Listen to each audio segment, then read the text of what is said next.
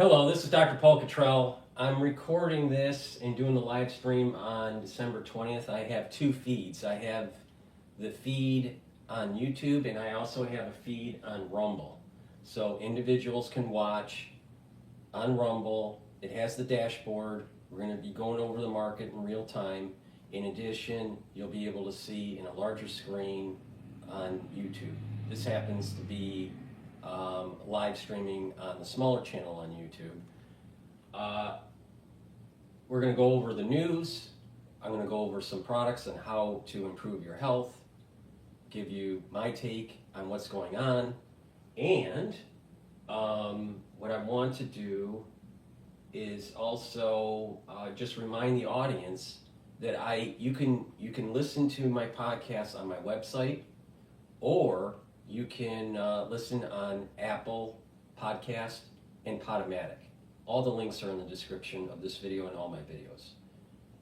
I did 4 really detailed videos yesterday about the Federal Reserve, about drones, about the cold season, and about what's going on with the highly pathogenic avian flu. So, I think it behooves you to listen to those episodes. It's episode 52 through 55. So, with that said, I'm going to have to set up the link to the website. You'll be able to see the live stream on the website too. So I just have to set that up. But with that, please help support my work by subscribing to all the channels. I have 4 channels on YouTube. I have Brighteon, Bitchute, and Rumble. It's really important that you subscribe to all of them. It's through the donations and the individuals that buy the products that allows me to do this. So please help by donating and being a paid member. You can do that by donating on my website, the-studio-reykjavik.com. Link is in the description of this video. Go to the website. You can donate through Stripe, PayPal, or buy me a coffee. In addition, you can be a paid member to my Patreon channel, and through those donations, most of my work is for free. I have thousands of videos for free. Thousands. I'm not a person that puts stuff behind a paywall. All right? Now, I do have created very detailed lectures on pulmonology and immunology that you can purchase. You get videos and PDF files. You'll get a unique password to be able to log in and watch those videos and download those PDFs so you can learn about pulmonology and immunology. And you can do that on my website. So there's lots of ways to support my work, and then obviously buying the products and following my protocol. It's really important to improve your health. Take charge of your own health. No one else will. I guarantee you on that. So with that, please go to the store, the-studio-reykjavik.com, and help support my work. We're in the cold season, all right? So I have these drops in 3 different flavors. I have honey and lemon, I have blueberry drops, and cherry. Structural nanosilver drops. Use them. Once you get that irritation in your throat, there's a 100 count for each bag. Get a couple bags for your household. Be prepared for the cold season. I did a video yesterday going over the details of the epi curve of the different pathogens that are floating around in the United States. I think that what will happen is you're going to see increased cases in the data sets for December and January. All right? It's not going to be problematic. It's not going to be the end of the world. But the thing is that if you're prepared, if you have stuff like this in your household, and you start getting that throat irritation, bam, this is high quality stuff. So please, go to my store, the-studio-reykjavik.com, get the drops in cherry, in blueberry, and in honey and lemon. Go to my store, the-studio-reykjavik.com. So let's go to the news. So a lot is happening with Congress. All right. So I want to go to Fox Business and see what they have to say about. Here are 3 reasons why you should use Codecademy to learn how to code. Now, before I get to number 1, you need to know that right now they're running a sale of 50% off on a year of their plan. Okay, it's $20 a month, but I don't know. Very disappointing to us that all but. Let me change the speaker here. God, I am just so sick of like stupid advertisements on YouTube. Okay. Now we know that there was let me just give you a little background for the ones that don't know. There was over a 1,500 page bill, omnibus bill, that Congress was trying to push through. Elon and Vivek was like going, there's a lot of pork in this. They use an artificial intelligence read through of the actual bill to summarize to be able to find the pork. All right? So this is a positive use of AI. So when they digested the summary, they saw that there were provisions in curtailment of your civil liberties during an emergency, like a pandemic type stuff. There was, lots of pork for DEI and stadiums and stuff like this, right? The big one was an increase in pay for Congress. I think it was like 60% increase. I think it was a 60%. I think they're getting paid like 175,000 per, I think it's per year, and then they were going to like 248,000, something like that. All right, crazy. Meanwhile, a lot of those representatives are doing trades because of insider information, and they are making money on that. Now, they can legally do the insider trading. The average person can't. They have to divulge that they've made the trade. But my understanding is they don't have to divulge that until 30 or 45 days after the trade. Well, most people, when they have restrictions on what they buy in terms of trading, they have to get approved by their compliance department before they make the trade, not after. So there was a lot of, the bottom line is there was a lot of pork. So it streamlined down for the bill to about 116 pages, I think it was. And it was struck down, I think it was 38 Republicans that didn't vote for it, and most of the Democrats didn't vote for it, except two Democrats.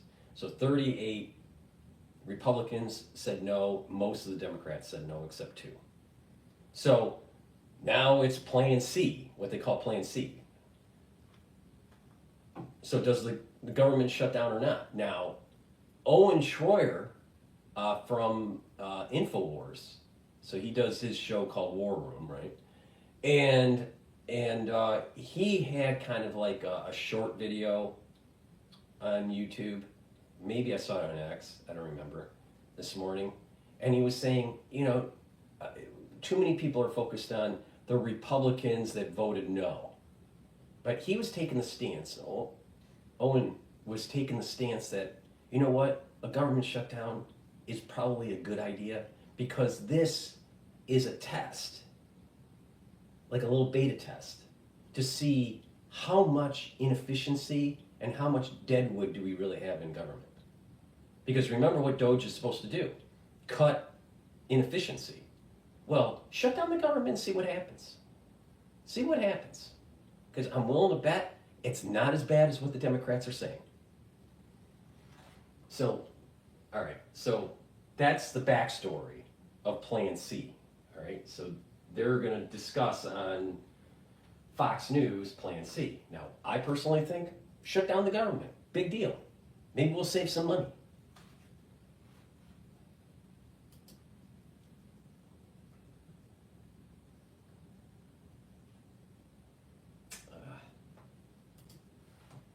technical difficulties. Hold on.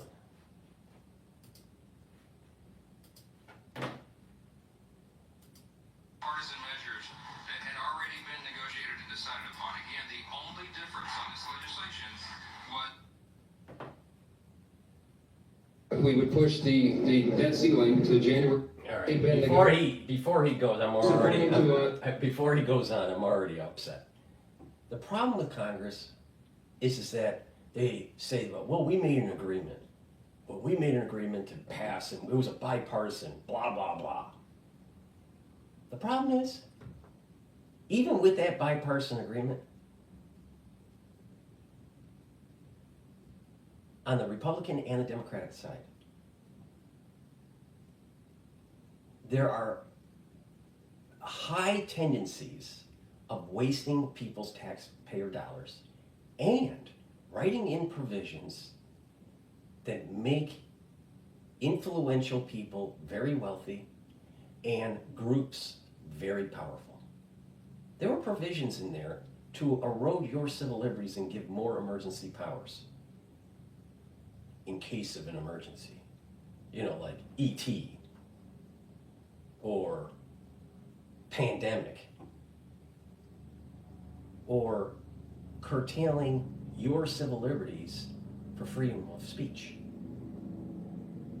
giving more emergency powers to the national security state just in case they need to look for a domestic terrorist. It's bullshit, that's what it is. And when J.D. Vance was interviewed when he was coming out when Plan B failed last night, he said that.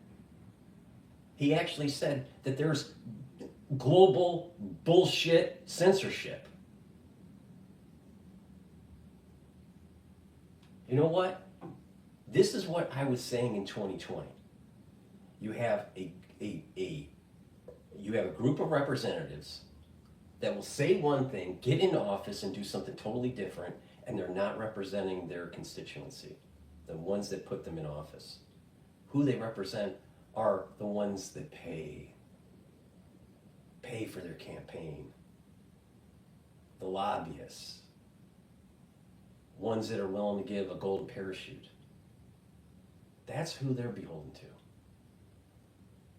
And what happens over time is that we start having our civil liberties eroded. Well, if you don't have a representative government representing we, the people, then it's the right and the obligation of we, the people, to deconstruct the Congress and reconstruct it with people that are willing to represent we, the people. Now, there are two paths to that. There is a peaceful path and there's a violent path. Now, human history shows that if the powerful elite don't pay attention to the citizenry, there's going to be a revolution. It happened in France. We were lucky in the United States to be a little bit more calmer and cultured and a little bit more, easygoing with our revolution. But France's revolution, they chopped people's heads off in the courtyard with a guillotine. And guess what? If the people, we may be actually seeing in history, I don't think this is the case, but it's possible, low probability, but possible, that we're seeing, if Congress doesn't do the right thing and represent we, the people, and protect the constitutional rights and the intent of the Constitution, and not throw away our civil liberties for safety from E.T. If they do the right thing, then the country will be strong and prosperous.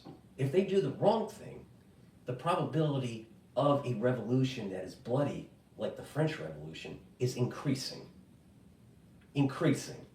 And I want you to ask a historian, especially that's knowledgeable about the French Revolution time period.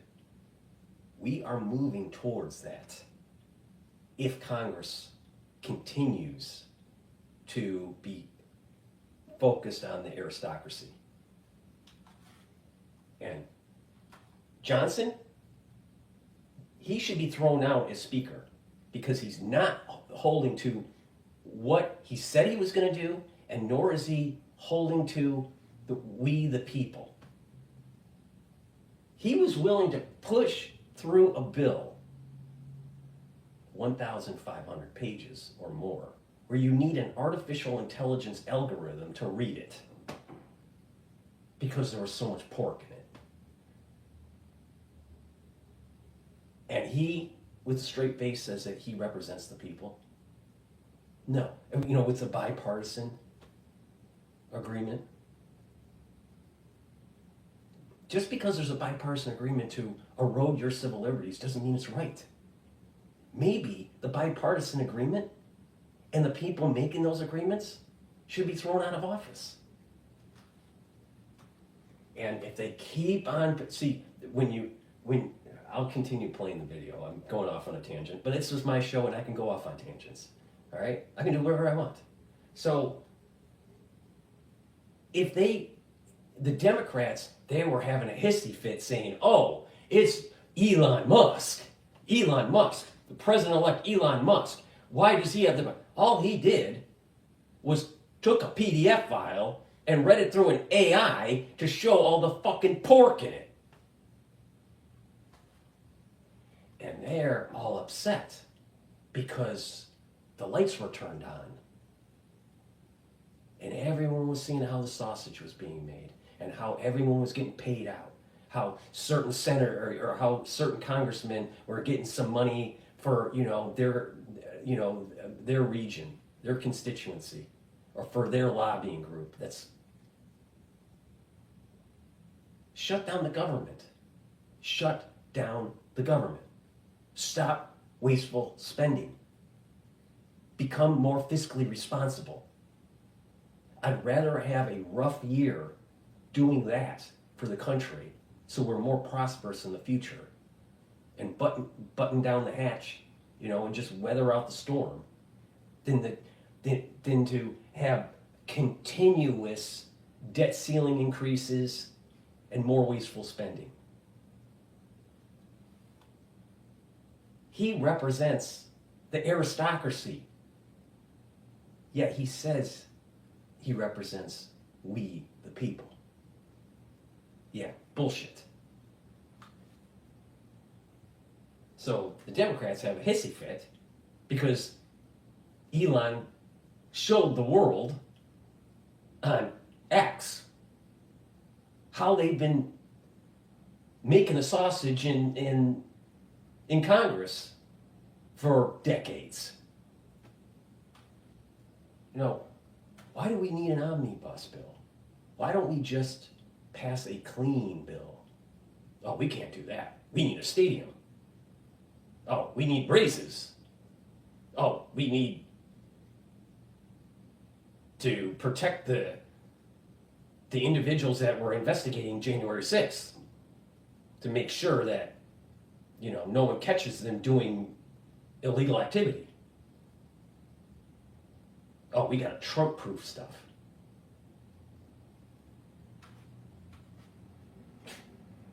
This guy's a fucking clown. All but 2 Democrats voted against aid to farmers and ranchers, against disaster relief, against all these bipartisan measures that had already been negotiated and decided upon. Again, the only difference on this legislation was that we would push the No, let's get this straight. We're going to hurt the farmers. I want you to read a book. It's called, I'll have to look it up. I think it's Barron's at the Table or something like that. I'll look it up. I met the author during a book signing. I actually listened to the audiobook of it. It's very good. It's very well done. People need to realize, though, when they talk about, the the farmers, most farmers are part of a big ag consortium. So when you start having these bills made, it's usually, not all the time, but usually not helping the little farmer. It's usually helping Cargill Mellon, or not Cargill, Cargill, or some other big ag corporation. So you got a lot of senators and representatives in Congress that get a lot of payola from those lobbying groups. Why do you think sugar is in everything? Sugar lobbying group. Why do you think fructose corn syrup is in everything? The corn lobbying group. Now do you understand what the fuck's going on? Shut down the fucking government. 2027. I want you all to remember that it was just last spring that the same Democrats berated Republicans and said that it was irresponsible to hold the debt limit, the debt ceiling hostage. What changed? It is, I think, really irresponsible for us to risk a shutdown over these issues on things that they have already agreed upon. And there was House Speaker Mike Johnson reacting last night after the spending bill failed to pass 174 to 235. 38 Republicans voted no. Only 2 Democrats voted yes. This was a slimmed down version of the bill backed by President-elect Trump. It was drawn up after major opposition to the initial 1,500-page plus package. This newer bill would have prevented a government shutdown and suspended the debt limit until January 2027. Fox sources revealing that Trump's team was in secret talks with Senate Majority Leader Chuck Schumer for weeks in order to get the debt limit included in this bill. Speaker Johnson negotiated a separate spending deal with Schumer, even though Trump was talking to Schumer about this, putting the debt ceiling issue in there. Lawmakers are now racing for, what do you call it, Plan C? Ahead of the shutdown deadline at midnight tonight. Joining me now is Indiana Congresswoman Victoria Sparks. She is the commissioner of the U.S. Commission on Security and Cooperation in Europe. She is also a member of the House Judiciary and Republican Study Committees. Congresswoman, it's good to see you. I want to talk to you about a number of things, including the fact that you said you're not going to caucus with the House Republicans anymore. You have real problems with the Republican leadership. You voted no on this spending bill last night. Tell us why. Well, Maria, it's another example of failure of leadership of Speaker Johnson. I mean, the circus is continued. The act is not over, but let's not worry. Make sure that American people not worry. It will be over.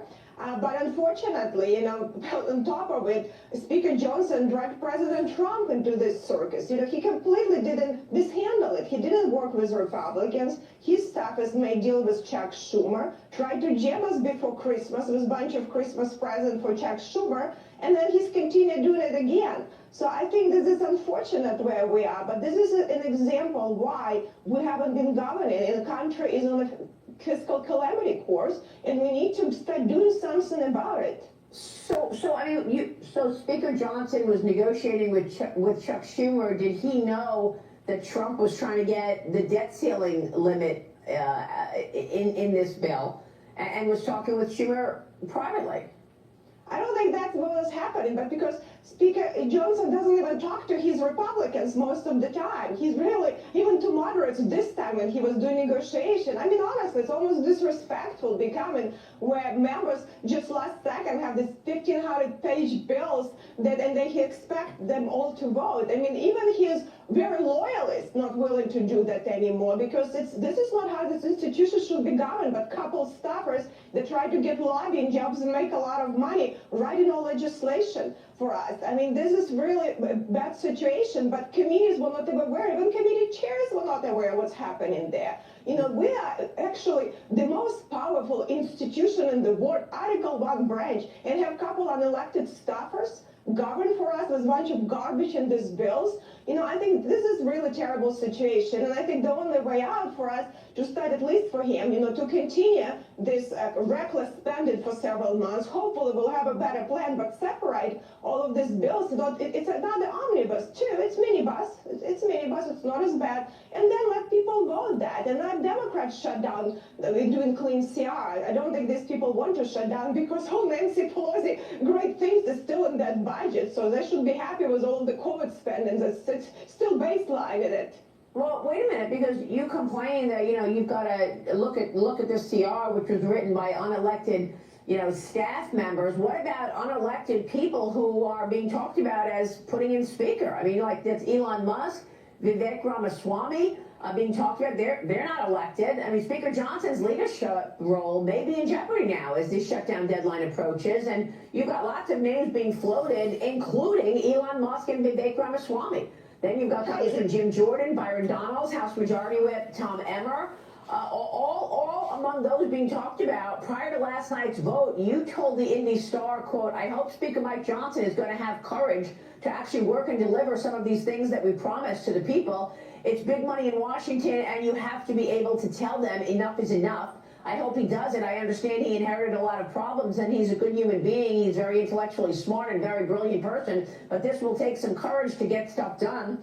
Obviously, you don't feel he had that courage. Well, listen, I look by the record and I've seen what's happening. We're being enrolled by Democrats, and unfortunately, he's not willing to challenge the status quo. Actually, Elon probably would be real great because he wouldn't be afraid, and he's not looking for another job. And I'll tell you something. Speaker's job is actually to govern an institution.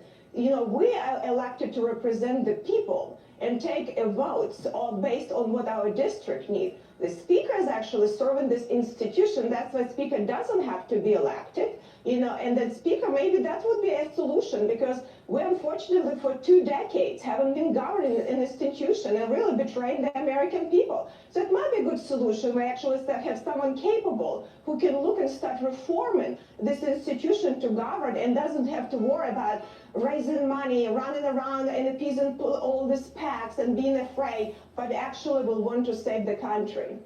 So, Congressman, let me get your take on sort of the broader story here, because you say you will not participate in the House Republican Conference this year. You posted on X, "I will stay as a registered Republican, but will not sit on committees or participate in the caucus until I see the Republican leadership in Congress is governing. I do not need to be involved in circuses. I would rather spend more of my time helping Doge and Congressman Thomas Massey to save our republic."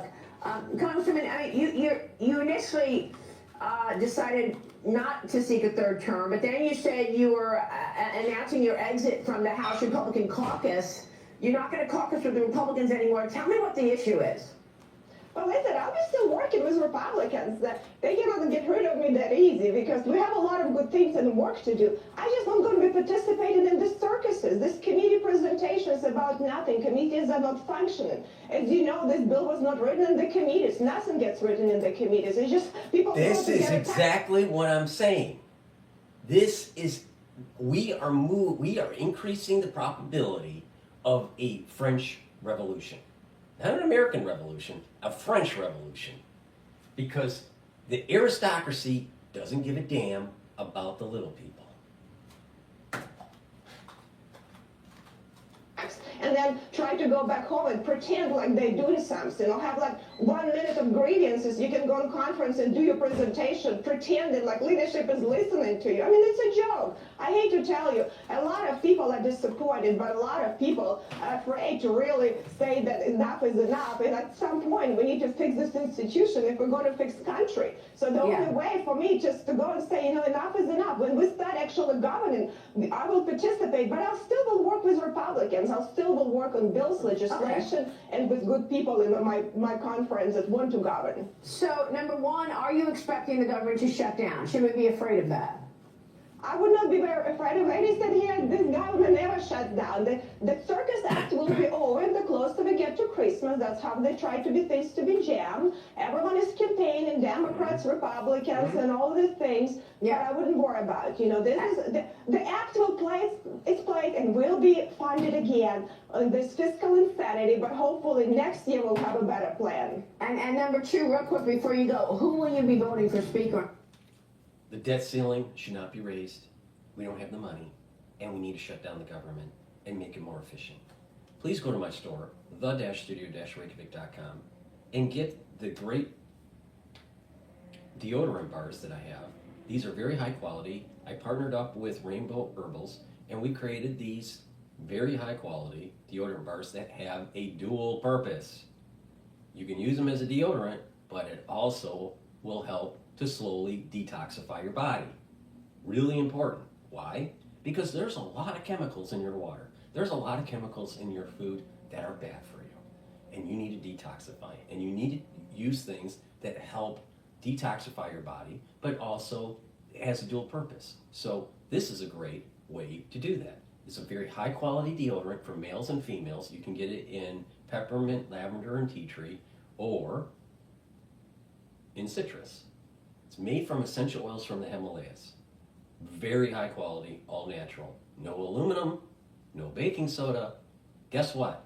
Use it as a deodorant and it will slowly detoxify your body too. Please go to my store, the-studio-reykjavik.com, and get the best deodorants that you can buy. Get a couple bars for your household. You know, you can use it as a gift, but better yet, we're getting at the end of the year. Look in the mirror and just say, you can be healthier. You can go and become healthier in 2025. Make that resolution, stick to it, and I'll help you. I'll help you get healthier. Go down that healthier journey. Go to my store, the-studio-reykjavik.com. Another great product that I have that you should be taking is Goodnight Formula. Why? Because we have Congress in the United States that doesn't do their job for we the people. So everyone is worried and they're stressed out and they can't sleep. Go to my store, the-studio-reykjavik.com, and get the Goodnight Formula. This will get you into 3 cycles of REM sleep, deep sleep. That's really important to consolidate memory, to detoxify your central nervous system, and to be well rested. Chronic sleep deprivation will lead or increases the chances of early onset of dementia, and you age faster. You look at people that don't sleep very well, they look a little worn out. Why do you think that is? Why do you think that when they, people that are chronically sleep deprived, they're not as fluid with their speech or with their memory? Because they're not consolidating their memory and they're building up toxins. You need restful sleep. In addition, when you're chronically sleep deprived, your cortisol levels are too high. Guess what that does? Weakens your immune system. So please go to my store, the-studio-reykjavik.com, get healthy, get regular sleep, slow down the aging process, detoxify your central nervous system. Go to my store and get the Goodnight Formula. Very high quality. Take my advice. Or get sleep deprived and, have Swiss cheese brain. It's up to you. Take my advice or not. But when something happens later down the road, then you're going to go, well, maybe I should have listened. Oh. Okay, well, let's find out what CNN has to say about the wonderful bill. This game, you're not ready for it. Tonight, House Republicans have failed to pass legislation to keep the federal government running for the millions of Americans who depend on it. This is Washington. This is how the law. Think about that. Think about how CNN just opened that up. Really. The government might shut down and millions of people are dependent on the government. Maybe that's the problem. That there are millions of people dependent on the government. Yeah, there's millions of people. Another scare tactic, a Democratic scare tactic. There's this congresswoman, I don't know her name, I think she's from California, I'll look it up. But she dresses very flamboyantly and she has a little bit of blue hair in the front, in her the front bang. and Banks, and she's a little bit older. She's probably I think she's younger than Nancy Pelosi, but probably only by 10 years or less. But she looks like Bozo the Clown, and she had a hissy fit on the floor, whining about Elon Musk. Now, just a reminder, I have activated X Spaces for people to listen in. So the ones that are watching the streams on Rumble and on YouTube, you can do a call-in and tell me your opinion about what's going on in my wonderful country through X Spaces. So please go to my X feed. You'll see X Spaces. Just request, and you can, make a question, do a question, or just, pontificate. It's up to you. But the whole idea is this is supposed to be interactive. But let me get back to my point.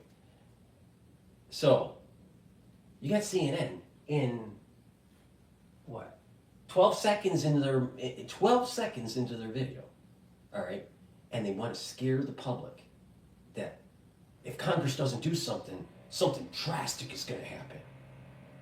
Something drastic is going to happen. I wish that CNN spent as much time with fear-mongering about the government shutdown because of an omnibus bill having too much pork in it. All right? I wish they spent more time on nuclear detonation and the multiple decade of nuclear warfare that could happen, because that's very real.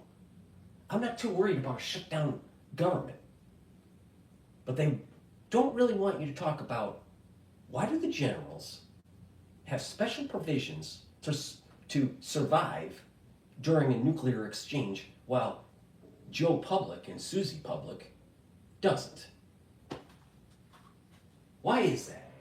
That's something a little bit more important to talk about. A little bit more important to add fear into the public sphere. Not the shut of the fucking government. I mean, most of these people don't even show up to work. So shutting down the government isn't going to do much. It may be actually helpful, but they'll scare people. They'll say, millions of people are going to be dependent on it. Oh my God. Well, guess what? When the government reboots, whatever is in back pay, if they're on salary, will be paid. Some of these people will go furloughed. The bottom line is that we have a government that costs too much. We need to shut it down. Get fiscally responsible. No, we got to scare everybody. Well, maybe the better idea in the bill is start laying off a bunch of government workers because the money ain't there. Isn't that how corporate America works? Why should corporate America work a little different than government?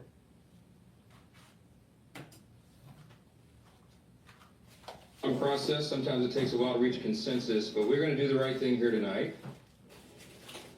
That was House Speaker Mike Johnson, who could not corral enough. Do the right thing for who? The lobbyists, big pharma, big ag, big defense. Okay, Speaker. Of his own party members behind what was actually their Plan B legislation after Elon Musk and President-elect Trump sank a bipartisan Plan A yesterday. Today, both men were behind the measure tonight. But CNN, what was in Plan A? Over 1,500 pages of pork. A lot of bacon in there. A lot of bacon for Alabama. A lot of bacon for Texas, a lot of bacon for New York, a lot of bacon for California. Everybody was at the trough. and a little AI summarized a big bill that showed all the pork.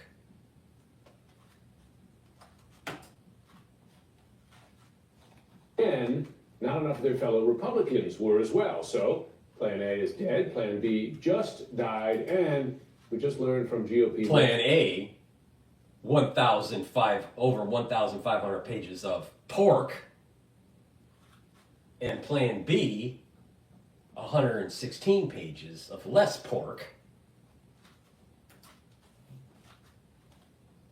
It's released that Plan C they had been looking at looks doubtful as well. The question tonight is, once again, what now? Sina's Maharaju joins us at the Capitol.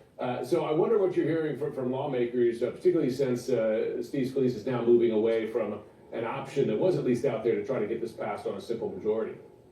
Yeah, look, in fact, the Speaker of the House just addressed reporters moments ago, and I asked him, what is the next plan? And he really didn't have any specifics. He said they were going to regroup, they were going to try to figure out what the next steps were, and he attacked Democrats. Even there were Republicans also who voted against this plan on the House floor, despite the push from Donald Trump. Now, one big reason why there were Republicans who voted and defied Donald Trump was his demand, Trump's demand, to suspend the national debt limit for 2 years. Remember, this is something that Congress has to typically deal with every so often, but it is expected to be dealt with next year. But Donald Trump recognized that this would be a complication next year for his agenda, and now demanding in the 11th hour to inject this into this government funding fight, saying it must be addressed right now. But here's the problem. There are a lot of Republicans who fundamentally oppose raising the national debt limit, dealing with that without any spending cuts whatsoever. So as a result, you saw a revolt on the right. And Think about you have one side that says we need to have a government, but we have to have all this extra spending that we really don't need. And you have another side of the argument that's saying we need a government that is more efficient. And it fails, so the government shuts down. Or possibly shuts down. We're getting close, all right? Hopefully it does shut down. But the thing is, the ones on CNN, and even on Bloomberg, will try to demonize Trump and demonize the Republican Party, saying that we got to keep the government open. But if you keep the government open, that would mean that you have to do inefficient spending. Why do we keep on having this problem year after year after year after year?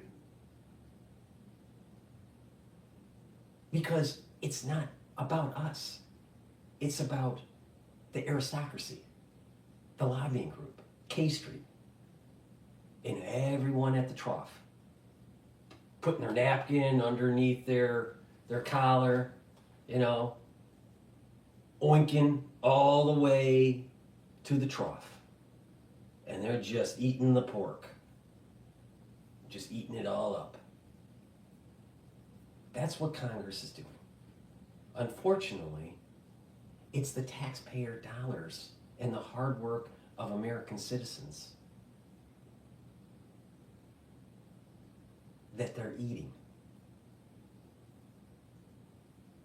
They're just eating the effort of we the people. And it gets even more egregious. Not only are they wasting our tax-paying dollars and our hard-earned money, but they are also eroding our civil liberties on top of it for their political gain, or a lobbying group to be able to expand their operations, like for defense, surveillance technologies. So the government buys more drones, more AI, more police departments have, a minority report kind of capability. Why? Oh, Congress doesn't want you to ask why. Just be a stupid American. Watch your football. Go to McDonald's. And make sure you go to CVS and get your inoculations. Don't ask questions. Don't ask questions. Just do what we say. As the pigs at the trough keep on oinking away.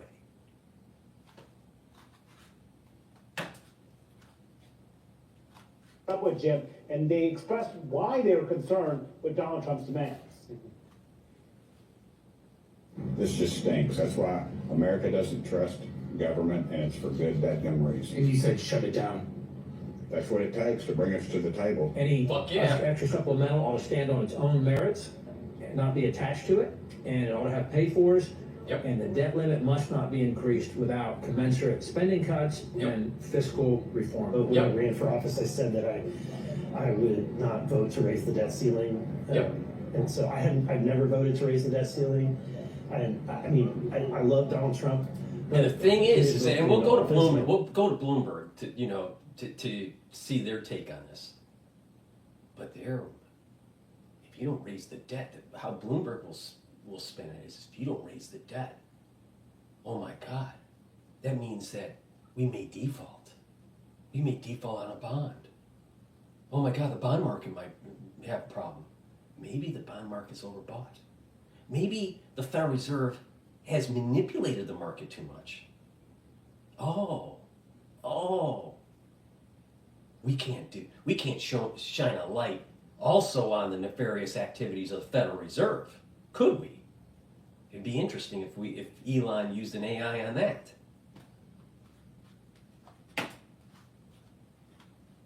You want to shut it down? I'm not afraid of a shutdown. And you're hearing some of those members saying they are not afraid to go to a government shutdown. So where does this go from here, Jim? It is really uncertain because the Democrats said they had a deal on the table that Donald... I am for a shutdown.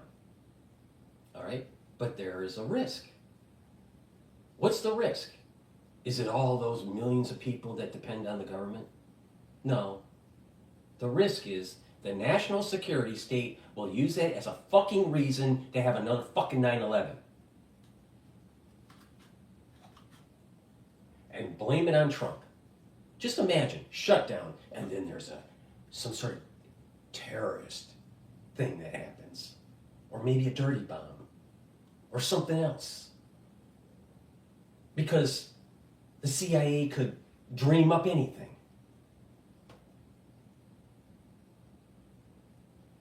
And then we're in emergency power. And then Trump trying to restructure the DOD and the Pentagon would never happen. That's the danger. But if you put that aside, shutting down the government, I think, is a good thing. essentially forced to collapse, then now what? No one really knows, which could mean a shutdown by midnight tomorrow night and a prolonged one at that. Yeah, and those are Republicans saying they're not afraid of a shutdown, which seems to be them owning that they're bringing It's about December 20th. Now, in corporate America, things really start slowing down after Thanksgiving, all right? But not much goes on in corporate America, especially in the C-suite, between December 20th and, like, January 3rd. You really think that much of government is efficient and productive between December 20th and January 3rd? No, I don't think so. I know you have J.D. Vance and others blaming us on Democrats. Mano Raju, thanks so much.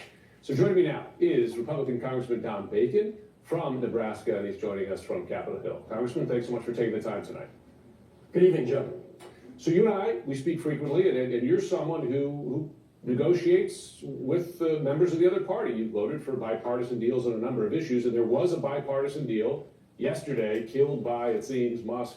And It's a bipartisan deal that was killed by Musk and his AI. Oh my God. It was a bipartisan deal. But it was ripping off American citizens. Let's be honest. 1,500 plus pages of pork.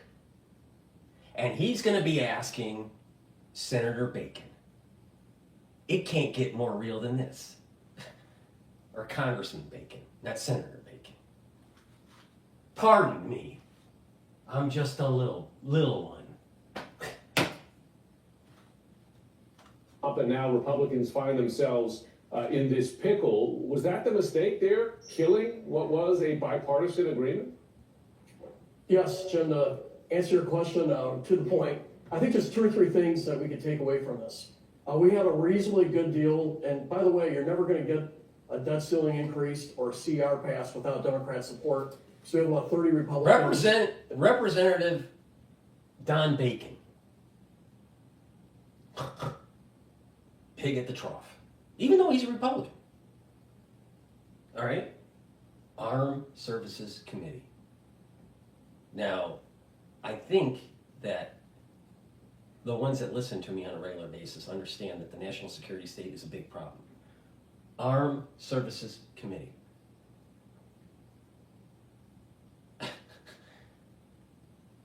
People need to wake up. People need to wake up. I would support that, and with a tight majority, that means you got to have some Democrat support, which means you got to have a bipartisan bill. So that's the first point. Second point. Okay, Representative Bacon, part of the Armed Services Committee. What was in that 1,500 pages dealing with the national security state?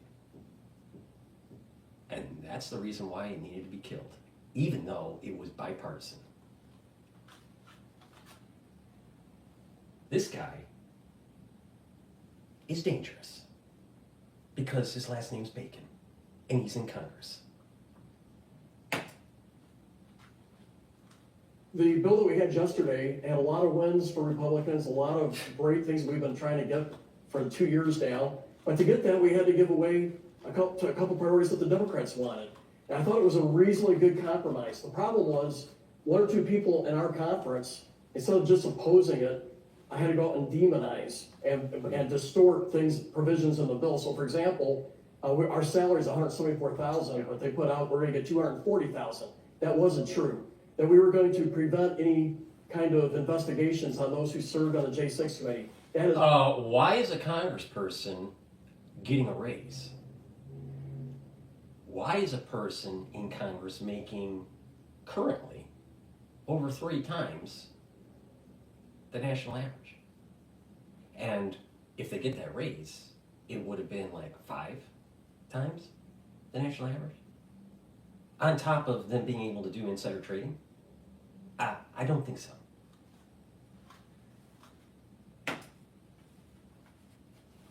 in the bill. I could go on and on. So this stuff was put out by members of our own party. Then you have these social media influencers with 1 million followers. They pick up on it and they throw gasoline on the fire. That's what we had yesterday. So, and people run away from that. I'm sort of used to it. I've been a target of a lot of the. Heaven forbid that we, the people, actually find out what the hell Congress is doing through social media. Heaven forbid. See, what it is Congress is used to scare the people. Oh, the government might shut down. Here's a big bill. And it has a lot of pork and no one's reading it. And, you know, guess what? And then they're wasting people's money and eroding their civil liberties. But when you actually, you know, open the hood and you look at the engine and how it's working, or look at the mechanic and what he's doing to the engine, and you start realizing that mechanic is screwing up the engine. Our representatives are breaking the family car. Why? Because he'll be able to say, you need an alternator, and maybe a new radiator, and a new fan, and new belts, and new spark plugs, and. He's fleecing you. Congress is fleecing we, the people. And he goes up with a smiley face, representative of Nebraska, Mr. Bacon. I'm not making this up. on the Armed Services Committee. People. So Elon Musk took up some of this false data and put that back out there. And this is my third point. If you're on the same side and you don't like what you're hearing, pick up the telephone and call your friend, your ally. Why tweet and throw your ally under the bus? And I think this could have been easily resolved through a phone call to Speaker Johnson, work their way through it. Today, I voted for this bill today because it would prevent a shutdown, and it was a skinny CR. But I think Plan C is not going to happen because we don't have a majority of Republican votes for this. Yeah. So Plan D is probably going to be something that we had yesterday with maybe some smaller revisions to it. And we're going to have to work with President Trump on the debt ceiling. And does that mean you're going to have to work with Democrats? In other words, do some horse trading with Democrats to get this across the finish line? Jim, by definition, I believe when you're talking a CR or a debt ceiling, either one. Think about this. CR and the debt ceiling, we have to have a bipartisan understanding of fleecing we the people. They're literally, I mean, that if you translate this to where the rubber meets the road, the brass tacks of this, it means Republicans and Democrats have to come together to keep the machine running by feeding in more pork for Representative Bacon. Fucking A. Or vote for it. So you have to work across the aisle. This has been Speaker Johnson's dilemma. He knows he has to have some Democrat support to get these things passed. So that's why he was working across the aisle. And we need Democrat support. This is the reason why the lobbying group wants Congress to be always thin margins, so they can add in this pork. Oh, we're almost close to shutdown. Well, let's just throw in another $150 million stadium that no one needs. Let's throw in another $50 million for researching iguanas. I tell you, I mean, it is insane what the fuck is going on in Congress.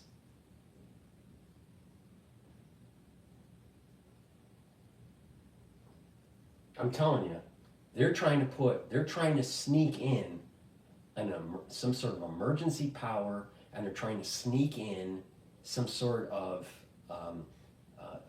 funding at a defense level or an emergency power level.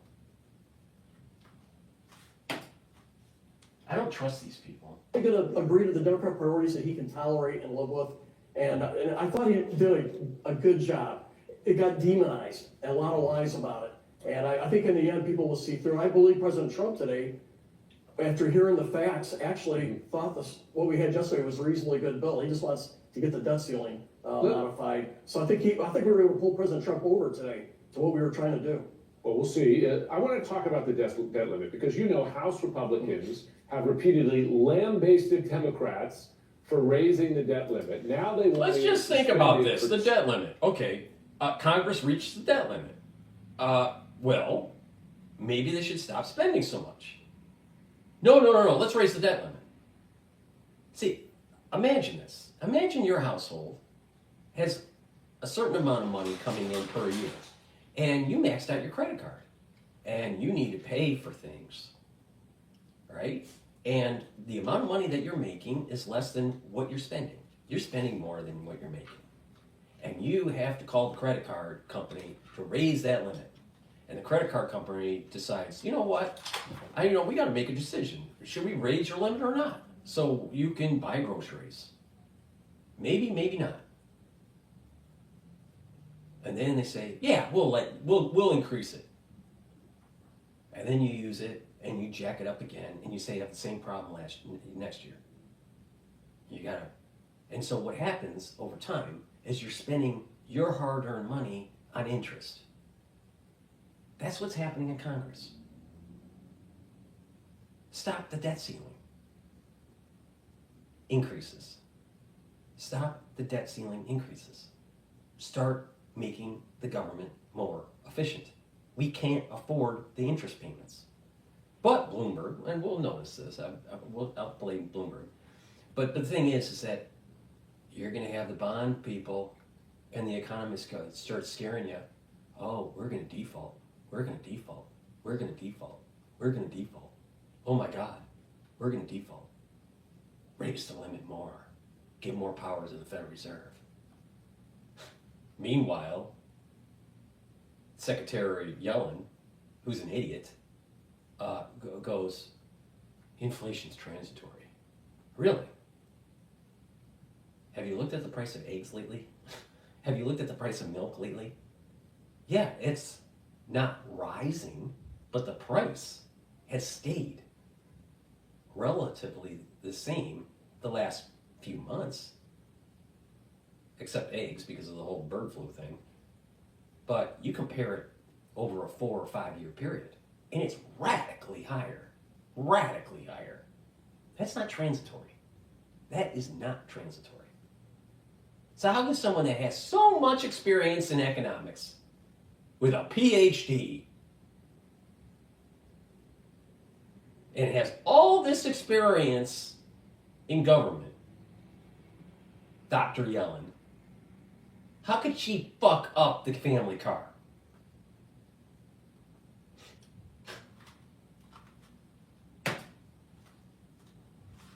Years, and by the way, it's a Democrat suspicion, and listen, some of this is public because Republicans have been quite public about extending the Trump tax cuts, that is because they want to allow an expanded debt ceiling to tax cuts that will add to the deficit. We know that's the CBO estimate. So why should voters believe, including your voters, believe that Republicans actually want to cut spending if they want to suspend the limit for 2 years and then pass a big tax cut? No, I think there's two things there. One, I do believe in extending the tax cuts because I think it makes our economy competitive. Like 21% tax rate for businesses is what the average is in the world. We don't want to go back to 35% or somewhere higher. So the only reason to raise the debt limit is to buy Canada. The only reason.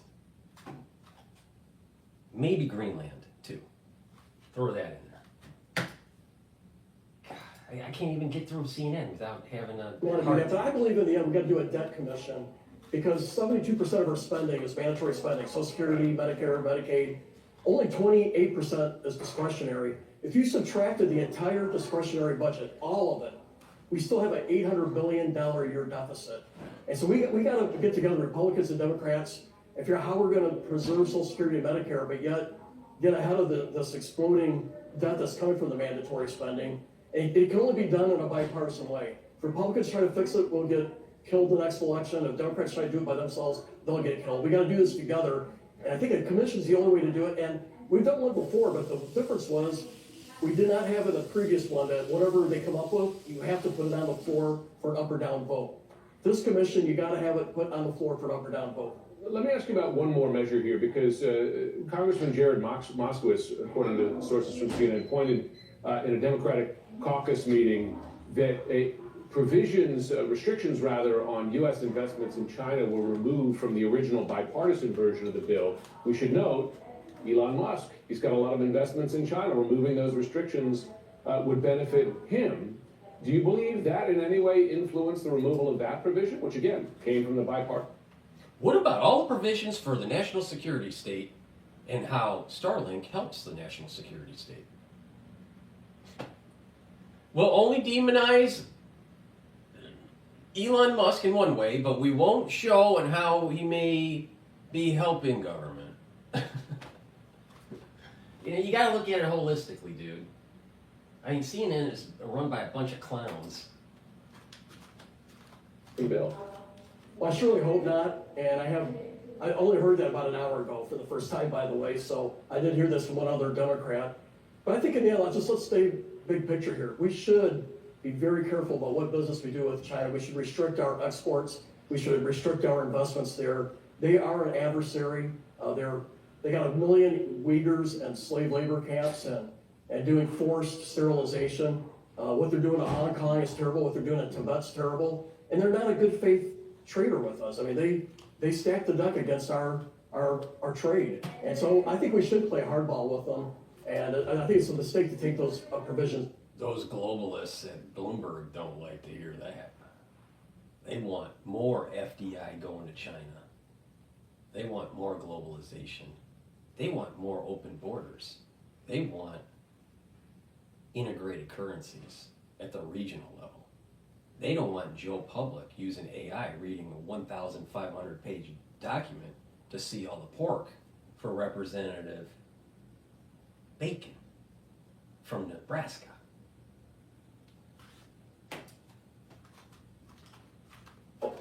Okay, we'll see if it ends up in the final version. If there is one, Congressman Don Bacon, we appreciate you joining us this Thursday evening. Out front tonight, the breaking news. The U.S. closer to a government shutdown at this hour. A House vote moments ago failing. And it comes after Elon Musk blew up a deal that was headed for passage.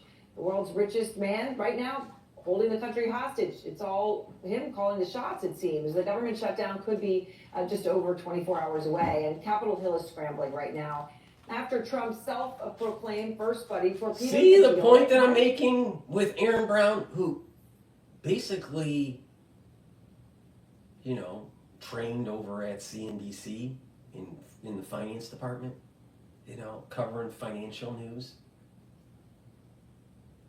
trying to demonize that this whole shutdown's because of some billionaire, and not shining a light on the real problem of all the wasteful spending, the erosion of our civil liberties, and the increased power grab of the national security state. That's the issue.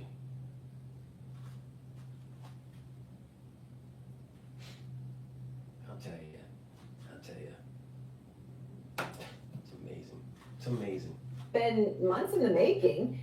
Democrats and Republicans had finally agreed to a deal. They were ready to go and go home for the holiday. But then Elon came in. Yeah, ready to go. They were ready to go. 4 a.m. yesterday morning. They were ready to go with a 1,500-page omnibus bill, wasting American taxpayer dollars and giving more power to the national security state.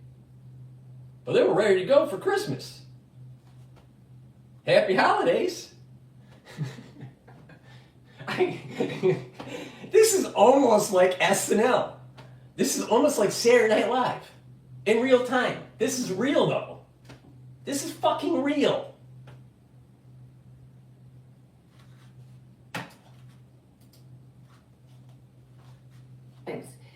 Tweet after tweet before Trump ever mentioned the deal. Now, a person who is not elected and who has never been elected has just blown up a bipartisan bill to fund the entire U.S. government. Musk's newfound power is stunning some on Capitol Hill today. He's president and Trump is now vice president. That's clear. All of a sudden, we have an outside... This is the woman that I'm talking about. This is the woman I'm talking... Hopefully you can see it. This is the woman I'm talking about. That's the clown representative that was having a hissy fit about Elon. I think he is president, and that's President Musk.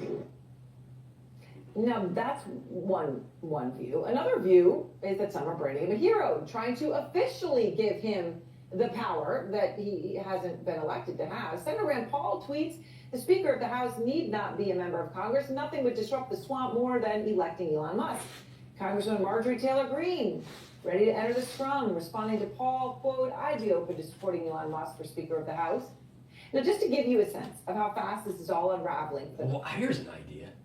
Why not just take Optimus, which is one of the robots from Tesla, and elect it as the Speaker of the House using, you know, one of Elon Musk's AI systems, and I bet you'll have a more efficient government.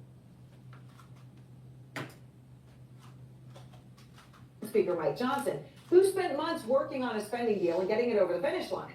Just 2 days ago, Marjorie Taylor Greene said this about Johnson when she was asked if she'd support him as Speaker in the next Congress. I'm not answering your ridiculous question. I said publicly knows. Yeah, well, times change, a day passes, and guess what? Elon Musk should be speaker, says she. Well, Musk does not have time to be speaker, much less president. He is spending, in fact, an inordinate amount of time on X, or Twitter, as many refer to it. He currently sends dozens of tweets a day. He does not even have time to actually even be CEO. According to one Tesla investor, Ross Gerber, quote, having your CEO not working at your company and working at the job of having to fire government employees is I'm a shareholder. I'm paying someone to not work for my company. Now, look, of course, Musk is not actually firing government employees yet. He's just spending more than 20 hours a day tweeting about doing it and about various other things. The New York Times found 1 week in September that almost a third of Musk's 171 posts were false, misleading, or missing vital context. And now his tweets have caused a deal that took months of negotiating between Democrats and Republicans to implode. And part of what's so bizarre about this last-minute blow-up is that both Musk and Trump spent the day with Speaker Johnson this past weekend at the Army-Navy game. I mean, they were all together. They were all hanging out. None of this came up. No one had any, oh gosh, hey, we're going to just blow up the government next week. No, they were all friends, lovey-dovey. They could have talked about it. But Musk waited till the final hours to come out with his tweet storm. And blowing up the deal gets a lot of attention. Now, eventually, though, there will be a deal. In some way, shape, or form, there will be a deal. Because the truth is, if Musk wanted to create a sound and fury that signifies something, he could focus on shutting down the waste, not the government. Just imagine if he was tweeting nonstop and talking nonstop about Medicare and Medicaid fraud. The Department of Health and Human Services estimated a combined total of over $100 billion of just improper payments in those programs last year alone. What if Musk used AI and his technology prowess to end that? Manu Raju is on Capitol Hill. Maybe the shutdown is a beta test to see how much you can actually shape government in 2025.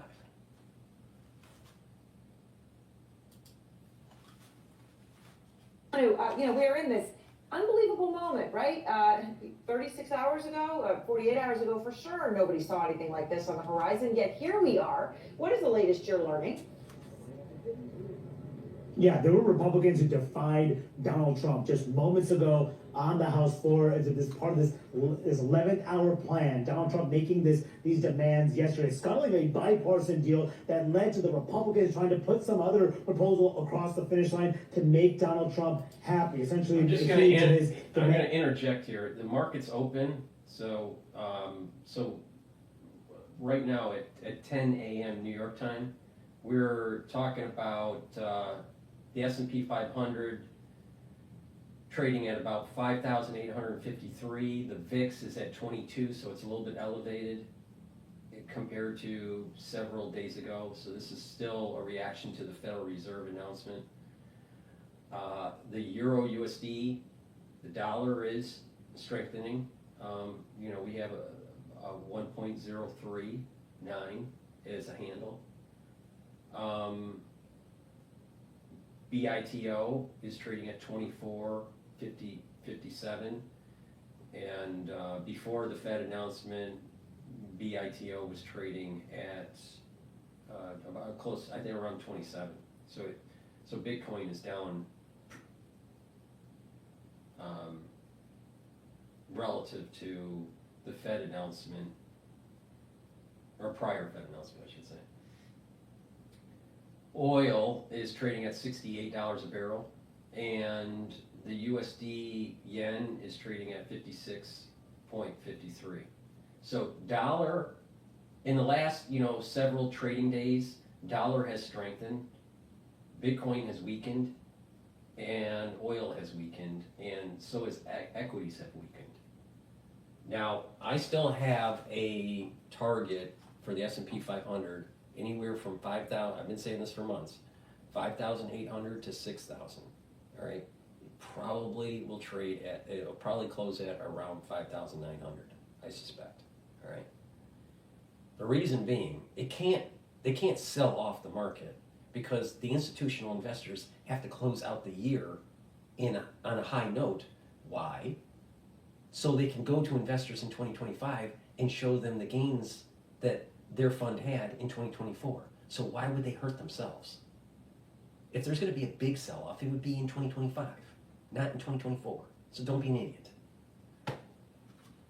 But, you know, there are people out there, you know, that, you know, saying, oh, the market's going to crash and blah, blah, blah.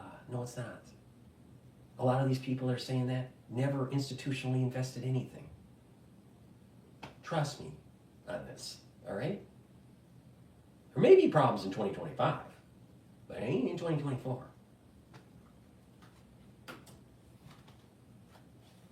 Changes to this proposal. This bill went down. 174 voted for this plan. 235 voted against it. That included 38 Republicans who voted against it. Just 2 Democrats voted for it. Now, one of the big changes that Donald Trump threw in late in this process was to include a suspension of the national debt limit. Remember, if the debt limit is breached, that would lead up to the first ever debt default in American history. But that was going to be punted until sometime next year. They wouldn't have to deal with it until next year. Donald Trump, however, changed his mind. He wanted to deal with it now so he wouldn't have to worry about it when he's president. But Republican conservatives didn't like the plan, and the leader on the House Democrats also pushed back.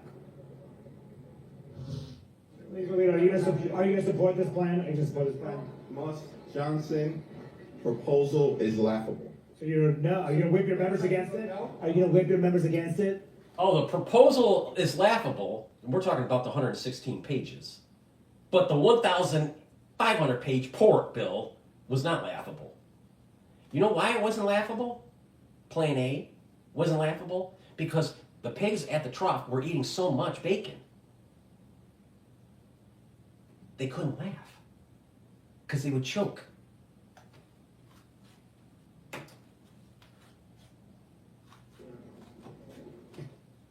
What policy do you guys not like? So the policy that President Musk is advancing is one that is about cutting Medicare and Social Security so that he can give tax breaks to billionaires. And that last point refers to the fact that Democrats believe that by suspending the national debt limit as part of this plan, it would actually make it easier for Donald Trump next year. If the average American really believes that bullshit from that representative, then, you know, we're in trouble. Because you're going to have the Democratic Party trying to say, oh, rich people are going to take away from the poor people. And Elon is evil. The bigger issue here is the lobbying group wanted a lot of freebies in the pork bill. And these representatives were supporting the lobbying group. They didn't care about the little old lady that can't afford her medication. That's bullshit. Total bullshit. How many elderly people are having a problem feeding themselves and being able to take their medication? Being able to afford their medication? A lot in the United States. Unfortunately, a lot. But we have billions of fucking dollars to give to Ukraine. All that money could have been used to make sure that Granny could afford food and medication, not either or. So let's stop the bullshit. Now, why did that money go for defense for Ukraine? Because the national security state loves spending American taxpayer dollars, and they don't care about Granny. You know why they don't care about Granny? Because Granny is an outflow, not an inflow. Granny isn't making money for the government. She's not contributing to society as much as she was when she was younger. So why would the national security state care about Granny? They don't.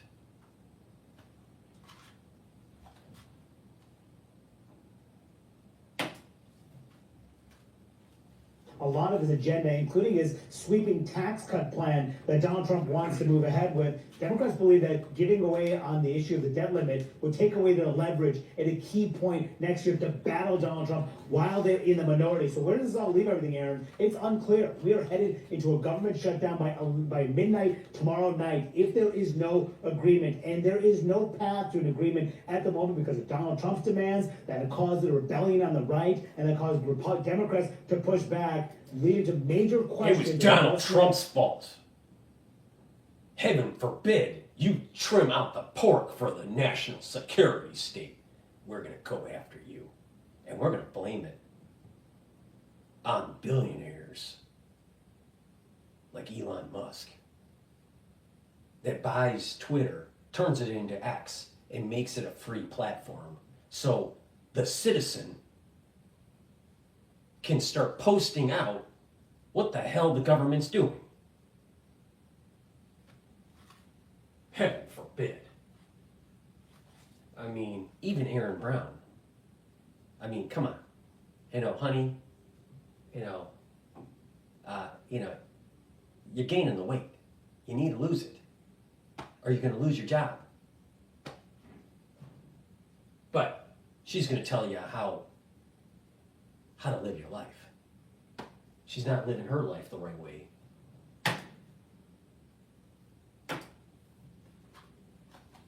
And if there's a shutdown, how long will it last? All right, Manu, thank you very much. On Capitol Hill tonight. And let's go now to the Democratic Congresswoman Pramila Jayapal. She is the chair of the Progressive Caucus. And Congresswoman, I really appreciate your time. Thank you. A moment no one expected to be in here 48 hours ago because there was a deal. Now it's gone. So I guess the question for you at this moment, now you had Musk come in, the thing blew up, the Republicans put out a bill, it failed, here we are. Are you open to negotiating again? Or are you in a position where you're saying you're only going to accept the bill that had already been agreed to before Musk got involved? Well, Aaron, you did such a good job of describing the process that we went through. It's a four corners process, which means all the parties have to agree. That was the deal that got negotiated, that Mike Johnson, the speaker... We just got to agree. We got a bipartisan agreement on a bill that will waste all your money. But we all agreed on it. So, heaven forbid that Elon Musk uses his AI to shine a light on the nefarious activities of the Congress's negotiations in the smoky back room.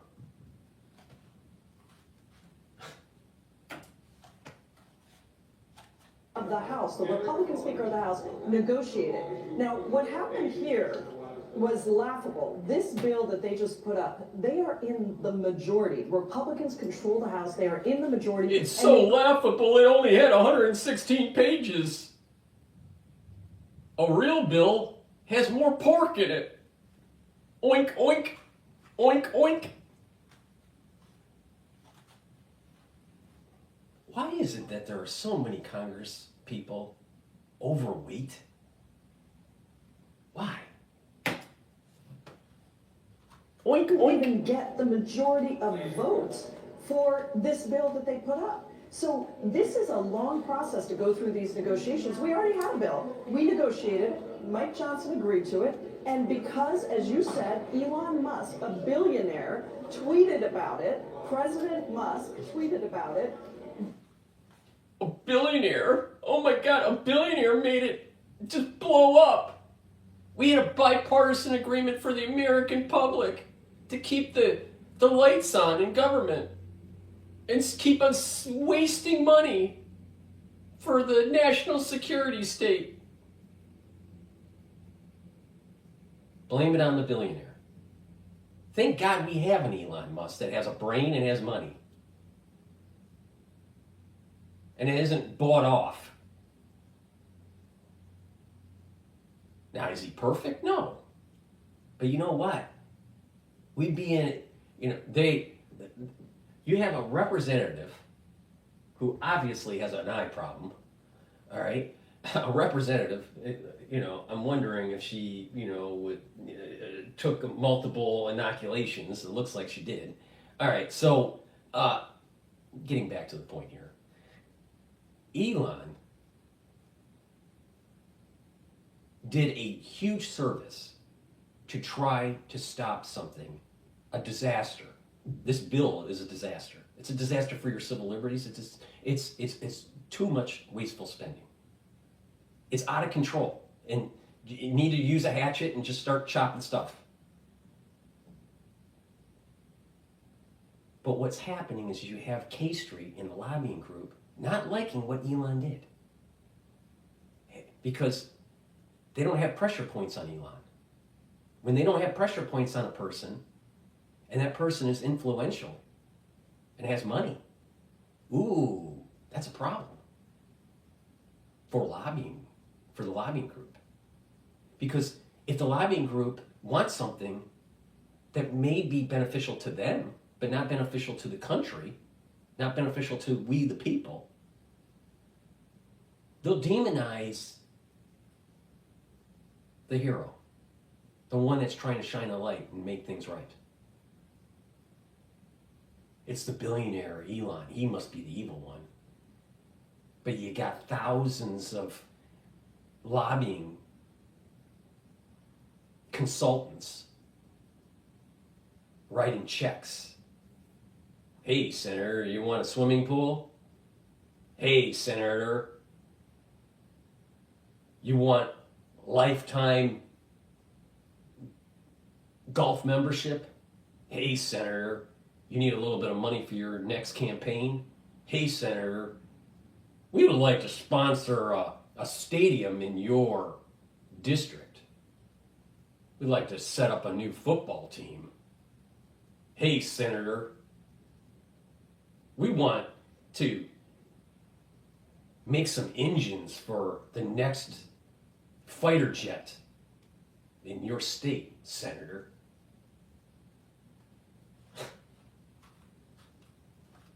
That's what's going on. That's what's going on. And we don't have enough people saying it like how I'm saying it. There are people that are saying it like how I'm saying it, but not enough. The government is out of control and it needs to be truncated. And this woman needs a serious facelift.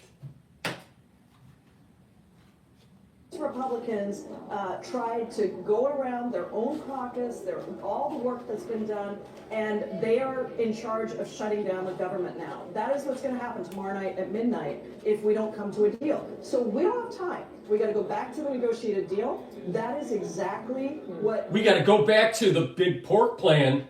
Oh my God. See how this works? Big pork plan. Shine a light on it. Really bad. Have a trimmed down version, 116 pages, still has pork, but it's a lot better. Kill it. And let's go back to the big plan, the negotiated plan, the one that the lobbying groups want. And let's demonize Elon for wasting our time because we need to go to our district and have Christmas.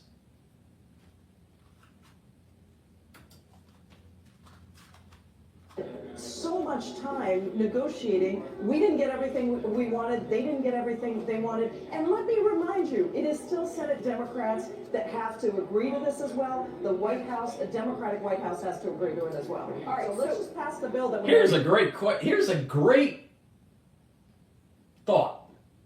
Why is either side getting anything? Perhaps we the people, have anything to give anymore. See, that's the problem. You have people at the table that don't care about we the people. They only care about the lobbying group. And the lobbying group has so much money and are so intertwined with the movers and shakers in Congress that they get the bill made for the lobbying group. They're not writing bills for we the people. That's the problem.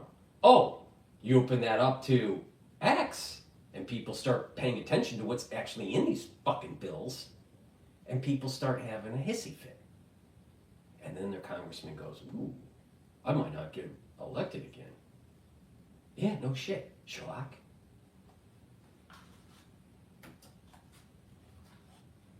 All right, now, the reality of it is, though, of course, I guess these things end up in the blame game. You have a deal, and everybody... Aaron, the reality is you're wasting people's money. The reality is CNN's viewership's in the toilet. The reality is you're lying to the American public. But check your notes. Let's see what you have to say. Right, there was a deal, and then Musk gets involved. Now that we're in this new world, he's tweeted, if Dems reject this and the government shuts down, they deserve to lose big time in the midterms. Obviously, that's political gamesmanship. There's also money that he can put to bear behind that. Are you concerned that Democrats could now get blamed for a shutdown? If Republicans keep putting out a bill and it keeps failing, does the blame go to you? What I'm concerned about is that a billionaire who is not even elected is acting like a shadow president and doing the work that Republicans have to do here. They are in the majority. And so, no, I'm not concerned that we're going to get blamed. This is clearly on the Republicans. Heaven forbid an American citizen has a say on what Congress should write in a bill. Heaven forbid.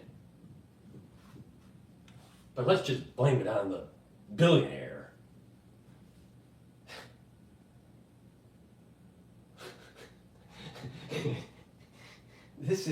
It's comical, but it's real. It can be dangerous what's going on because I'm concerned about some sort of 9/11 event that may take place in 2025. Because if Trump keeps on poking the bear of the national security state, do you think that the national security state is going to say, yeah, take away our power? No, they're going to have a hissy fit. Look at Congress with their hissy fit with a 1,500-page pork bill.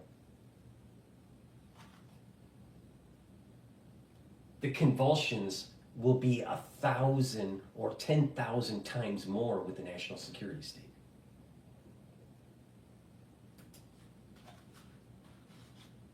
We have a negotiated deal. We could have all gone home tonight. But you know what is really the tragedy here is all the civilian employees that are not going to get paid tomorrow night, all the the FAA employees who are It's not total bullshit. They're not going to get paid tonight. They don't get paid per day. They're probably paid at the end of the month. They're probably paid monthly. Maybe,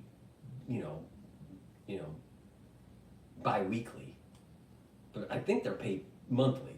Most of the government workers, they're not paid daily. I mean, what's ridiculous? And not only that, the way the Treasury Department works is the way they do the bonds, the bond movement. There is gap funding for stuff. So there's a lag. There's about a 3-month lag. The amount of money coming in is 3 months out. So she's total horseshit. So families are going to have their flights delayed. All the small farmers who are desperately needing aid, all the cities that need disaster relief, these are... You know why the desperate farmer, and this whole farmer thing, it's not about the little farmer, it's all about the big farmer. It's big ag. Trust me on this, all right? You know why the little farmer is hurting? You know why? Because you have consortiums, you have conglomerates buying up land and controlling the food supply and pushing out the little farmer. So maybe we should have antitrust on Cargill. Maybe we should have antitrust on these big ag companies and support the little farmer. Same problem in banking. Too much consolidation. Got banks that can't fail. So big they can't fail. So if they're so big they can't fail, then they can take risks. And if they're profitable, they'll privatize those profits. But if they start losing money, they'll start socializing the losses. Oh, now you understand why it's so important to trim the bill. The lobbyists can't get what they want.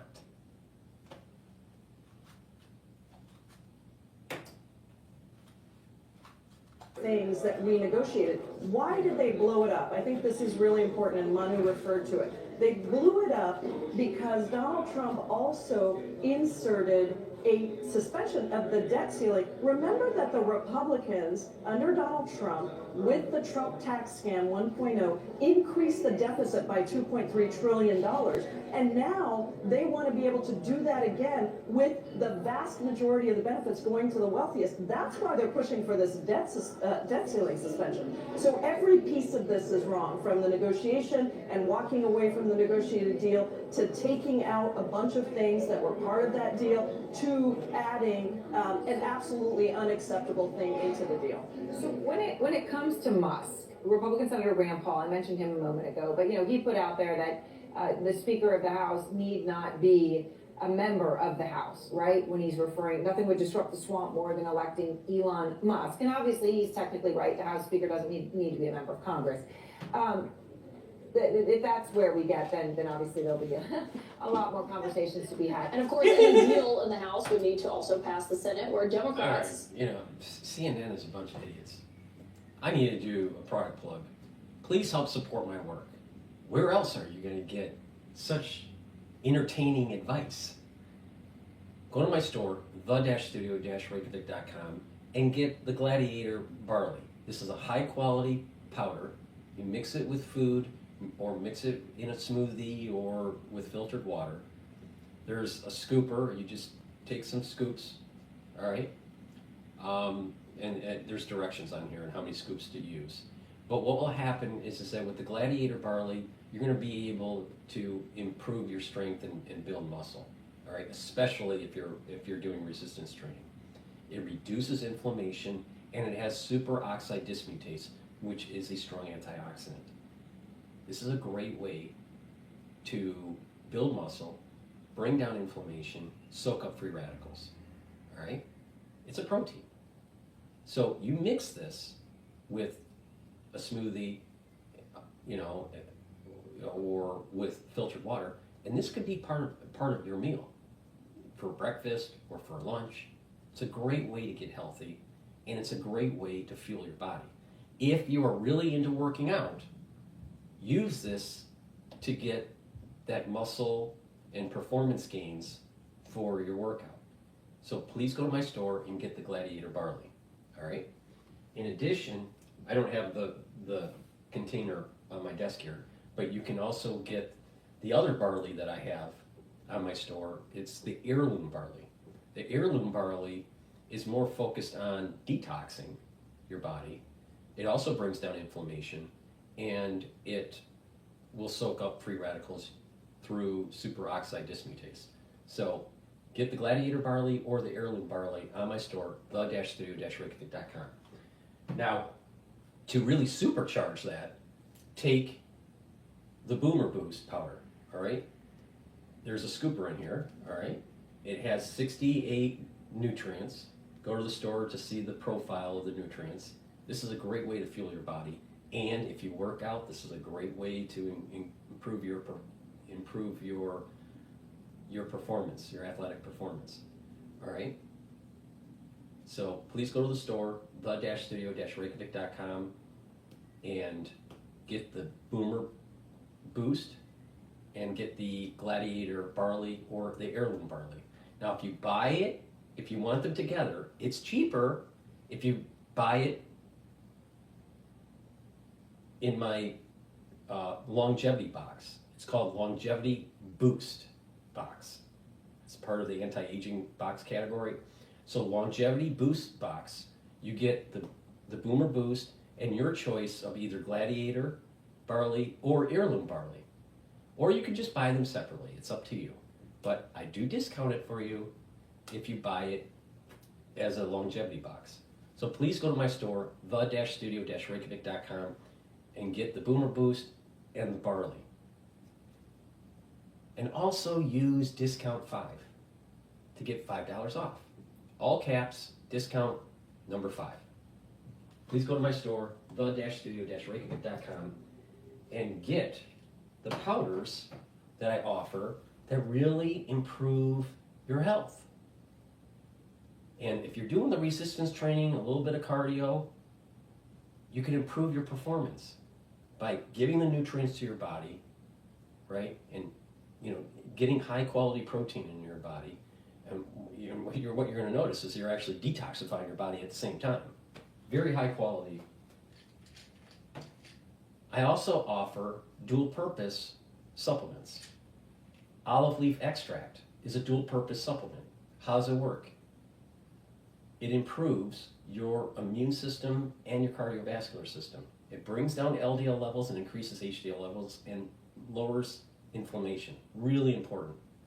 This is a great supplement. Go to my store and get the olive leaf extract, all right, and improve your cardiovascular health and your immune system. A lot of people in the United States have problems with heart disease, and you know, cardiovascular health is really poor in the United States. Lignans. It's a powder. You mix it with filtered water or with food. I mix it with hummus. Right? It's a great way to do it. You can mix it with yogurt or whatever. It's up to you. This boosts up your immune system and helps with your endocrine system.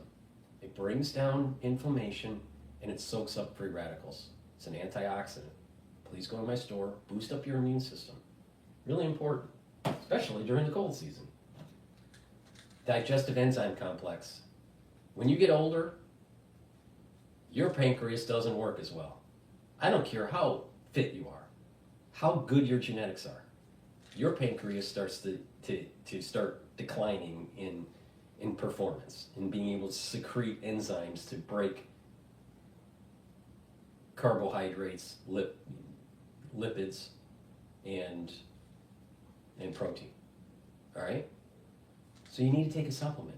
Reduce the load on your pancreas. Digestive enzyme complex does that. It'll help to digest carbohydrates, proteins, and lipids. If you work out on a regular basis, taking this will also help to fuel your body and increase your recovery. So taking digestive enzyme complex with the Boomer powder, the Boomer Boost powder, and the Gladiator is a great way for recovery for a workout if you're athletic. So I'm telling you how to slow down the aging process when you're older, how to reduce stress on your organ systems, but also how to improve athletic performance. Go to my store, the-studio-reykjavik.com, and get the digestive enzyme complex. You don't pay attention to me, you're going to start having pancreatic issues later in life. See someone that's older, and they're having digestive problems, they can't digest certain things. There's a lot of reasons why. The gut biome isn't working right, their pancreas isn't secreting the enzymes correctly. They start having back pains because they have pancreatitis. You don't want to go down that road. Please go to my store, the-studio-reykjavik.com. Let's go back to CNN because you know what? There's not enough lipstick in the world for the pigs that they put on their show. Majority for a few more days. My Democratic source tonight is Massachusetts Senator Elizabeth Warren. And Senator, it's great to have you here. Hakeem Jeffries is the Democratic leader in the House. He said earlier that not only was he a no on this new deal that failed tonight, he was a hell no. Are you a hell no? What's your view of this? Look at the net worth of Elizabeth Warren and ask yourself, how did that happen? All right, Senator. Leader Jeffries is exactly right on this, and I find it just laughable that the Republicans are saying, well, actually, the Republicans couldn't come together and cut a deal, but the Democrats should have gotten out there and saved their sorry butts and actually pushed through a deal. That's just nuts. The Republicans can't come together because they can't stick. No, Senator. What's nuts is a 1,500 plus page bill that's wasting American taxpayer money. That's what's nuts. Pocahontas. deal they originally negotiated. And this is on them. And it really is the reminder who now runs the Republican Party. And it's Musk. He's the one who started tweeting at 4:30 this morning about what a bad deal this was and how terrible it was. And Donald Trump trails along much, much later and says, yeah, terrible deal. And then Donald Trump is the one who says, you know, maybe we should get rid of the debt ceiling altogether. But is that what the Republicans propose? No. What the Republicans say is, let's just do a little period. Maybe Elon is shining a light for the American people to realize that the Democrats and the rhinos are a big problem. And that's the reason why we have the 1,500 plus page omnibus bill. It's not about Democrat, Republican. It's about people selling we the people down the road for lobbying, for the lobbying group. That's the issue, Senator. Time of getting rid of it long enough to be able to grease the skids, to be able to pass a big, big tax giveaway to billionaires. So you don't think Democrats should step in to help Republicans here? But on the debt ceiling, this deal?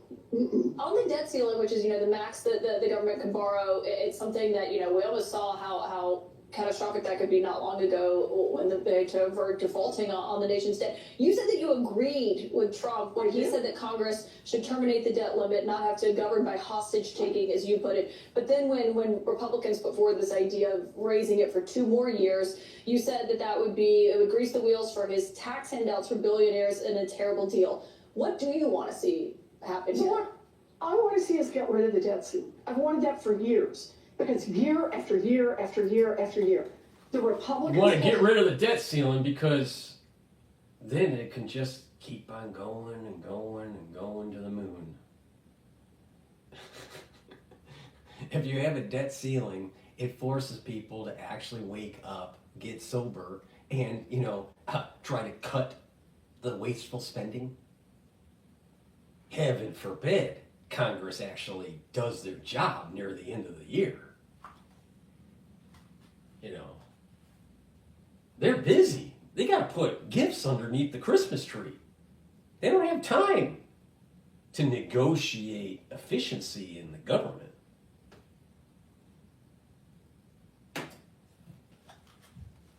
The debt ceiling in order to hold our economy and our nation and our good name around the world hostage.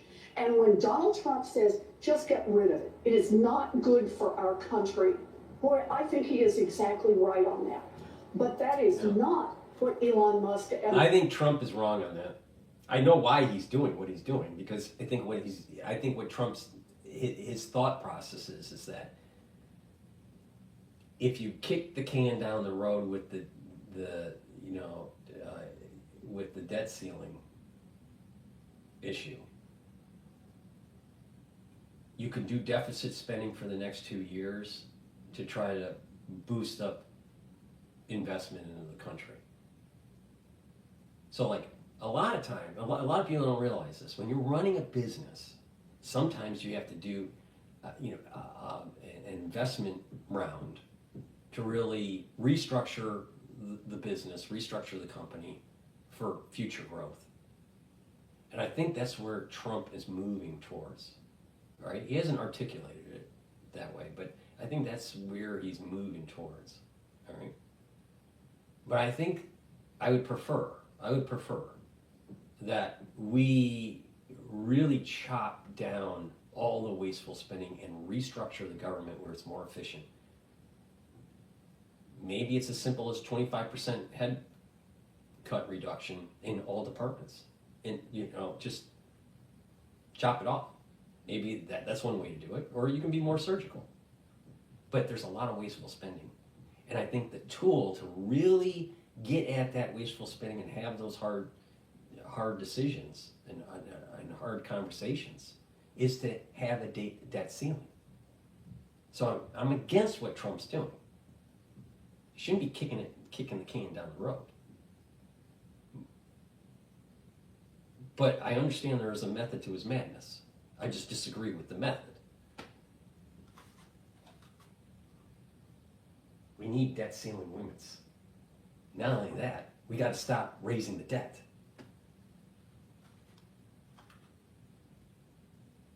It should be debt ceiling. The provision should be, here's the debt ceiling, and oh, by the next year it has to be lower, and the next year it has to be lower, and it has to be lower, not higher. Up to a certain point where you squeeze out all the inefficiency in the government. The American cannot keep on paying the interest payments on the bond market. It's making us inefficient. It's crowding out activity in the economy. It's unproductive, wasteful spending. Republicans went for in the House. What they said is, let's preserve the debt ceiling to be able to use it as a cudgel whenever we want.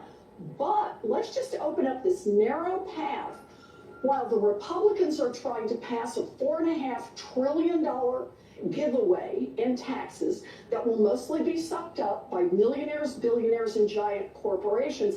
Let's just open a path for them to be able to do that without ever having to worry about the debt ceiling. Yeah, but there are some Democrat colleagues of yours who seem to say, we do kind of want to hold on to the debt ceiling because it may be the only point of leverage your party has in a few months from now. Well, the way I see it is we have watched over and over and over as the Republicans have held our economy hostage. And when Donald Trump says, let's just make a deal and get rid of it altogether, I hear him on that. When Elon Musk and the rest of the Republicans say, let's just create a little path so we can pass a $4.5 trillion tax cut, that's a terrible deal, and nobody should go for that. And so your view here is that Elon Musk is in charge, not Donald Trump. I think that's pretty clear. Look at the timeline on how this unfolded, and look at what was ultimately proposed. It was not Donald Trump's proposal that went to the House. It was Elon Musk's proposal. Looks like to me, but Trump did go with the demand there for the debt ceiling, which was not something that Elon Musk. What's wrong with delegation? What's wrong with delegating authority or delegating responsibility or delegating certain activities?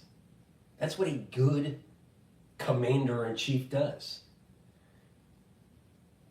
I mean, do you want the commander-in-chief to get into the fighter jet and chase E.T.? Or do you want the commander-in-chief to get on the red phone and go, General, get those fighter planes up there and chase E.T.?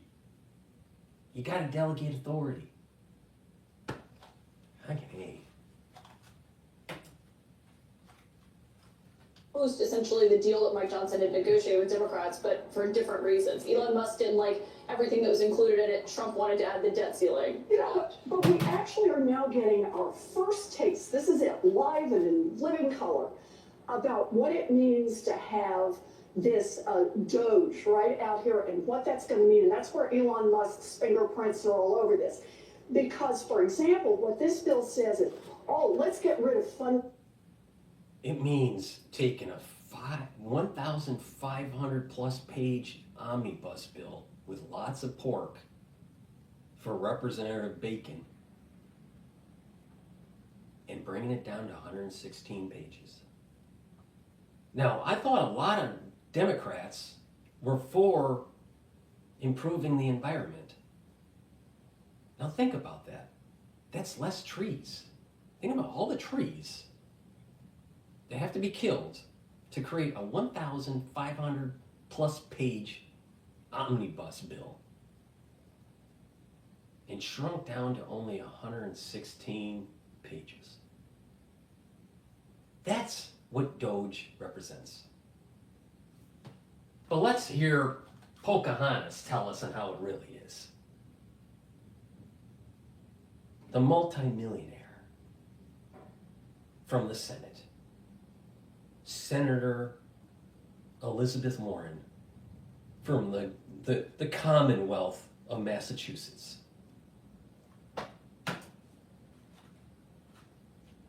For research on pediatric cancer. Let's get rid of funding for research on... So let's get this straight. Doge must be killing pediatric cancer patients now.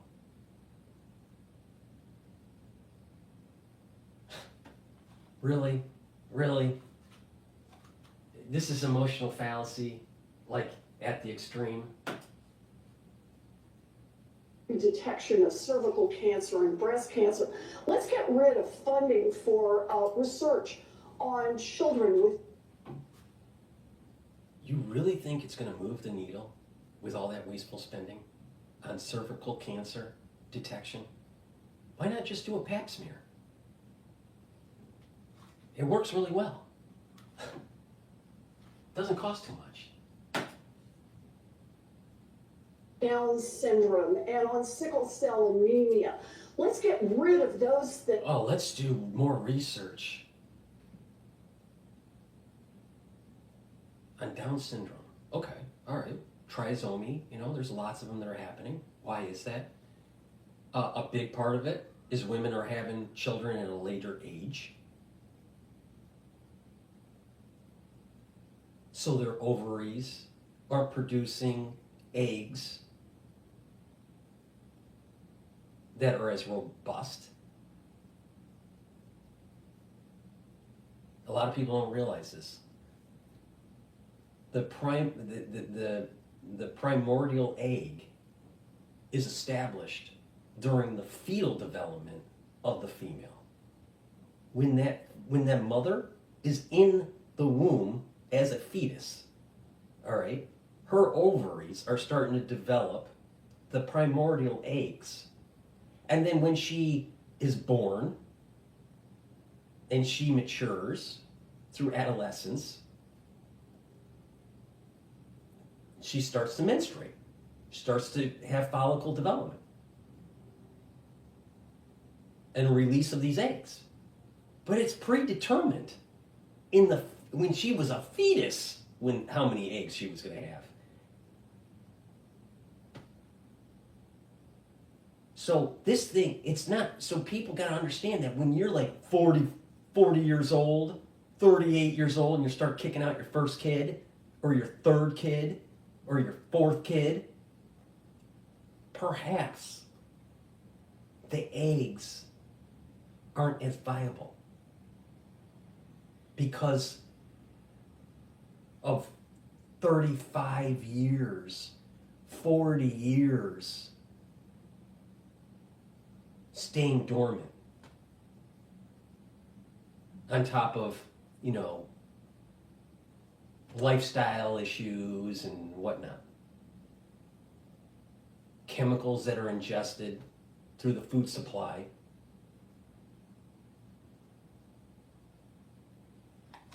Let's do more research on that. Let's stop wasteful spending on that, on trisomies. And maybe have policies that promote family creation at a younger age. Maybe in their 20s, where the eggs are more viable. No, let's not do that. Let's demonize family creation and push the can, kick the can down the road, and then females start having children at age 38 and 40, and then all of a sudden, you know what? They're kicking out a lot of trisomies. Wonder why that's happening. Because they're past their prime. The eggs are past their prime. Wonder why that is. I wonder why that's happening. The answer isn't throwing away American taxpayer dollars, because you're not going to be able to stop that from happening. The only way is to promote family creation at a younger age. Make it possible to actually raise a family on a decent level of income.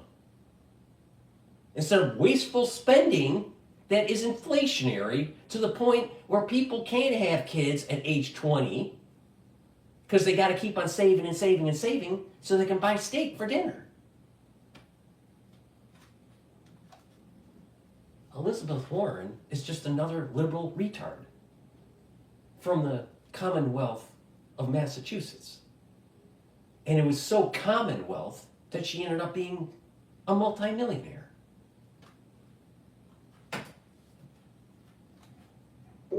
So that we can make way for tax cuts for billionaires. That is Elon Musk's notion of efficiency. Is this what, we talk about what it looks like when Democrats are in the minority and Republicans are about to have total control of government. How does that look different now that Elon Musk is part of this and is something that is going to be in this, in your view? So I think the dynamic has now changed. We've never seen this before in American history, where a billionaire who obviously contributed a lot to the campaign, a billionaire donor, is now calling the shots. What about a multi-millionaire senator from the Commonwealth of Massachusetts pushing left-wing agendas?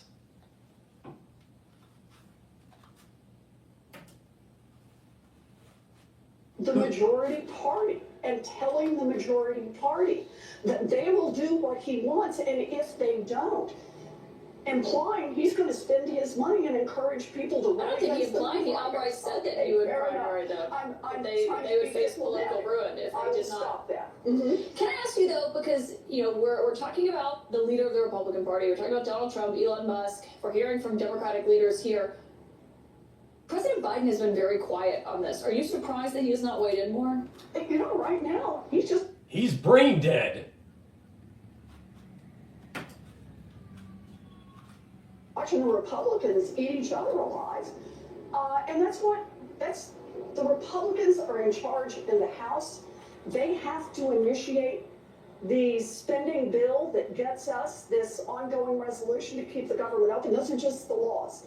And right now, the Republicans can't get their act together to make that happen. And you don't think President Biden should weigh in? Do you think he's going to help the Republicans negotiate a deal? I don't see where that comes from. Well, just necessarily more on like what his party should do, how Democrats should handle this, their view. We are handling this. We are saying to the Republicans, we spent months negotiating a deal with you. And there are parts in it that... No one is getting to the root core of the problem. 1,500 pages plus of pork. Wasteful spending that we don't need. It's proof. Just by comparing Plan A to Plan B. 1,500 plus pages to 116 pages.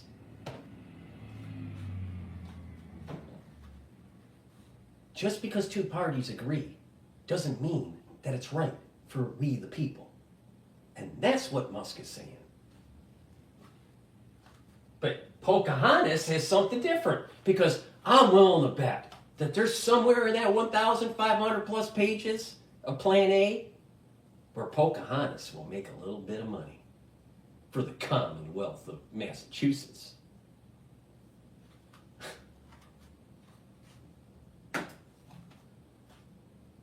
You didn't like their parts in it. You didn't like, that's the nature of legislation in this place. But we actually cut a deal that's going to be the continuing resolution, keeps the government open until next March, so you can get yourselves organized. We cut a deal to keep the government open, but we need to spend more. More money. Joe Public, you gotta give us more money to keep the government open. And heaven forbid, you know what we're doing behind the scenes. Writing away your civil liberties, giving more power to the national security state, chasing E.T. Fucking A. My representatives are a bunch of retards. Retards. Retards. Maybe we need research for trisomies, because we have so many trisomies actually running the fucking show in Congress. And we need to reduce that. Maybe that's the problem. Maybe we have too many fucking retards running Congress.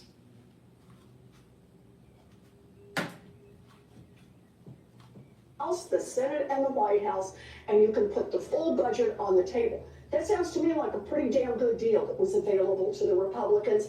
And yet, here it was going forward. We were all talking about, oh, the vote, will it be at 11 o'clock this morning or 2 o'clock this afternoon? We'll get this done.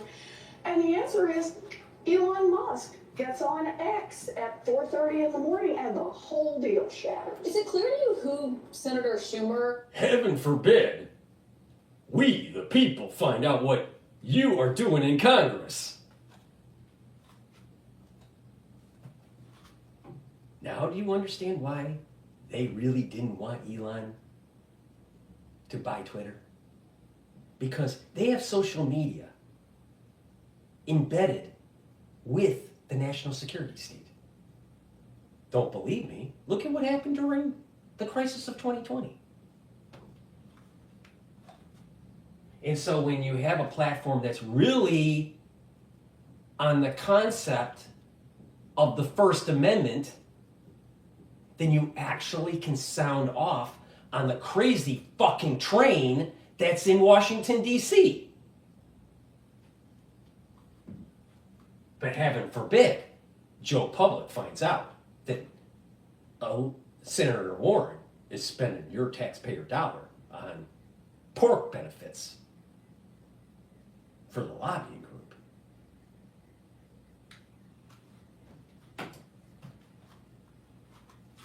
Should be calling and negotiating at this point? Is it Speaker Mike Johnson? Is it Donald Trump? Is it Elon Musk? Let me say this one more time. There is no one for Leader Schumer to negotiate with.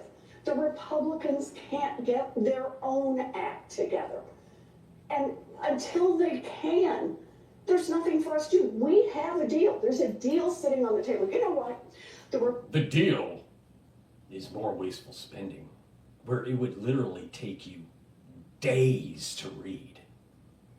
How many pages could you read in a day?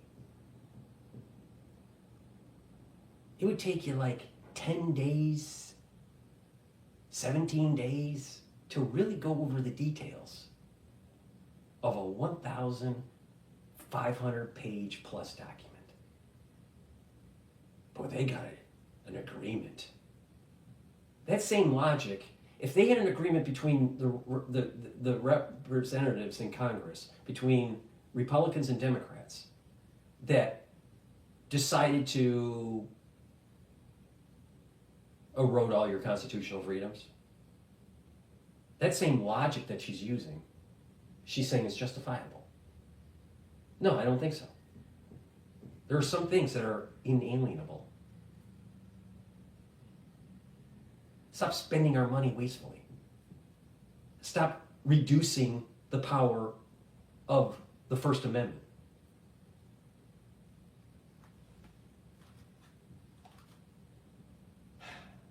The French Revolution is probably the only answer to this. Republicans right now could go back over there and vote, send the deal that had been negotiated, which would pass because it would have Literally. That's exactly what you say. Pass the pork bill. Because that's what the lobbying group wants. That's what the national security state wants.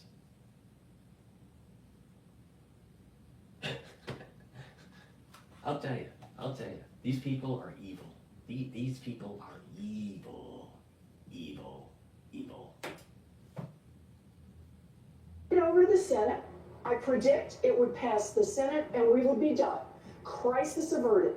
But the Republicans would rather have a crisis, would rather blow this up because they're all doing whatever the great and powerful Mr. Musk wants them to do. Do you think there's going to be a government shutdown? Ask Elon Musk. I hope so. So I hope there is a government shutdown. And you know what? We're going to realize that we don't need as much government. Heaven forbid we truncate the government. Heaven forbid. Before we go to Bloomberg and the globalists, please go to my store, help support my work. I offer products on my store that I take on a regular basis as a health protocol to improve my different organ systems, slow down the aging process, and just maintain a healthy lifestyle, all right? It's really simple. It's stuff that I tell you how to stack it, right? I have very high quality products. So please help support my work so I can continue this wonderful broadcast, all right? Because where else are you going to get so much information, right? And be entertained. Go to the store and get the products. 2 great products that I have that will help with your gut biome is the powdered probiotic that I have. This is the one that I take on a regular basis. I take it with hummus. Or you can get a veggie cap version, all right? Both are very high quality. And it's important to take a probiotic every day. One reason, you'll start to lower gut inflammation. You'll also improve your metabolism. You're going to have a better communication between your gut and your liver. And your liver is a major organ for detoxification. And you're going to improve the gut and the brain communication. A lot of people don't realize that depression can be related, not the only way, but can be related to gut health. Your energy levels will increase because your metabolism is going to be better. Your mood's going to be better. And not only that, you're going to be able to just have better mental acuity.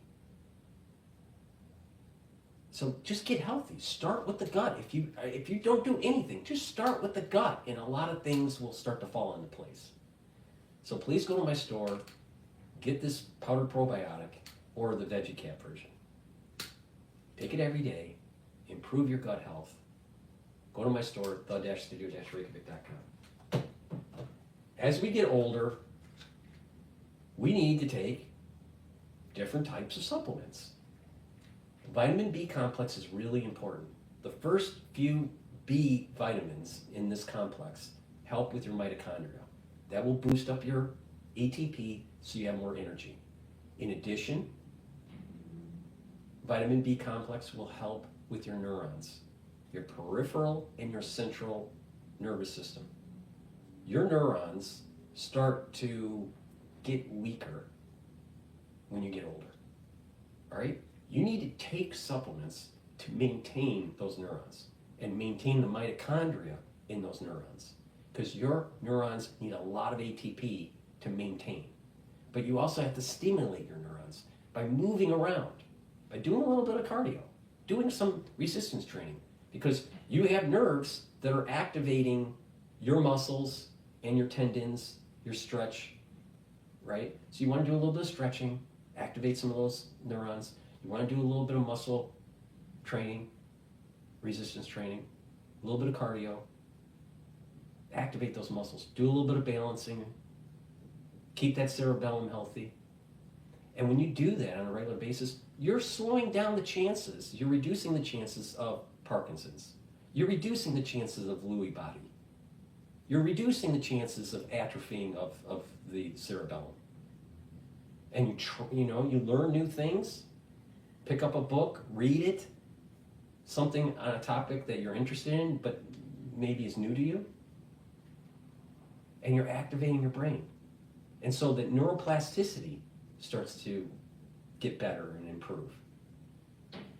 And you're reducing the chances of neurological decline when you get older.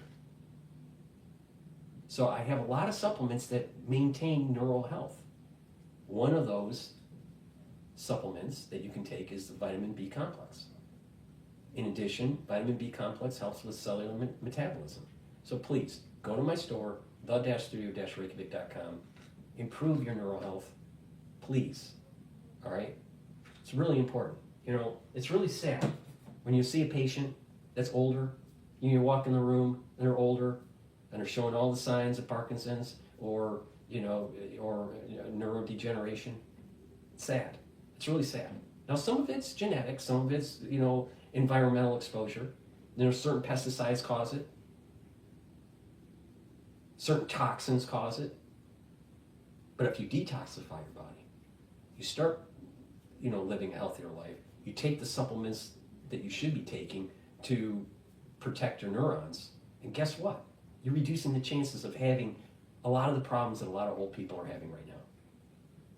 Please go to my store, the-studio-reykjavik.com. And lastly, since we're talking about neurons and muscles and stuff, myotrol. When we get older, we start to atrophy our muscles. So you need to work out a little bit more. Myotrol will help you maintain muscle mass and increase muscle mass. All right? That's really important, especially when you get older. All right? This is a supplement that you should be taking for sure if you're 40 years or older. For sure. You're 40 years plus, boom, you should be taking Myotrol now. What it'll do, it'll help you build up muscle, and it'll help you maintain the muscle you have. It'll also improve the health of your mitochondria, so you have the ATP to maintain the muscle. And you need to do a little bit of resistance training. You don't have to be Arnold Schwarzenegger. But work out a little bit.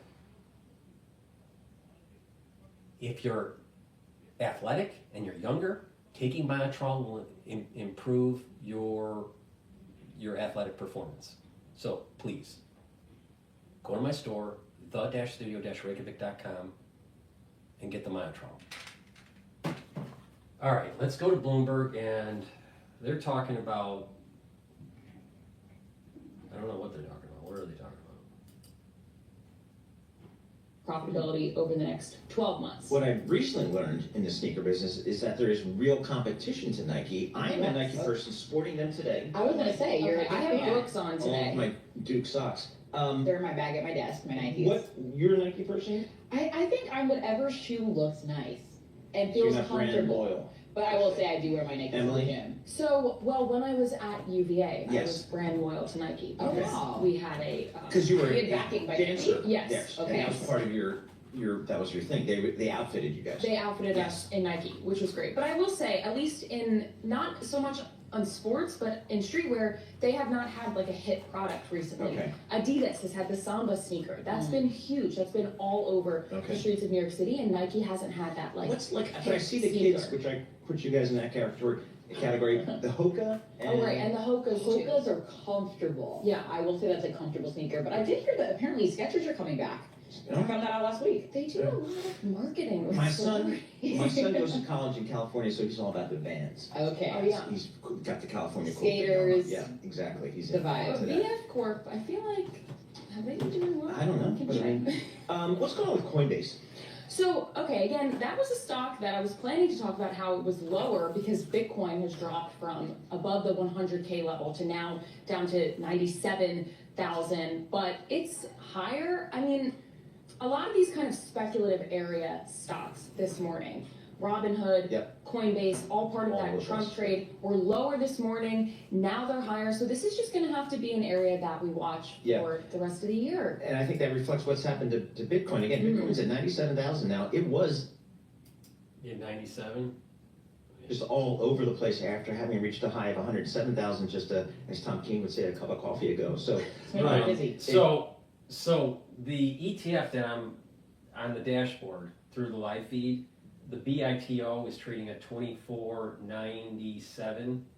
So it's moving, it's steadily moving up. So it's still lower than pre-Fed announcement, but I suspect that it's gonna break 100,000 again. I mean, it's going up, especially with Trump getting into office. here, so she was on BTV? She was on Bloomberg Television yesterday. She reiterated that forecast, but she has had this forecast, this above 1 million Bitcoin for a couple years So now. Tesla's rocking, so now she comes out of her, she comes back out and talks. All right, very good. Appreciate that. Emily DrPaul, Bloomberg News, covering what's happening in the world. Not only do I tell you how to improve your health, I'm also telling you how to make some money in the market. If you listen to what I'm saying, you can make some money. And you can go to the store and purchase some of the products to improve your health. So you can enjoy the money you made by listening to me.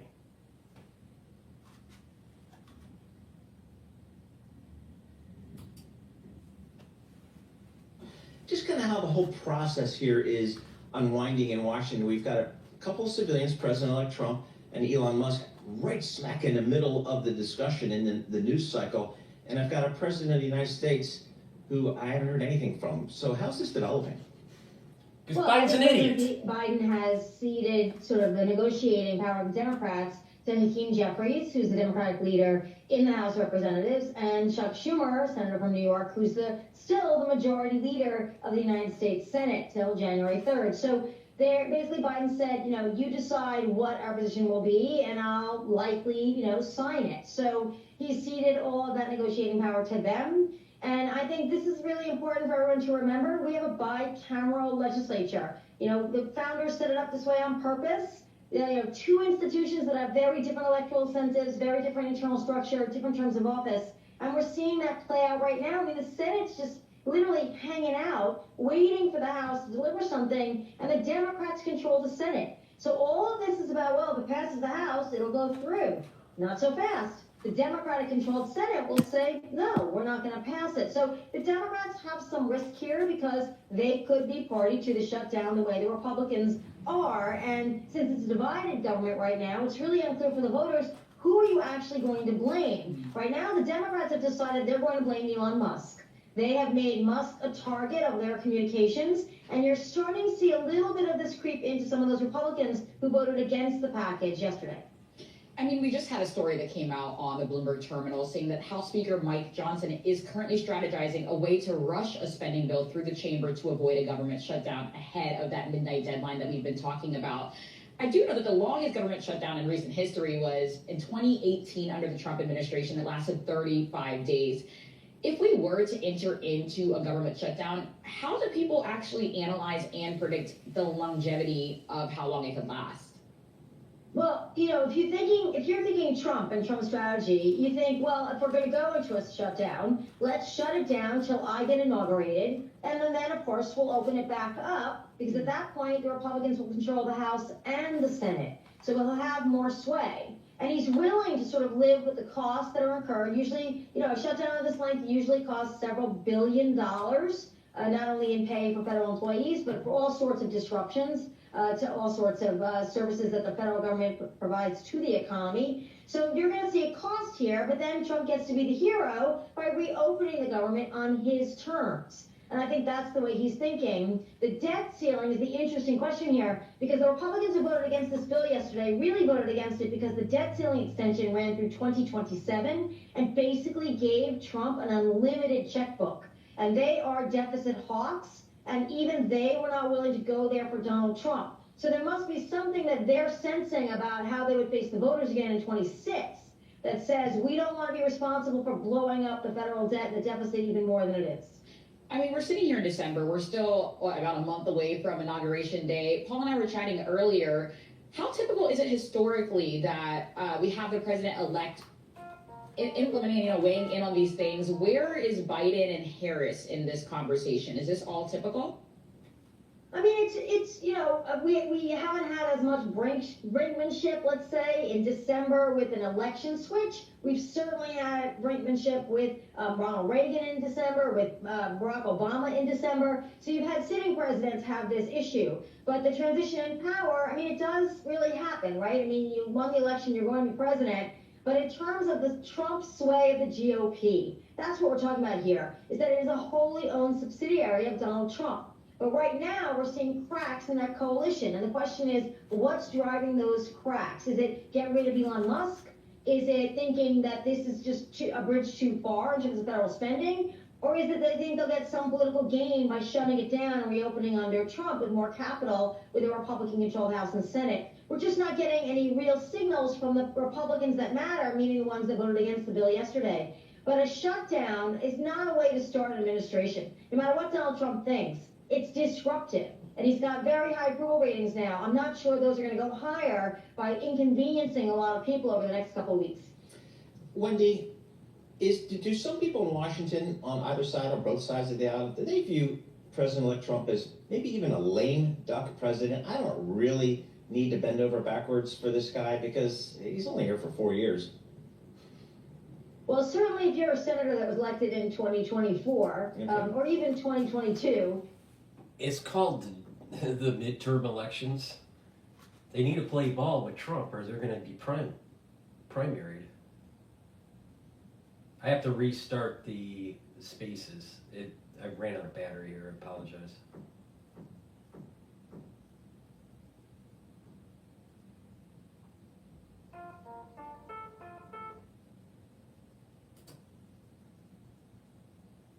You're thinking you're probably going to outlast Trump, but then again, lots of people thought Trump might not run again, get the nomination, and win again. Right. I just don't think you can underestimate Donald Trump's political power, but you have an economy that seems to be humming along in terms of growth, and the employment numbers are sort of okay, not disastrous or anything, but inflation is really sticky. And the question is, if there isn't a real change in people's perception of the economy by the summer, I think a lot of Trump's clout could diminish, even among his own base. And then you're looking at the next electoral cycle. So that is where separation of powers is really crucial here. It creates different incentives, and we're seeing those incentives play out right now. Wendy, I'm curious, do you know the intricacies of what the potential financial implications could be for non-essential government workers? Do they get paid retroactively, or do they just go without pay? Typically, Congress insists on passing a separate bill to authorize retroactive pay for federal employees that have been furloughed or not paid during a shutdown. So, it varies depending on the shutdown, depending on the Congress. You can see where most people would want to see people paid for work that they do. But if you're not working, then there could be an argument, well, you weren't working, so this is a blow to the federal government, and we're not paying you for work that you didn't do. The problem with the Republican Party is that the federal government civilian force is large and diverse and spread out all across the country. So in every congressional district, there will be federal employees or people associated with the federal government that will lose income because of a shutdown. And those Congress people are going to hear from those employees. So this becomes very sticky if they don't agree to retroactively reimburse these employees. But remember, the reason that Donald Trump, quote unquote, caved in 2018 and reopened the government was that the FAA and the air traffic controllers and sort of our TSA employees, all of that became very difficult for people who weren't getting paid and decided not to show up for work. And that clog in the economy is what pushed Trump to the table. And so that's why it's curious that he'd want to start his administration with another clog in the economy. All right, Wendy, thank you so much. We appreciate that. Wendy Schiller, she's a professor at Brown University, and she's the interim director of the Watson. Please go to my store, the-studio-reykjavik.com, and get the supplements that I offer. These are supplements that I take every day. I stack it, to maximize the efficiency of taking these types of supplements. So just follow my lead and you'll do better, all right? One of the supplements that I offer is the Max 35 and the Max 14. The Max 35 and the Max 14, you take a teaspoon a day, swish it in your mouth, gargle about 20-30 seconds, and swallow it. Do that every day. If you're not feeling well, take a tablespoon or two a day, all right? This is part of my protocol. It's a 3-pillar protocol. Neutralize pathogens, lower inflammation, and soak up free radicals. So this is the first pillar. Please go to my store, the-studio-reykjavik.com, and get the Max 35 or the Max 14. Now, the second pillar, which brings down inflammation, is turmeric and ashwagandha.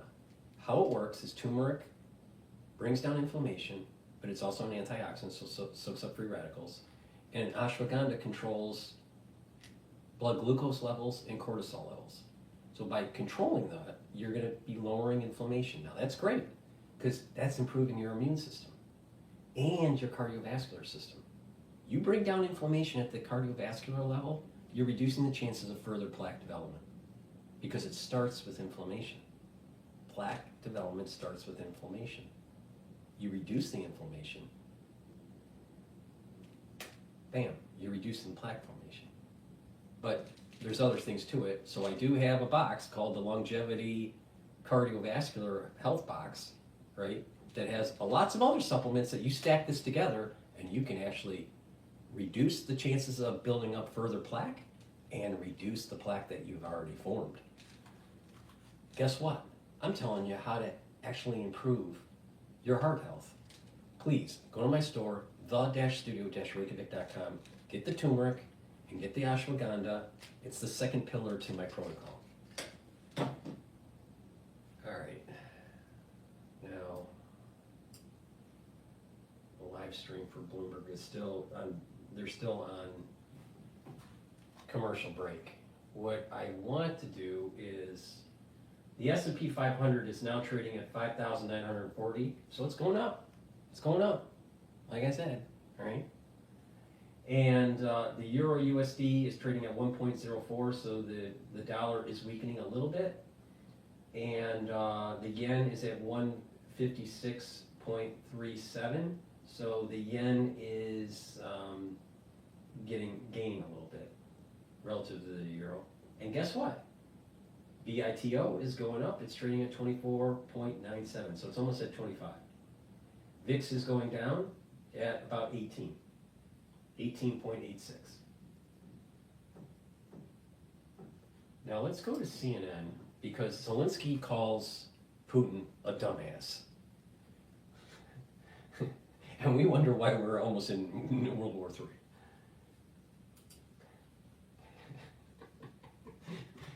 Your connections to the past are waiting. Get Ancestry DNA for only $39.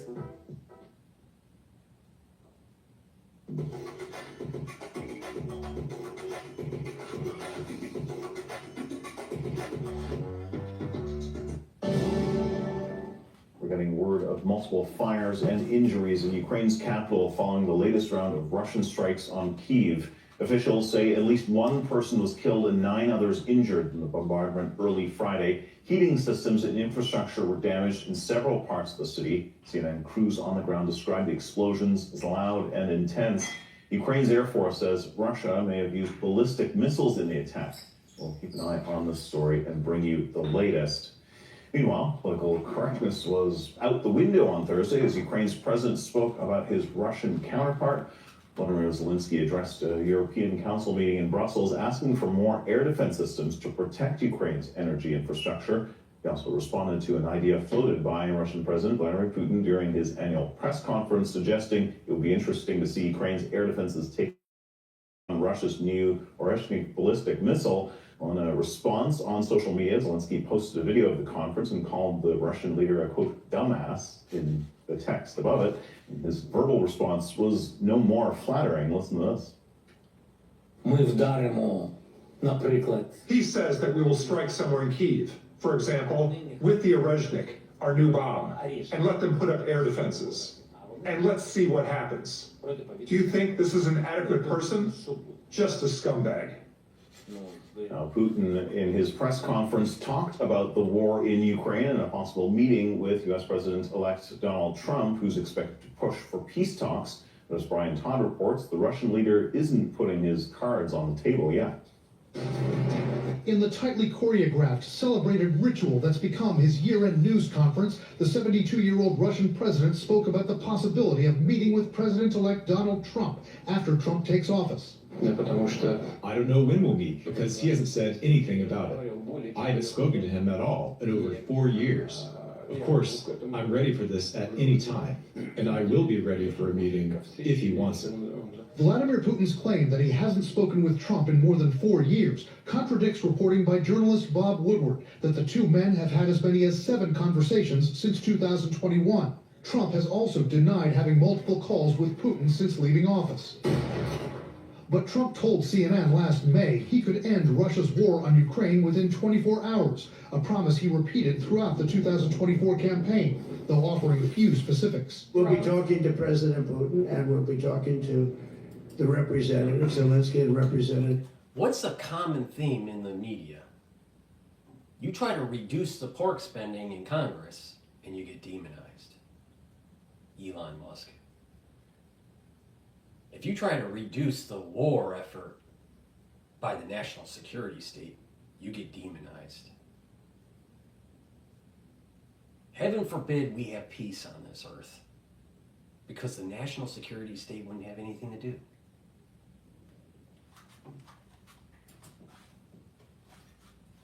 from Ukraine. We got to stop it. It's carnage. One analyst says Putin is being ultra careful when publicly discussing a potential meeting with Trump. He says, yes, I'm open to discussing, etc., but he doesn't really get specific. And I think that is because he doesn't know exactly what Trump is going to propose. At the news conference in Moscow Thursday, Putin put a positive spin on his war in Ukraine, insisting Russian forces will push the Ukrainian army out of the southern Russian region of Kursk, where it's been since August. The guys are fighting. There's a battle going on right now, and serious battles. It's unclear why. There was no military sense in the Ukrainian armed forces entering the Kursk region, or holding on there now as they're doing, throwing their best units there to be slaughtered. Trump has said the Biden administration's decision to allow Ukraine to hit targets deep inside Russia with American-made missiles could escalate the war, and he again lambasted that move this week. Certainly not just weeks before I take over. Why would they do that without asking me what I thought? I thought it was a very stupid thing to do. But one analyst says this. I think it strengthens Donald Trump's hand as he enters office because he will have a Ukraine that continues to have a bargaining chip, a Ukraine that can potentially pressure the Russian president. At the Moscow news conference, during the entire 4.5 hours of it, Vladimir Putin never spoke about and was never asked about the thousands of North Korean troops fighting alongside the Russians in the Kursk region, and there may be good reason for Putin's omission. In recent days, U.S. and South Korean officials have told CNN the North Koreans have suffered hundreds of casualties there, including about 100 believed to have been killed. Brian Todd, CNN, Washington. Right, let's dig deeper into Mr. Putin's statements at his press conference. For that, we're joined from Washington by CNN military analyst and retired U.S. Air Force Colonel Cedric Layton. Colonel, thank you so much for being with us. Always good to see you. So, Vladimir Putin, we heard Matthew Chance outline there that he essentially said in his annual address that he was ready to compromise, that he was willing to have possible talks with Donald Trump. Just walk us through what that actually looks like, because if Putin is willing to negotiate, can the U.S., can the Ukrainians actually trust that the Russians are actually going to stick to their side of any kind of ceasefire agreement? Well, the short answer to that, Zane, is they cannot. And I thought it was very interesting that you mentioned that he would be willing to speak to Trump, but not mentioning Zelensky at all. And of course, that fits with the Russian narrative that Ukraine is not worthy of being a country. It is not worthy of being, in their view, of being an independent state.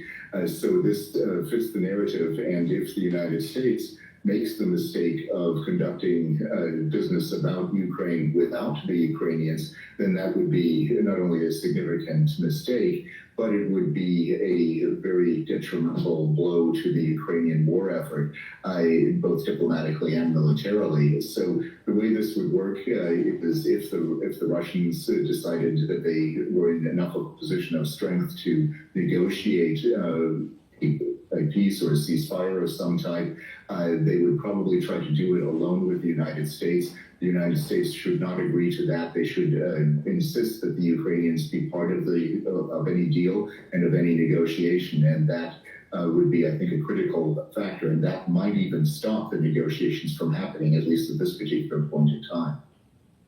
When you mentioned that any kind of U.S. brokered deal would obviously be a mistake, and obviously it would be a huge blow to Zelensky. I mean, they've been fighting for 2 years now, and for that to essentially go to waste would be, devastating for the Ukrainians. My question to you, though, is what message, I think, equally as important, does that send to the rest of Europe? I mean, the former Soviet republics that, a lot of people are worried could be next. Yeah, and especially the Baltic states, Poland, any of those areas would potentially be at risk. And what it would mean for the Europeans is that they would absolutely have to up the ante when it comes to their own defenses. Many countries, the Baltics and Poland specifically, have increased their defense budgets considerably. NATO has more members now with the addition of Finland and Sweden. Finland, of course, having a large, long border with the Russians, and that would be, I think, a critical element. So the Europeans would potentially have to move troops closer to the front lines with the Russians. They are considering putting troops in Ukraine after a ceasefire deal is reached, but the problem is how to get to that particular point. And the Europeans really don't have, at the moment, the diplomatic muscle to, by themselves, broker a peace deal between Ukraine and Russia. And that, therein, I think, lies the crux of the problem. The Europeans are dependent on the United States, both diplomatically and militarily, at the present time, and they need to find a way to get beyond that particular point and make sure that they can safeguard their eastern borders. And by safeguarding their eastern borders, that means making sure that Ukraine stays a free and independent country. Just in terms of the North Koreans, I mean, the North Koreans, a lot of them are going home in body bags, and President Zelensky did say, listen, there is absolutely no reason why North Korean soldiers should be willing to fight for and die for Vladimir Putin, especially because this war is so unnecessary. Just walk us through what the North Koreans specifically have gotten out of this relationship. There's certainly the individual soldiers who are fighting and dying for this cause, however you might want to term it. They are not getting anything out of it except for military training. Now, on a strategic level, the North Koreans are most likely getting all kinds of data from the Russians. They're getting data that will help them with their missile programs, potentially also for their nuclear program. They are getting aid from the Russians, and in essence, the North Koreans are joining in a kind of a partnership, not only with Russia, but also with China and distantly with Iran, that is basically designed to circumvent Western sanctions that are directed against Russia, North Korea, and Iran. And so those efforts are, at a strategic level, very important for the North Koreans because they need every possible means to gain things like foreign exchange, foreign technologies, and those technologies would include the ability to target U.S. military installations in the Asia-Pacific region, as well as, of course, South Korean installations and South Korean infrastructure. Right, Colonel. Before we go to the next video, please help support my work by going to the store, the-studio-reykjavik.com, and get the very high-quality structural nanosilver soaps that I have. I have it in peppermint. I also have it in oatmeal or in charcoal tea tree. Get a couple bars for your household. They're great as gifts. They're very high quality. Go to my store, the-studio-reykjavik.com, and get the structural nanosilver soaps. Also, I have structural nanosilver toothpaste. It's the best toothpaste that you're going to be able to get. All right? So, they'll whiten your teeth, freshen your breath, neutralize pathogens, reduce inflammation at the gum line. And by having good oral hygiene, what's going to happen is that you are reducing the chances of valvular disease and cardiovascular disease. So please, trust me on this. This is the best toothpaste you're going to be able to get. It has no fluoride in it. It has structural nanosilver. It'll neutralize pathogens and improve your oral hygiene. Please go to my store, the-studio-reykjavik.com. And since we're talking about cardiovascular disease, you need to take supplements to reduce the chances of cardiovascular disease. All right? How do you do that? A lot of different ways. Bring down inflammation, but also you want to control your total cholesterol. You want to improve the composition of your cholesterol. There's good cholesterol and bad cholesterol. Omega-3 is a supplement you should be taking every day. This will lower LDL levels and increase your HDL levels. By doing that, you're improving your total cholesterol. And when you're improving your total cholesterol and you're reducing your LDL, what happens is you're reducing the chances of LDL being oxidized. And it's oxidized LDL that creates plaque. It's the first step.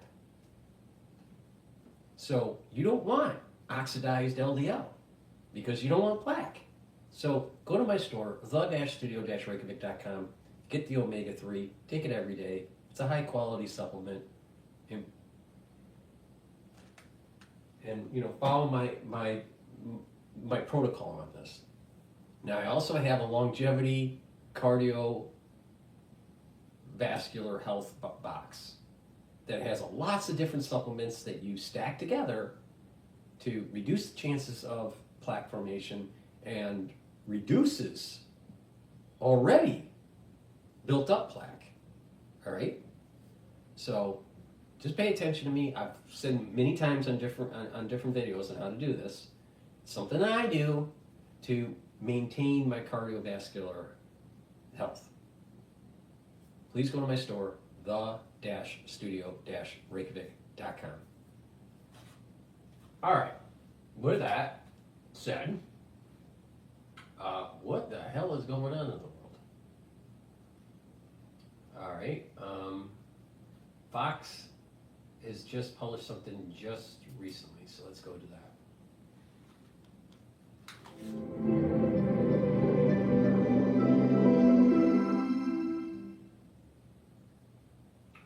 Too many commercials. I want an ad. Every reason is the right. Meanwhile, Fox sources revealing that Trump's team was actually in secret talks with Senate Majority Leader Chuck Schumer for weeks in order to get the debt limit included in the bill. Speaker Johnson negotiated a separate spending deal with Schumer, regardless, we're told. Lawmakers now racing for Plan C ahead of the shutdown deadline at midnight tonight. Joining me now is New York Congresswoman Claudia Tenney. She's a member of the House Ways and Means and Science, Space, and Technology Committees. Congresswoman, it's good to see you. What can you tell us this morning? Great to see you. Look, I think Speaker Johnson has developed hide like an elephant to deal with all these people that are sabotaging everything. I have a 180-degree opinion that Victoria Spartz does. I respect all of my colleagues, and I don't like to disparage anyone. But this is almost an impossible job. We do not control the Senate. We do not control the White House. It is irresponsible to say to the rest of the Republican conference, as some of these people have there, we're going to find one little thing that we're not going to vote for. We cannot get everything we want in this bill. And the Speaker knows that. The Speaker is playing high-level chess, while so many of our colleagues, unfortunately, are playing checkers. They're playing into the hands of the Democrats, who control the Senate. Schumer, every time people like Victoria and some of these other members get up and say the same old kind of message board rhetoric you're seeing that she's, kind of putting out there, Chuck Schumer rests easy. He says, oh, they can't lead, they can't put themselves together. The Speaker has tried every angle, knowing that we have to get a bill to pass the Democrats in the House or in the Senate, and we've got to get, the president or whoever is standing in for the president, which we know are, leftover Obama, Marxist type people that are going to run our government in a shutdown, by the way. That's why this is so different, and why so many, I see in the social media world, Maria, there's a huge difference when you shut the government down and you're the party in power. I was there when Chuck Schumer shut the government down in 2017, and President Trump made his historic meeting in the White House with Chuck Schumer and Nancy Pelosi and turned the media to see what really happens. And that was amazing what President Trump was going to do. Guess what he did? He did not hurt the American people. We have a Joe Biden, you just reported on this all morning, Maria, who is not present. Where is Joe Biden? This White House is being run by staffers who were likely, many of them worked for President Obama. What's going to happen when we have a government shutdown and all of government is going to be controlled by these staffers who are going to decide the fate of the American people? Unelected people standing in the place who are, by the way, angry, they're retaliatory. Are they going to help the Republicans and President Trump going into the new year? This is like a Christmas gift for them. This is like, let's get impeachment, let's get J6, let's get lawfare, everything all in one to sabotage this president incoming, instead of giving him a clean slate. Why would the Democrats want to give him a clean slate? Maria, this is strategy. And let me tell you something. My favorite philosopher in this arena is Sun Tzu. Tactics without strategy is the noise before defeat. All the tactics that many on our side are engaging in are self-serving. They are not serving the House. The Speaker is trying to get President Trump on the other side so that we can get the majority in January and we can get, President Trump in office. It doesn't matter who the Speaker is right now. And remember something, Maria, the role of the Speaker, he is the most conservative Speaker we're going to have ever, the most principled, the most decent guy that we're going to have in this office. He's also courageous. I'm sick of hearing that he's weak and he doesn't work with us. I hear from the Speaker every single day. Where are you on this? His team is everywhere. This guy is doing a great job in a very difficult situation with people who will be known no matter what. So how are we going to get President Trump's agenda through next year? How are we going to get it through? And we have people that are no out of the box. Yeah, I want to ask you about the agenda next year because we all know about that debate as well. But who was it who slipped in this item in the last CR that enabled Congress to block any subpoenas on emails? I mean, President Trump, when he first, after Vivek and Elon read the first 1,500-plus page CR, President Trump came out and said, who the heck would put this in to shield Liz Cheney from her January 6th commission and all the emails, whereas if you want to subpoena emails in Congress, then it could be blocked. I mean, who snuck that item in there? I am sure that it is someone on Chuck Schumer's team and on that side that wanted to make sure it was in. It's certainly not the Republicans. So Mike Johnson didn't read it? So then Mike Johnson just missed it. He didn't read it. I mean, how is it possible that we didn't know that until Vivek and Elon pointed it out? Well, I'm not sure that's true. I think this could have been a deal breaker that it was I'm not sure of the language actually that is in there. So guess what the Speaker did? So he brought this bill out. Republicans had a chance to vote no because they didn't like one little thing in it. Look, I don't like any of these bills. I want us to go back to regular order and get things through appropriations. But you know what, Maria? We control the House. We can't get our bills through appropriations. So we're jammed up again because we have no consensus. And we have people that absolutely are hard-nosed on certain things, which is what concerns me the most, Maria. We have an historic opportunity next year. If we can't get this done and get to the other side next year, how are we going to get the tax cuts? How are we going to unleash American energy? How are we going to fix the border? How are we going to do that in a bill where we can allow one person to sit out? You're going to have a Thomas Massey, or you're going to have a Chip Roy, or some of these people. They don't care, as they showed yesterday, what President Trump has to say. They are not concerned about President Trump's agenda. They are concerned about getting the social media engagement. And I don't want to completely disparage them because they are strong, smart people who believe in something. But you know what? Our government is found on compromise. And I'm as conservative as they are. I just understand that if you want to win, you've got to be governing. And if President Trump doesn't have a governing majority, we're not going to get our agenda through. And who's going to suffer? The American people. And go back and look at what, from George Washington, his farewell speech. At some point, we have to look at the greater good of America, not the individual one thing I can't vote for. I heard members all day yesterday. I can't vote because we took the debt ceiling. Never-ending increasing of the debt ceiling is a major problem, and it's kicking the can down the road for making America less productive. We need to stop the wasteful spending. So I disagree with her. No. Well, President Trump said take the debt ceiling out. He doesn't believe in the debt ceiling. Larry Kudlow yesterday said take the debt ceiling out. So we can respectfully disagree, but at some point, when Trump's you have a wrong. state majority, are you going to surrender to the Democrats? Because here's the problem. I am all for a shutdown. President Trump is in charge. They're saying Mike Johnson is surrendering to the Democrats. That's why his leadership role is being questioned right now. Do you think his leadership role is in jeopardy? And the vote is January 3rd. Probably because there are people that won't vote for him. I think he's done a really good job as Speaker in a really difficult situation. But here's the situation. Who are they going to put in that's going to do a better job? Well, look at the names being floated. Kevin Look at the McCarthy names brought being in floated some right now. You great got bills. Congressman Jim Jordan, Congressman Byron Donalds, House Majority Whip Tom Emmer. I mean, there's even people who are talking about Elon Musk and Vivek Ramaswamy. Talk about unelected. Would you vote for any of these people for Speaker, or are you going to vote for Mike Johnson? Look, we'll see who's up in the Speaker race. I voted for Jim Jordan last time when he was up for Speaker, and then he didn't get the votes. I voted, and then that was it. And then Mike Johnson came up, and that's who we had. But understand, here's another important point, Maria, for you next year.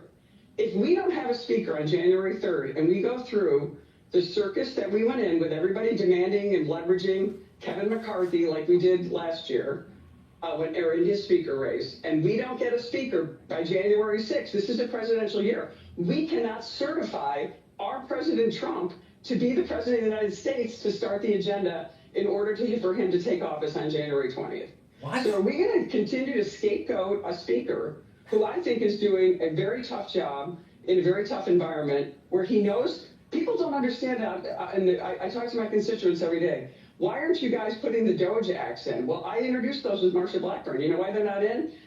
Chuck Schumer controls the Senate. We do not have the majority yet. We do not control the White House.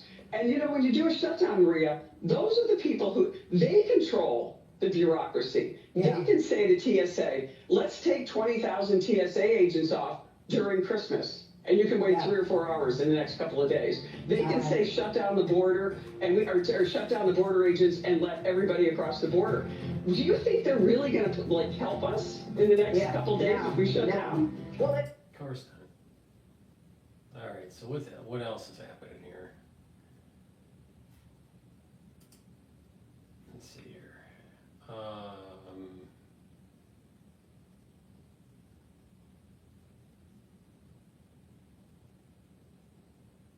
What's going on here? Kellyanne Conway reacts to bombshell report on White House cover-up. What's that about? With Spectrum's easy self-install kit, turn on the anniversary mix. You can feel at home in minutes.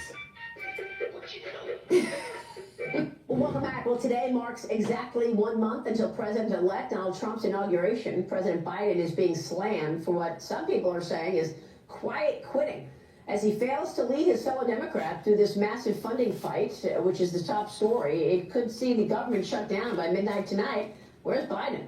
This morning, Speaker Mike Johnson said Republicans have a new plan to fund the government after the House failed to pass the Trump-backed slim-down bill last night. This new plan, which we just learned about 20 minutes ago, is reportedly a temporary fix, expected to be voted on this morning at 10 a.m. Eastern. Joining me now is New York Times bestselling author, KA Consulting president, Fox News contributor, pollster, and former senior counselor to President Trump, Kellyanne Conway. Kellyanne, good to see you. Your reaction to all of this? We're waiting on a new plan, but Joe Biden has been absent. He's been absent for a while. If you read the Wall Street Journal account this week, Marie, it's truly devastating. I mean, how the lengths to which his entire staff went to cover his obvious lack of mental and physical agility, ability, energy, and acuity. Maria, not just in these waning months, and not just since the debate on June 27th, which laid it all bare and made it unignorable, but for years, owing back to the 2020 campaign. That's how that piece in the Wall Street Journal opens, where stop comparing Jill Biden's energy to Joe Biden's, and I think her communications director was upgraded. Folks, why is this relevant? It's relevant because the Democrats are actually everything they accuse the Republicans and Trump of being.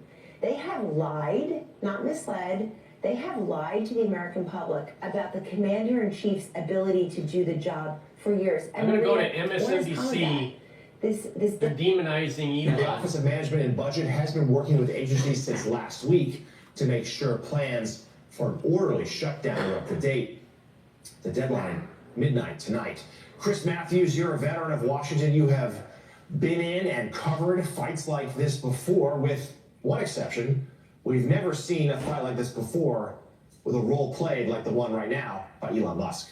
No, nothing like it here. You've heard of a bull in a china shop. This guy's an elephant in a china shop. These negotiations between the House Democrats and the House Republicans are very fragile. There's a one vote majority for the Republicans. The voters voted for that. They didn't vote. They really voted to divide the House of Representatives effectively. And so that deal has to hold. You have to have Democrats aboard, because there's 30 or 40 Republicans who will not vote with their party, that will always vote against any extension of the debt ceiling or anything like that that includes more government spending. And so you need Democrats. It has to happen that way. And then along comes Musk with all his trillions of dollars, basic. We really need to have the Democrats on board with pork spending and have a 1,500 plus omnibus bill to be able to keep the government open. It's all Elon's fault because he's not willing to play ball with the Democratic Party and just keep the pork spending. No, shut down the government. He doesn't know anything about civics. The House is divided. You have to make a deal. He doesn't understand that. He has thrown this whole thing up in the air, and it's good. You have to make a deal. That sounds like someone that is at the negotiating table and they're worried about not getting their windfall, and they're all worried. Oh, you have to make a deal. Why? Why do we have to make a deal? Why? Oh, the government's going to shut down. So what? They're worried of not getting their pork. And that's the reason why Elizabeth Warren is saying, you know what? They're probably going to get closer to the 1,500-page bill that's passed than the 116-page proposal for Plan B. And these, wonderful commentators, Chris Matthews, remember when he was on Hardball and they got kicked out for saying something about, I think it was about George Bush Jr., but he said something, I forgot what it was. But, and his career went down the toilet, but literally, he is saying, spend money we don't have to keep a government open that perhaps doesn't need to be opened. Now, let's just demonize the billionaire. But probably a government shutdown tonight because of him personally. So, Claire McCaskill, let's talk about this moment. First of all, let's not lose sight of the real implications if the government does shut down, people who will not be paid just before the holidays. We also should note about... I'm pretty sure they get paid at the end of the month. So if they're on furlough, all right, they'll get paid the amount of work that they work. But why is someone living paycheck to paycheck? Now, I know there are some family members, families out there that have hardship. But you're telling me that people working for the government are having hardship? I don't think so. And most of them, not maybe most, but a lot of them are working at home. Because they're remote workers? No, we shut down the government. Let's see what happens. Let's see how many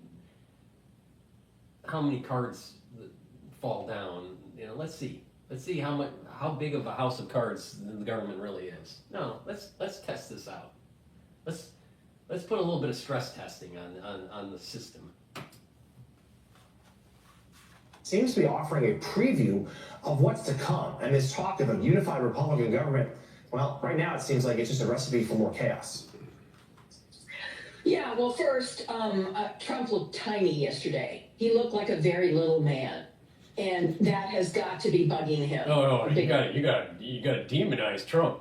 They're trying to egg him on. They're egging him on in the media.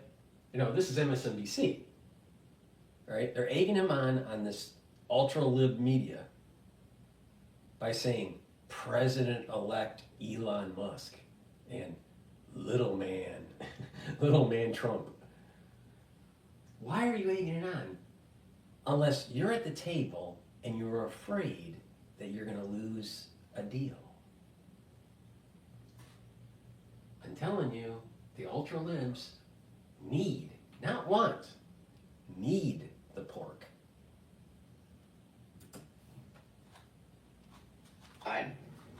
He not only had to follow Musk's lead, he then couldn't deliver votes at a time when he's trying to convince everyone there's a massive mandate for him and everybody wants to be his friend, and then whoops, the brakes got put on. The other thing that's really interesting about this is, yes, there are real consequences to a government shutdown. Elon Musk doesn't understand that. He thinks a government shutdown is great. He thinks we should shut down the government entirely until Donald Trump becomes president. Obviously, real people are hurt. Millions of real people are hurt by that. But here's the... How?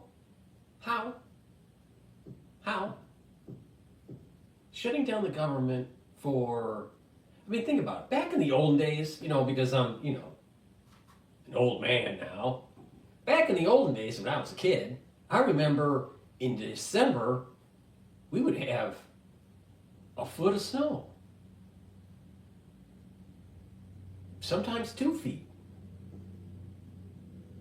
And there would be a lot of snow and snow plowing and, schools would be closed for maybe 2 or 3 days.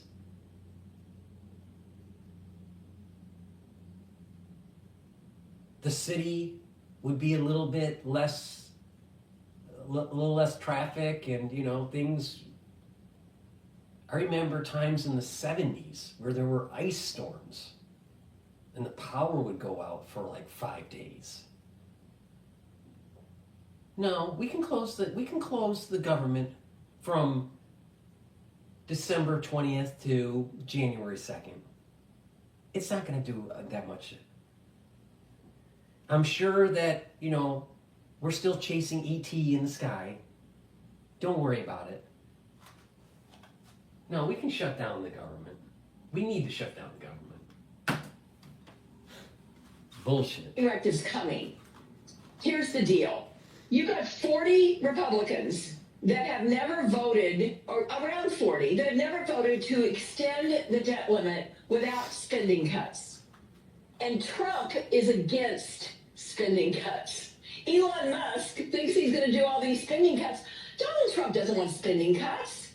He wanted the deficit up. He loves to spend money. He loves debt. He thinks debt is the way to success. He doesn't care about the debt. So he said last...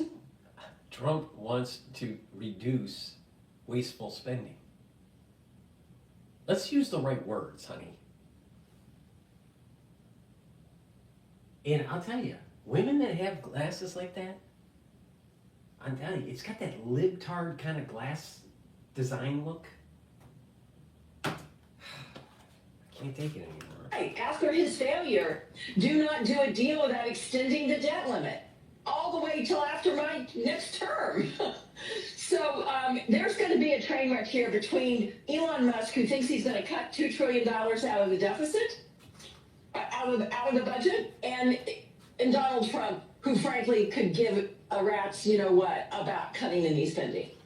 And some of the spending, as was pointed out yesterday, that is being cut, really important, even life-saving measures that frankly add up to a pittance in the grand scale of this spending deal. And our friend said... Now think about this for a second. Who is the recipient of those spending add-ons? That just are, it's just a pittance. Are they going to certain companies that maybe senators have stock in? Is it going to donors that help with a campaign? To maybe a company they own? Or they're a board that they're on? Is it going to certain nonprofits? Why? Follow the money. Oh, it's just a little bit. It's only 200 million. Oh, it's just a little bit here. It's another 100 million there. It's only 50 million there. But it adds up. And that's what Elon is talking about.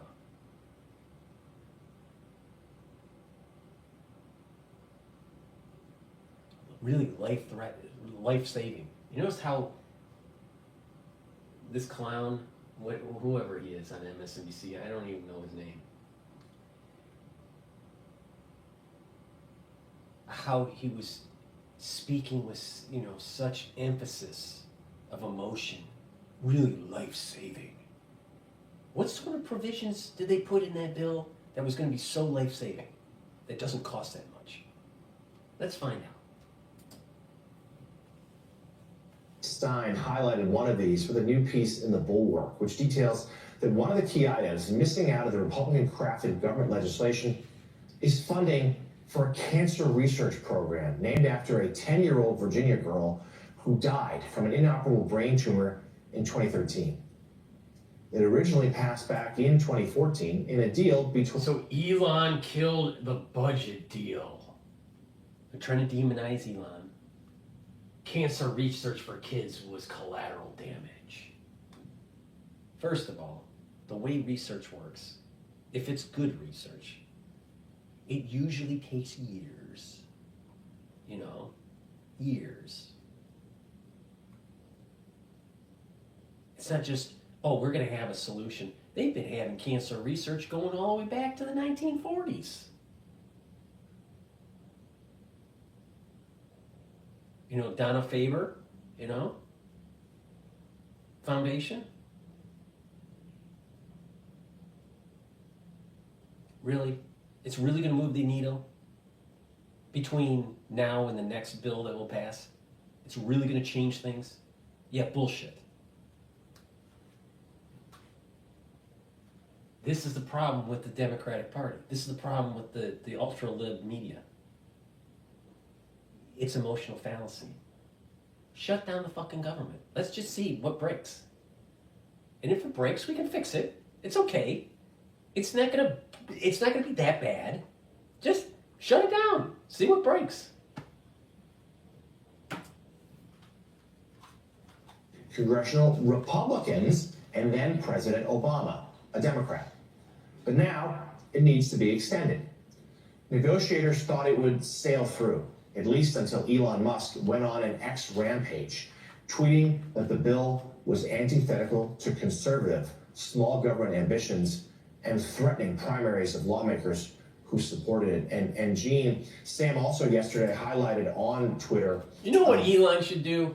Elon should write a check for the amount that they were going to fund for the cancer research, which I believe was $190 million.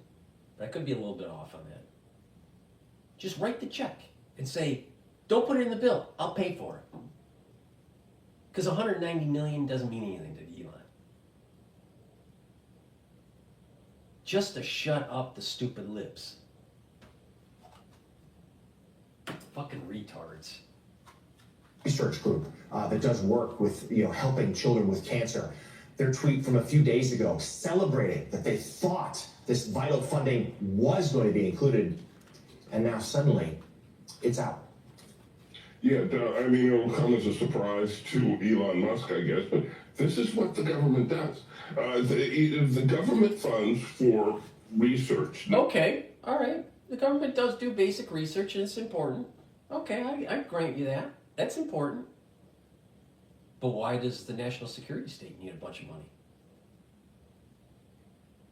Maybe the national security state should get less money so cancer research could be offered.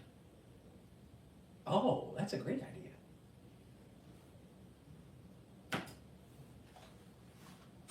Just this, not just cancer research, not just research on children's cancer, which obviously is vitally important and much needed, but all kinds of research, including basic research that doesn't have immediate application, but that leads to world-changing inventions and discoveries. I would be interested to know in that bill what that cancer research is really going for. Is it going for messenger RNA testing? Is it going for, what's the details? Is it just a slush fund for any kid cancer research? Or a certain type of research? A certain type of therapeutic? Who owns those companies? I'd like to know this. Because I'm willing to bet that if you follow the dots, you're going to start understanding why they think cancer for kids research is so important. I'm willing to bet that the needle doesn't move much with that research.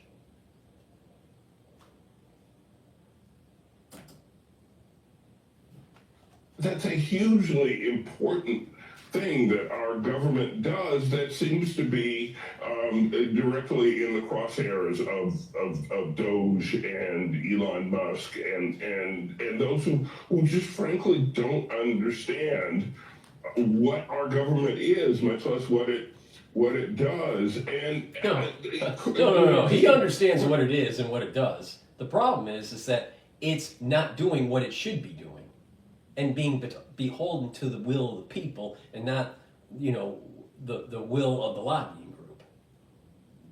What the government is. No, it should be what the government should be, not what it is. I'll tell you, we're run by a bunch of idiots. A bunch of fucking idiots. Literally run by a bunch of idiots. Non-stop. For Chris Matthews, just because you have seen everything, you haven't seen this. Where do we go from here? The Republicans do not have a majority and will not have a majority on any spending bill, right? They said we should stop saying they have any sort of majority. And in fact, because of those 30 or 40 who will never vote for essentially increased spending. So how do we get past this and can just drive the car off of the cliff and let's see what breaks. It's America. Does it take Donald Trump just to put his foot down? He seemed to try to do that yesterday. It didn't seem to work. What happens? Well, I think one of the reasons is... Here are 3 reasons why you should use Codecademy to learn how to code. Now, before I get to number 1, you need to know that right now, they're running a sale of 50% off on a year's their plan. Normally it's $20 a month, but I don't know how long the sale will last, and right now it's... You don't need to learn how to code. You don't need to learn how to code anymore. You know why? Because AI can code for you. So if you have a kid that's going into computer science, tell them to stop going into computer science. Guess what? There's no jobs in the future for coders. Period. One of the reasons this whole problem is happening this weekend, which is probably a government shutdown, is the message sent by Senate Republicans. They've got 53 seats in the Senate, a real majority. They can take a couple of losses. But, they've been eating everything this guy's thrown at them. All the dead fish he's given us as nominees for department heads, and Pam Bondi and Bobby Kennedy Jr. Give me a break. HHS for Bobby Kennedy Jr.? Are you kidding? We're talking about whether we're going to investigate. Why shouldn't we have RFK Jr. at HHS? He has some good ideas, like actually doing evidence-based testing on therapeutics and inoculations. Let's do it. Good testing. Let's find out synergistically what is happening. Let's investigate why there's so much fucking autism that's going on in the United States since 1986. Let's investigate what's going on with our water and our food supply. Maybe it's causing some problems. You know what? A lot of Parkinson's disease is because of pesticides. No, that can't be. Yeah, it is. But the powerful lobbying group that protects the chemical industry doesn't want to hear that. Shut that down. Keep that corn syrup in your food. You little American. Fructose corn syrup, little American, for you every day. Why? Because a lobbying group loves fructose corn syrup. They make money on it. So you got to demonize someone that wants to shape the system. No, we need someone like RFK Jr. in there. Shake it up a little bit. Let's see what breaks. Once again, people at the table worried that their take at the trough is going to be taken away from them. That the smorgasbord of the American tax-paying pool is going to dry up That's what they're worried about. That's what the lobbying groups are worried about. And guess what? These lobbying groups, these big ag companies, they advertise. They advertise a lot. Just like Big Pharma. They advertise a lot. And you know that a lot of that advertising dollars goes to MSNBC and CNN. Look at all the big farm commercials. Big pharma commercials that are on these networks. You think they're going to demonize the hand that feeds them? Fuck no. But they'll demonize Elon. You know why? Because he's not feeding them. He's not one of the hands that feed them.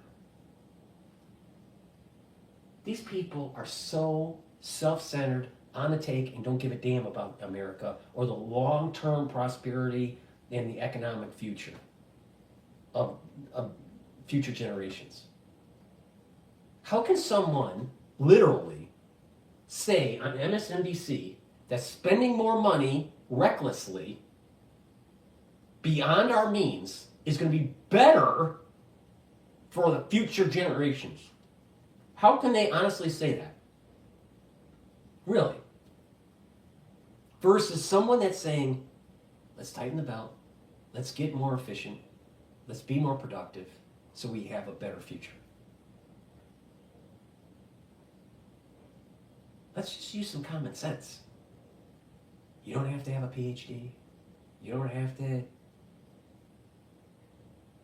have lots of education. Just use some fucking common sense.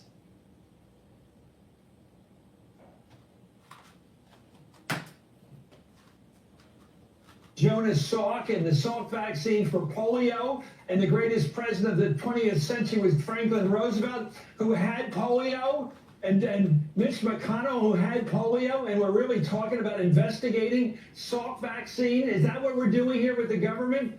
You know, I think the Democrats have got to call some shit. They have to call them out right now or next week or so. Just say, look, are you getting rid of the Department of Education? Put up or shut up. We don't want to hear any more about it. Are you going to get rid of that department? Are you going to get rid of the Peace Corps? Tell us all the things you're going to get rid of. And do it right now. Tell us what you're really going to do. What are you throwing out the window, throwing in the trash can? Tell us now. Because you got to call this guy. And you got to make... I think the first thing they should do is throw out Chris Matthews. And then the Department of Education. Because he's a product. He's pushing a product that is hurting Americans. And that's this ultra-liberal, top-down government horseshit that just keeps on wasting our money, wasting our resources, wasting our time. We, the people, don't benefit from it.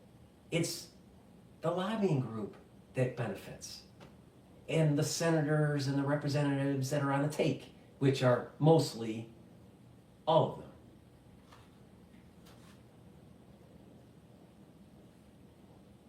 I mean, he literally looks like a sock puppet. Stand up for the nonsense he believes in. Trump is running against government. Let's let it face. He's not running against any part of the government. He's running against the government. He doesn't like the Federal Department of Justice because they're going to get him. He doesn't affect all the people that tried to tear down the Capitol on January 6th. He wants to free all those people, pardon them all. He's the bad guy. You got to understand, he's the bad guy. And he's going to cut... Oh, Trump's the bad guy. There was no entrapment going on during January 6th, was there? No. The government wasn't involved. No, there wasn't any demonization. And let's just forget about January 6th for a second. The government is not paying attention to the will of the people.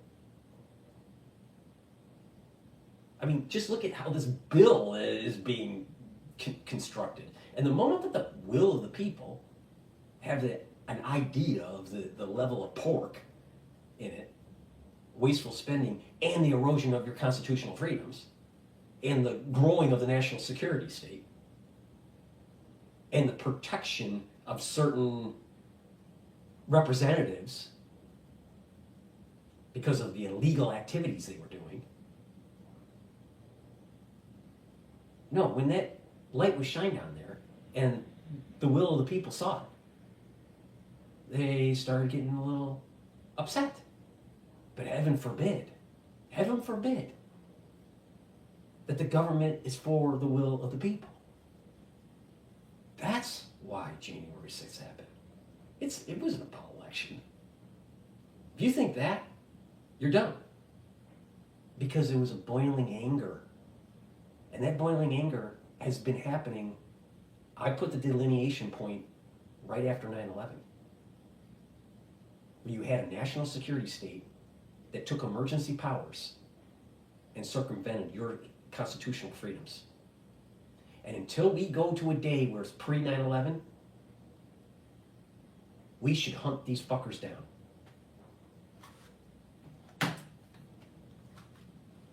And it could be anything that Musk thinks of. And Musk is an idiot. He may be a genius at making money, but we have got to kill this habit of thinking everybody knows how to make money with e-cars or whatever else, who somehow knows something about civics. He doesn't know anything about running the House of Representatives. He doesn't know anything about getting a majority.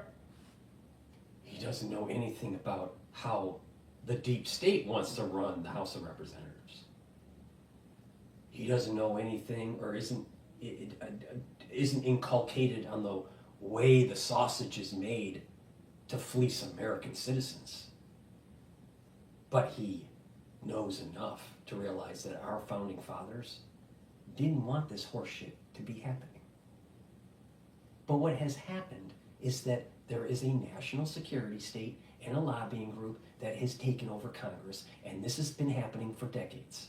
And oh, by the way, because of the whole nuclear deterrence and nuclear preparation and you know, the whole military stance against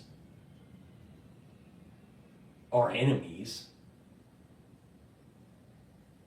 they got to have emergency powers to be able to ward off a threat. Oh, you gotta give them lots of money for research, and you gotta give them lots of money for continuity of government. You gotta give them lots of money to build new weapon systems that don't work.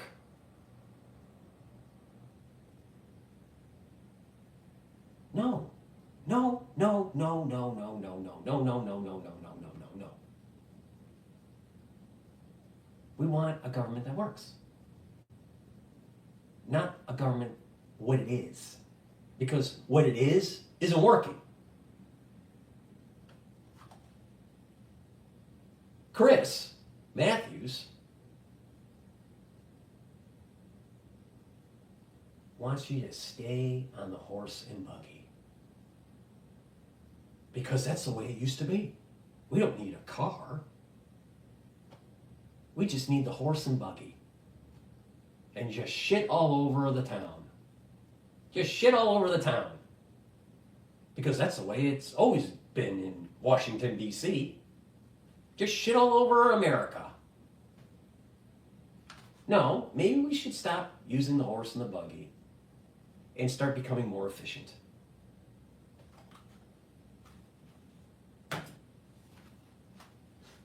Vote. Howard Baker said you had to get to the third grade to be able to know how to win in the Senate. That's called 51 votes. You got to understand it. This clown, and he is a clown, knows nothing about government. He knows all about making money. And Bernie, one time, I actually can believe. If there's so... Notice, CNN was demonizing. Bloomberg's demonizing. MSNBC is demonizing. Elon and Trump. A lot of it's Elon. Why are they demonizing so much? Why are they spending so much time, so much anger against Elon? Because they know he's a fucking threat to their system. Heaven forbid you threaten the system. Danger, danger. actually agree with Bernie Sanders this time around. He's one of those millionaires and billionaires that stay out of our face. They make money, okay. But stop running the United States government. And that's what Musk is doing right now this weekend. Keep those millionaires and billionaires out of our government. Well, wait a minute. Oh, wait a minute. There are so many millionaires in the Senate and in Congress. And a lot of them weren't millionaires when they took their oath of office. They ended up becoming millionaires when they were in Congress. So who's really running the fucking government? Chris? It's millionaires on the take from the lobbying groups. Fucking wake up. Dumbass. Theory I do have, and I love it, is that Trump is planning to destroy Elon Musk. He puts him out there in the beginning, late in the Biden administration, and he has him destroy himself because he can't work with the Congress, he can't put together a coalition, he can't get 218 votes, which is the name of the game in House of Representatives. 218. I lived with that for 6 years with Tip O'Neill. If you don't get 218, you lose. Tell him that. And blame it all on Musk. And I think Trump would like to get rid of his new partner, his new dancing partner. I don't think he really wants him around. He doesn't like him around. He's basically saying already, when are you leaving? I think he means it. I think that, as he often does. Watching the relationship between Trump and Musk unfold in the coming months will certainly be a fascinating spectator sport. As the world turns in America, please help support my work. Where else are you going to get some important information? All kidding aside, if you follow this stack that I'm going to tell you, you're really going to improve your health.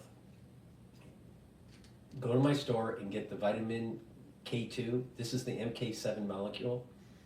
This has a dual purpose. It will help with your bones, but also with your cardiovascular health. All right? So you should be taking this every day, but it works really well when you stack it with D3. So you should be taking vitamin K2 to help with your cardiovascular health and your bone health. Now, the reason why you take K2 is it helps with calcium absorption, right? But when you take it with D3, which also helps with calcium absorption, what's going to happen is that you're going, with a little bit of resistance training, you're going to strengthen your bones by depositing calcium in. You're stressing the bone, saying, I need a change of the matrix. So we have cells, we have osteoclasts and osteoblasts. Osteoclasts put bone, deposit bone, and osteoblast deposit bone, and osteoclast eats bone. So there's a remodeling that takes place. But over time, what happens is that you have more reduction of bone than depositing of bone, and so eventually people get osteoporosis. Well, if you do resistance training, you're maintaining that signal, that stress signal, to deposit bone in certain areas and thicken the bone, change the matrix. And your bone sheds over a 7-year period, all right? There's a shedding that's taking place in the matrix. Well, if you do a little bit of resistance training for 7 years, you're gonna have a lot of bone density, all right? You don't do anything for 7 years, you're gonna have a lot less bone density, all right? So it's important to do a little bit of resistance training. In addition, by getting that signal going, taking the K2 and the D3 together, you're going to have the nutrients to be able to deposit the bone in the areas that you've created the stress, which is really important. All right, so you should be working out your whole body to be able to strengthen it. This is part of the reason why, when you look at bodybuilders that do it the right way, right, and not on steroids, but you know, they do it the right way. The bodybuilders will have higher density bone. All right, you don't hear a bodybuilder having a hip fracture. Why? Well, they do a lot of leg lifts. All right, so take vitamin K2 and D3 together. They'll help to soak up help to absorb the calcium as one of the ingredients that you're going to need to deposit bone. In addition, D3 is a gene expression cofactor. So your cells need D3 to express certain genes that the cells need to properly function. And guess what? D3 helps cells to go into apoptosis if they need to. So you're getting rid of cells that need to die, all right? So this is a great way to improve your health, improve your bone density, but also your cardiovascular. Because when you take K2 and D3 together, what's happening is that you're pulling out some of that calcium deposit out of the plaques.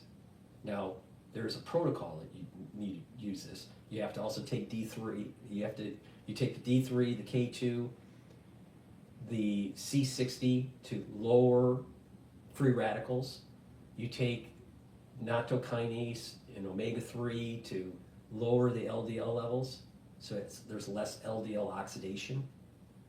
You take the turmeric and the ashwagandha together to lower the inflammation, and over time what happens is you're slowly reducing the plaque buildup.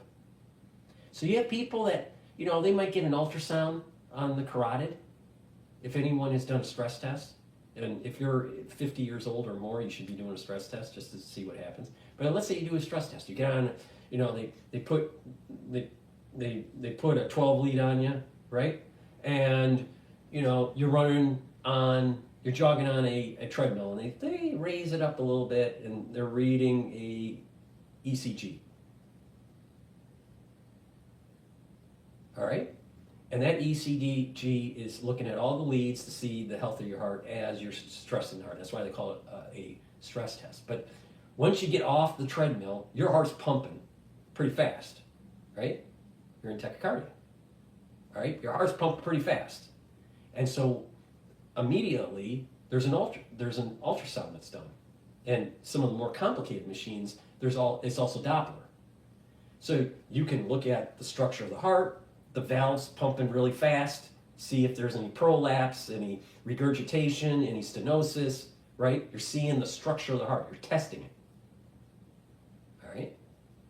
But they're also looking at arteries, like the carotid. And guess what? There's a lot of people that have blockage, and you'll be able to see it. And it's really cool when you see it in Doppler. Well, guess what? When there's blockage, that means you have higher blood pressure. That means that a potential clot can form because of the turbulence of the way the clot, the way the blockage is. There's a turbulence flow, and it could create a clot that could cause a stroke. Or a little bit of breakage of the plaque cause a stroke. Do you really want that? I'm literally telling you how to save your life. You can actually reduce that blockage. 1, change the way you eat. Do a little bit of exercise. Take the K2, take the D3, take the C60, take the turmeric, take the ashwagandha, take nattokinase, take omega-3, and you're bringing down all of the signals that cause further plaque development. And over time, the way these two things work, you're sucking out that plaque slowly. So after a year, let's say you do an ultrasound after a stress test. During your stress test, and you're doing an ultrasound, and you're 50% blocked. Not good. Could die. Guess what? If you change your diet and you do the proper supplementation, you can actually shrink that clot. or not the clot, but the plaque. A year later, you do another ultrasound, down to less than 25%. A lot better blood flow.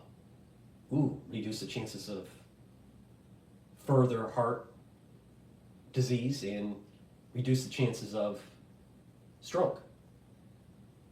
Wait another year, it's gone down even further. Wait another year, it goes down even further. If you take charge of your life, if you listen to what I'm fucking saying, you don't need to be on statins. You don't need to be on beta blockers. You don't need to be on, anti-arrhythmic drugs because of the remodeling of your heart, because of long-term heart disease, long-term blood pressure problems.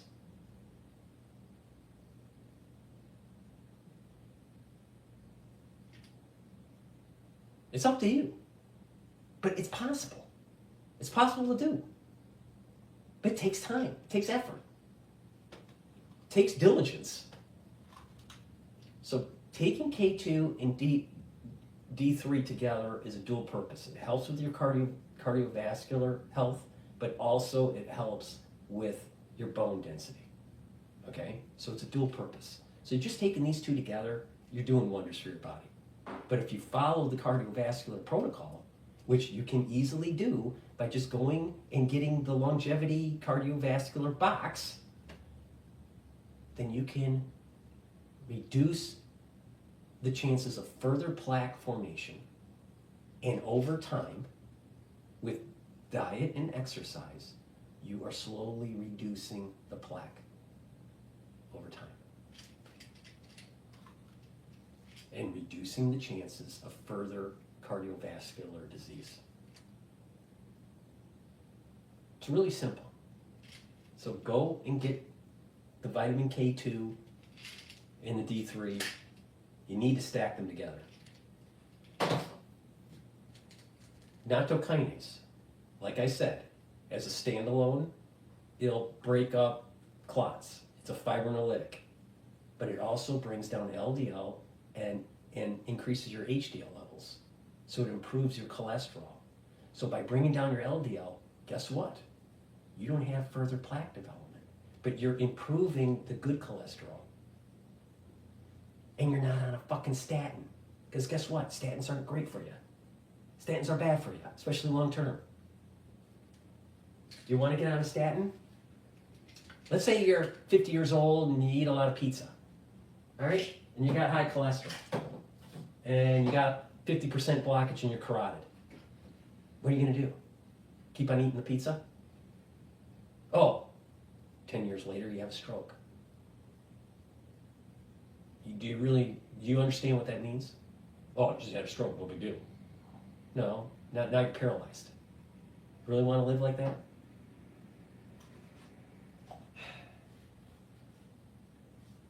So when you stack them together, like I said, you can stack vitamin K2 and the D3 for cardiovascular health and stack it with the nattokinase. You're lowering the LDL levels, you're increasing your HDL levels. That's important for your total cholesterol.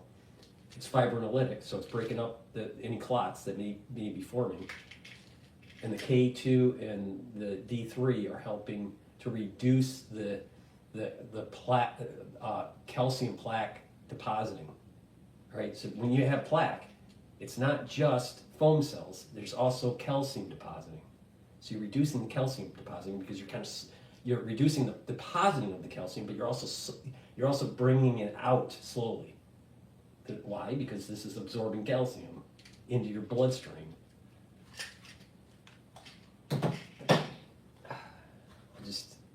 It's sad. It's really sad in how the medical industry isn't telling people on what they need, what they can do to not be going on the big pharma route. So frustrating, I tell you. And lastly, ubiquinol. Ubiquinol is the best bioavailable CoQ10 that you can buy. This is a very high quality product that I offer. Take ubiquinol. Why? Because ubiquinol being CoQ10 is really important as an antioxidant to soak up those free radicals. That's important. Increase your energy levels. And it's neuroprotective. It helps with your neurons. So if you're older, you need to be taking ubiquinol and some of the other neuroprotective supplements that I've been saying, like vitamin B complex. But not just that, ubiquinol, because it is it soaks up free radicals. It's synergistic with the K2, the D3, and the nattokinase. Why? Because soaking up free radicals, you're reducing oxidation of LDL. And LDL oxidized is plaque when it's eaten up by macrophages. So if you reduce the inflammation, you're reducing the chances of having some sort of micro tear in the intima of your vascular. So take the ashwagandha and the turmeric, reduce the inflammation. Reduce the LDL, so less is oxidized. By reducing inflammation, you don't have macrophages migrating into the inner lining of your vessel. It's called a media, but you know, the macrophage with inflammation will migrate there. So there's no macrophages migrating. There's no damage to the intima. And when you don't have oxidized LDL, you don't have, you're not activating macrophages to come in and eat it and turn it into a foam cell and create plaque. Wow, amazing how that works. Ubiquinol is synergistic with what I just said. Ubiquinol, which is CoQ10, it's an antioxidant, is synergistic with D3, synergistic with K2, synergistic with nattokinase. I just gave you the recipe on cardiovascular health. Do you want to go on a statin for the rest of your fucking life? You want to be on a beta blocker for the rest of your fucking life? Really?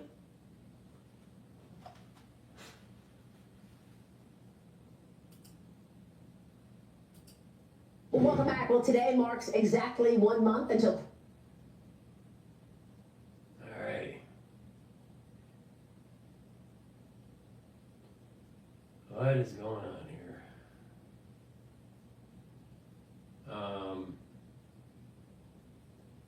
What's going on with this Luigi? I haven't been playing much about Luigi. No, I don't really want to play about Luigi. I'm tired of it.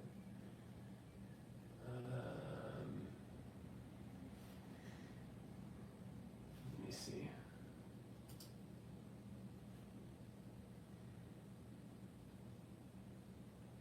All right, this is a business owner being asked about the threat of shutdown. CNN. Wix gives you the power of AI to build the website you need with full business functionality and design. The clock is ticking. We are now barely 12 hours from a government shutdown. That's if lawmakers can't make a spending deal by midnight. House Speaker Mike Johnson says he expects another vote soon, and we've learned that Republicans could drop the suspension of the debt limit despite Donald Trump's demands. Everything's very fluid on Capitol Hill right now, but the president-elect is in no hurry for a spending bill to pass, it seems, based on his latest post. He is urging Congress, or saying, hey, if the government shutdown happens, let's let it happen on President Biden's watch, not my watch. So if you live in a state hit by disasters like with hurricanes, wildfires, flooding, the stalemate in Washington has become a crisis of its own. It really matters to so many Americans. Roughly $100 billion in aid hangs in the balance fund. Let's get this straight here. You have individuals that have been hurt by hurricanes and floods and all that. And that if there was a shutdown from December 20th to, let's say, January 1st, you're telling me that there is funds that need to be implemented that aren't there for them right now? And they're just waiting to write the check? No, bullshit. That's not how it works. That's not how it works. works. This is emotional. This is an emotional fallacy.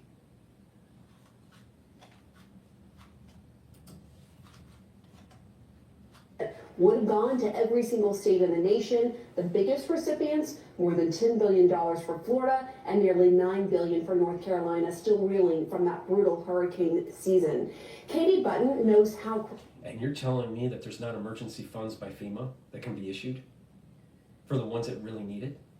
Have you ever been through a disaster? Maybe the ones that are watching never have, and hopefully you never will. But I was through Hurricane Sandy, all right? And it sucked. It sucked. You know what? You don't get much from the government. And it's a lot of paperwork. And you got to get a case manager.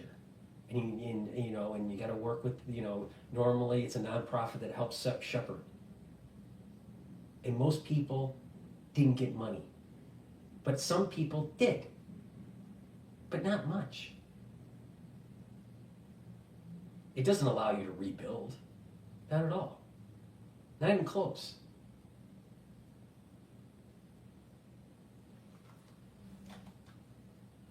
So, really, you're talking, FEMA doesn't have emergency funds right now, just in case. They spent it all. They spent all of the money. There's no emergency funds whatsoever that's independent of this bill. Yeah, right. No, they have emergency funds that they can tap into. You can't move the walnut around of government to help FEMA if people really are in dire need. Yeah, you can. Money is fungible.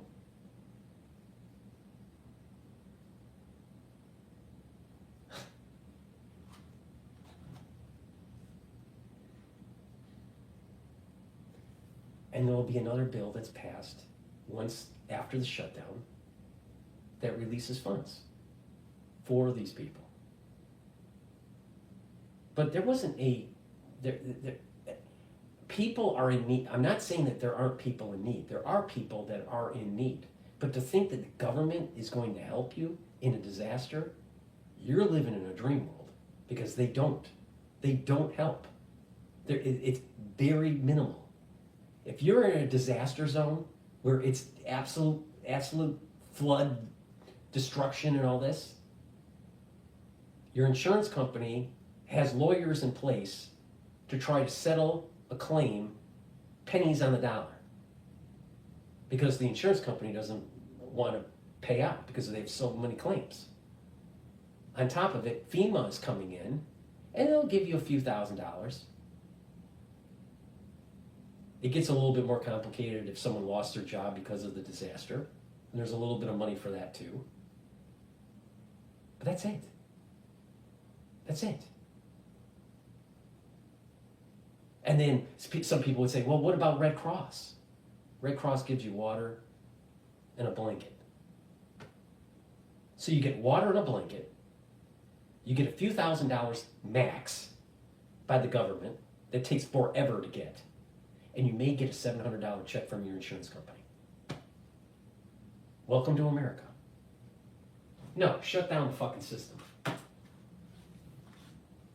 Well, that money is. She's on North Carolina's advisory committee to rebuild Western North Carolina. She's also an award-winning chef who owns 2 restaurants in Asheville. One is still closed after Hurricane Helene. So, Katie, what are you thinking as you watch this chaos ensue over the spending bill in Washington with just hours to go for a government shutdown? It is incredibly frustrating and disheartening. The entire community of Western North Carolina and the state of North Carolina is watching this with, our biting our nails while we're watching it, because we desperately need this disaster relief bill to go through. Basically, we're hanging on by a thread, and it feels kind of ridiculous to feel like you're caught up in the crossfire of some kind of political showdown, when what we really need is for our elected officials and our president-elect using his influence to come together, put their party designation aside. No, I want her to give, no, bullshit. I want Katie owner of some restaurant in Asheville, North Carolina, I want her to say, how much money are you going to get if this bill passes that's going to help your restaurant? Now, you got to remember, she has a restaurant. That's a discretionary expense. Discretionary expense for ones that go to restaurants. If you're in a devastated area and you're trying to rebuild, do you think you have the money to go out and have a Big Mac? Really? You're going to be pinching pennies. You're going to be tightening the belt. You're not going to be wasting money in a restaurant. Something doesn't make sense. Because she's a business owner, she can ask for, see, remember what I was saying? A homeowner, someone that's devastated, they don't get much from FEMA. But if you're a business, ooh, you can get special loans. You can get co-signers. You can draw funds for payroll. Oh, that's okay. Now, how much does she get? How much access does she really get? Probably not much. But it's going to be more than just the normal homeowner. Think about what happened with the COVID funds, with the PPP, and how people didn't pay it back, and it was just wrote off. Like Oprah, who's a billionaire. No, shut down the government. Passed. You say you're hanging on by a thread, the folks there in Western North Carolina. Talk to me about what that money would do for the state and for your town. We're looking at pictures right now that you sent to Not us the of state damage. or no. You look at it at the granular level. Don't forget about the state and at the town level. What's her take? And when you look at it at the granular level of what the normal homeowner is, or the normal renter, or the normal business owner, small business owner, how is that funds really helping you? And you'll notice that it's not much.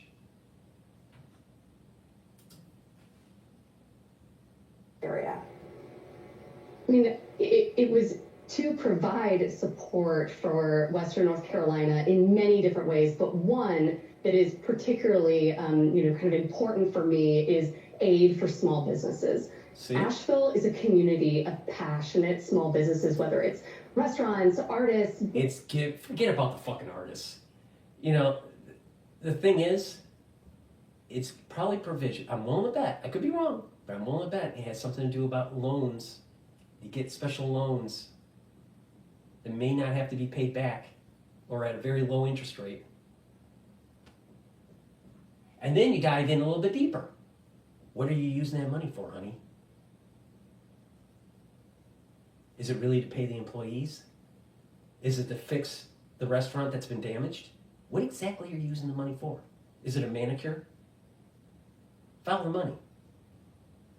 The way she's answering the question is playing right into how I know a lot about the subject matter. All right, I went through a major disaster when Sandy hit New York. It devastated. I was in Zone A. Devastated. Totally destroyed the building. All right? And at that time, I was also managing a portfolio of Catholic Charities, nonprofit.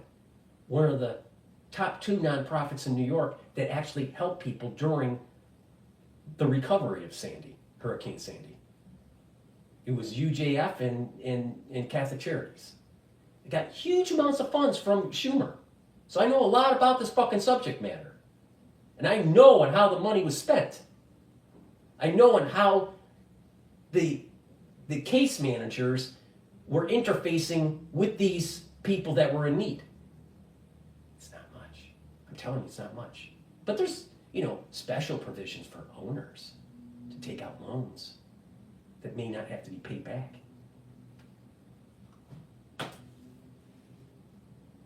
You name it. And we have faced catastrophic economic damage through closures due to the storm, and then also just decreased tourism because people don't want to travel to an area recently hit by a hurricane. So we are hanging on by a thread. Most people I So speak you're to, telling me that you want to rebuild your society and you need a little bit of money to help you out. Okay. But what happens when no one shows up? Are you going to ask the government to help some more? And help some more? And help some more? And help some more? There is such a thing as don't count on the government. You got to build up your own society. I'm telling you, when you're in a disaster environment, the government is not there to help for you. It's not there. It is not there. You gotta be self-sufficient. having their insurance claims denied, they don't have any funding, and they are depending on this disaster relief bill to provide them some support so that they don't have to permanently close. And it isn't just, the impact of what's going to happen is that, all right, you have a gigantic drop in demand of your demand of the use of your store or your services because of a disaster. Okay, people moved away, people are killed, infrastructure problems, whatever. You think that demand is going to go back up really quick? Take a look at just look at the history of Hurricane Katrina and how long it took to rebuild, and they still haven't reached pre-Katrina levels. Sometimes disasters, they're so bad that it takes a very long time to get back to pre-disaster economic levels. And no amount of money in the world is going to fix that.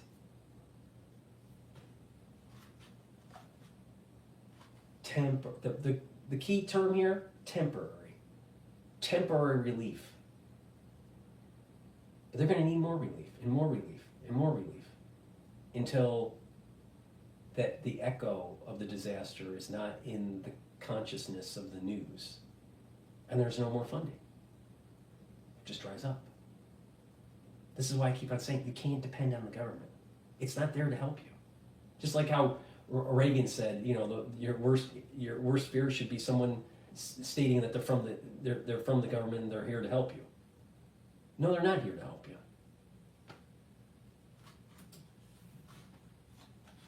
What happens when a restaurant permanently closes? Restaurants are economic cornerstones of their community because we employ so many people. So every dollar that comes through our doors goes right back out to our workforce, the people who live in Western North Carolina, but also to our farmers and suppliers. And if we fail, the whole region fails. And we just cannot risk that. Yeah, and you know that because you own 2 restaurants there. North Carolina Senator Ted Budd says, look, no one should... If demand went down, honey, and you have 2 restaurants, maybe you should close one. Washington until this deal is done. What is your message to members of Congress who say they're okay with not letting a spending bill pass and to just allow the government to shut down? I would say that they were elected to support and look after the American people, and by making that decision, they are not working for our benefit. I mean, there are real people, workers in our area, businesses that are at risk if this does not get passed. And I also want to note, it's wintertime, right? And it'll get passed, when it gets passed, it'll get passed. Maybe it's next year, but maybe it's this year, who knows? It will get passed. But it's not going to fix the problem. It's just money going after something that is dying. How?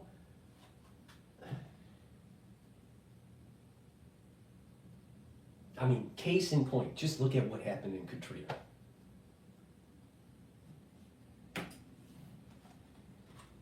Temperatures are getting colder. There are people that are in yurts right now in Western North Carolina. They don't even have, you know, I mean, in some cases they denied assistance to stay in hotels and so forth. But I mean, there are parts that are still in dire situations, right?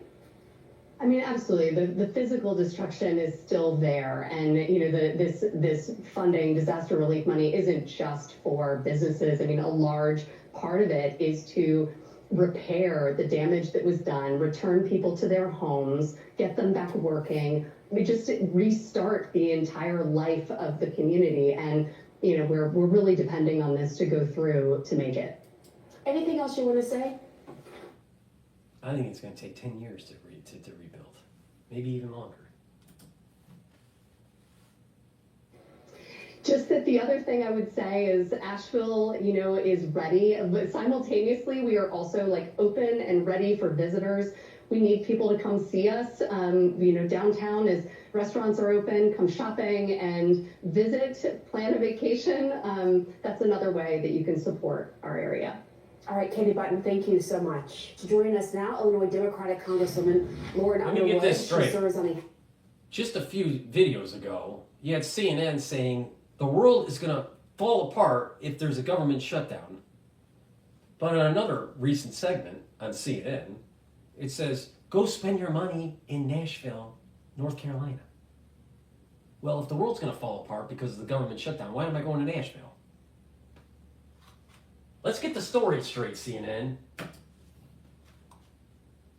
Appropriations Committee. Congresswoman, thank you for joining us. So Speaker Johnson says he has a new spending plan. Republicans are banking on just enough Democrats to vote in favor of it to get it passed. Where do you stand this morning? Well, I look forward to reviewing the legislative text. And what would you need to see in that legislative text to vote in favor of it? More pork. I need to see it. I'm learning More this pork. just as you are. I learned about it on Twitter. We haven't seen the legislation yet. And so this is so important to make sure that we're able to fund our government and support essential services. And so the details really do matter, Pam, and I'm looking forward to reviewing the text. Do you think you have enough time now? I mean, the government's supposed to shut down at midnight, given... Well, why, you know, heaven forbid. I mean, listen, CNN, my God. Their ticker is saying 12 hours to go and 47 minutes and 27 seconds before government shutdown. Representative from Illinois. Are you going to vote? Are you going to vote for it? Well, I got to look at it. You won't have time to read it. But I need to look at it. Or there's going to be a government shutdown. They're going to sneak something in. Trust me, they're going to sneak something in. And I guarantee you, it's going to have something to do with the national security state.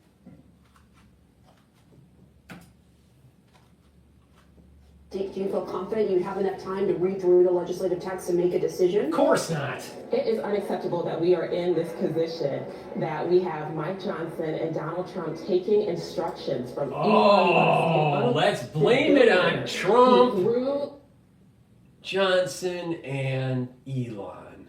Let's blame it on them because we don't have enough time to read it.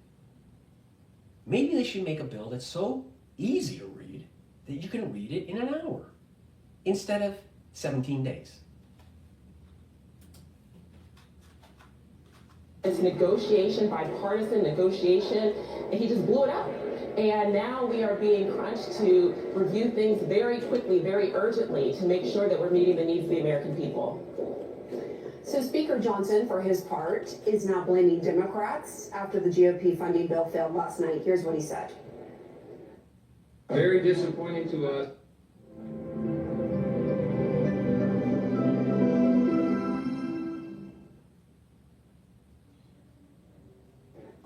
Very disappointing to us that all but 2 Democrats voted against aid to farmers and ranchers, against disaster relief, against all these bipartisan measures. I want you all to remember that it was just last spring that the same Democrats berated Republicans and said that it was irresponsible to hold the debt limit, the debt ceiling hostage.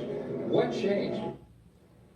And again, 38 Republicans voted against it, but also Vice President-elect J.D. Vance is echoing what we heard from Speaker Johnson, saying Democrats have asked for a shutdown and that's what they're going to get. How do you respond? I think that J.D. Vance and Mike Johnson have nowhere to look but in the mirror at themselves.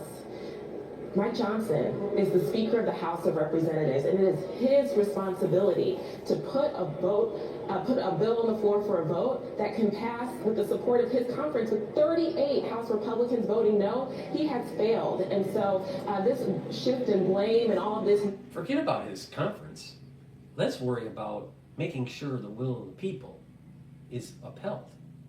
And the will of the people is saying, stop the wasteful spending. We don't have the money.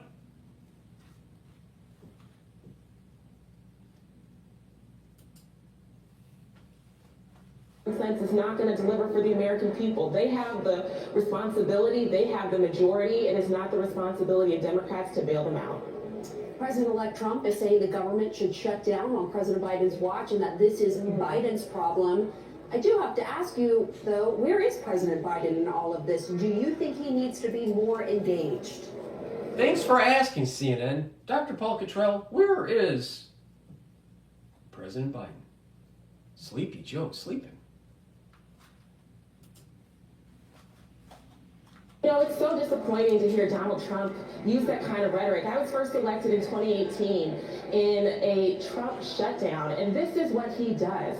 For him to be pointing blame and not taking responsibility for his role in creating this crisis. We had a bipartisan agreement, Pam, and I was prepared to go to the floor and vote. And we heard Donald Trump, well, we actually saw Donald Trump on the internet taking direction from Elon Musk, the world's richest man, and that's how we got here. And so I think it's really important for the American people to remember that Mike Johnson is the Speaker of the House. He has the majority. And it's his responsibility to deliver the votes to fund the government. President Biden, in February, Biden met with congressional leaders to avert a partial shutdown. I mean, this time around he appears MIA. Is President Biden essentially powerless right now? Yep. Absolutely not. This is a crisis that was created by three people, Pam. Mike Johnson, Donald Trump, and Elon Musk. Three Republicans who have... If it's such a crisis, why is the market going up? If it's such a crisis. The S&P 500 is at 5,970. We're not that far away to 6,000. We've almost healed from pre-Fed announcement levels. Most likely will heal by Tuesday. Tuesday trading. Wouldn't be surprised. If it's such a crisis, why isn't market selling off? Huh, I wonder. Maybe a shutdown's a good thing. Maybe the wisdom of the market, the wisdom of the emergence of all these different small agents in society and the invisible hand is saying less government is better government.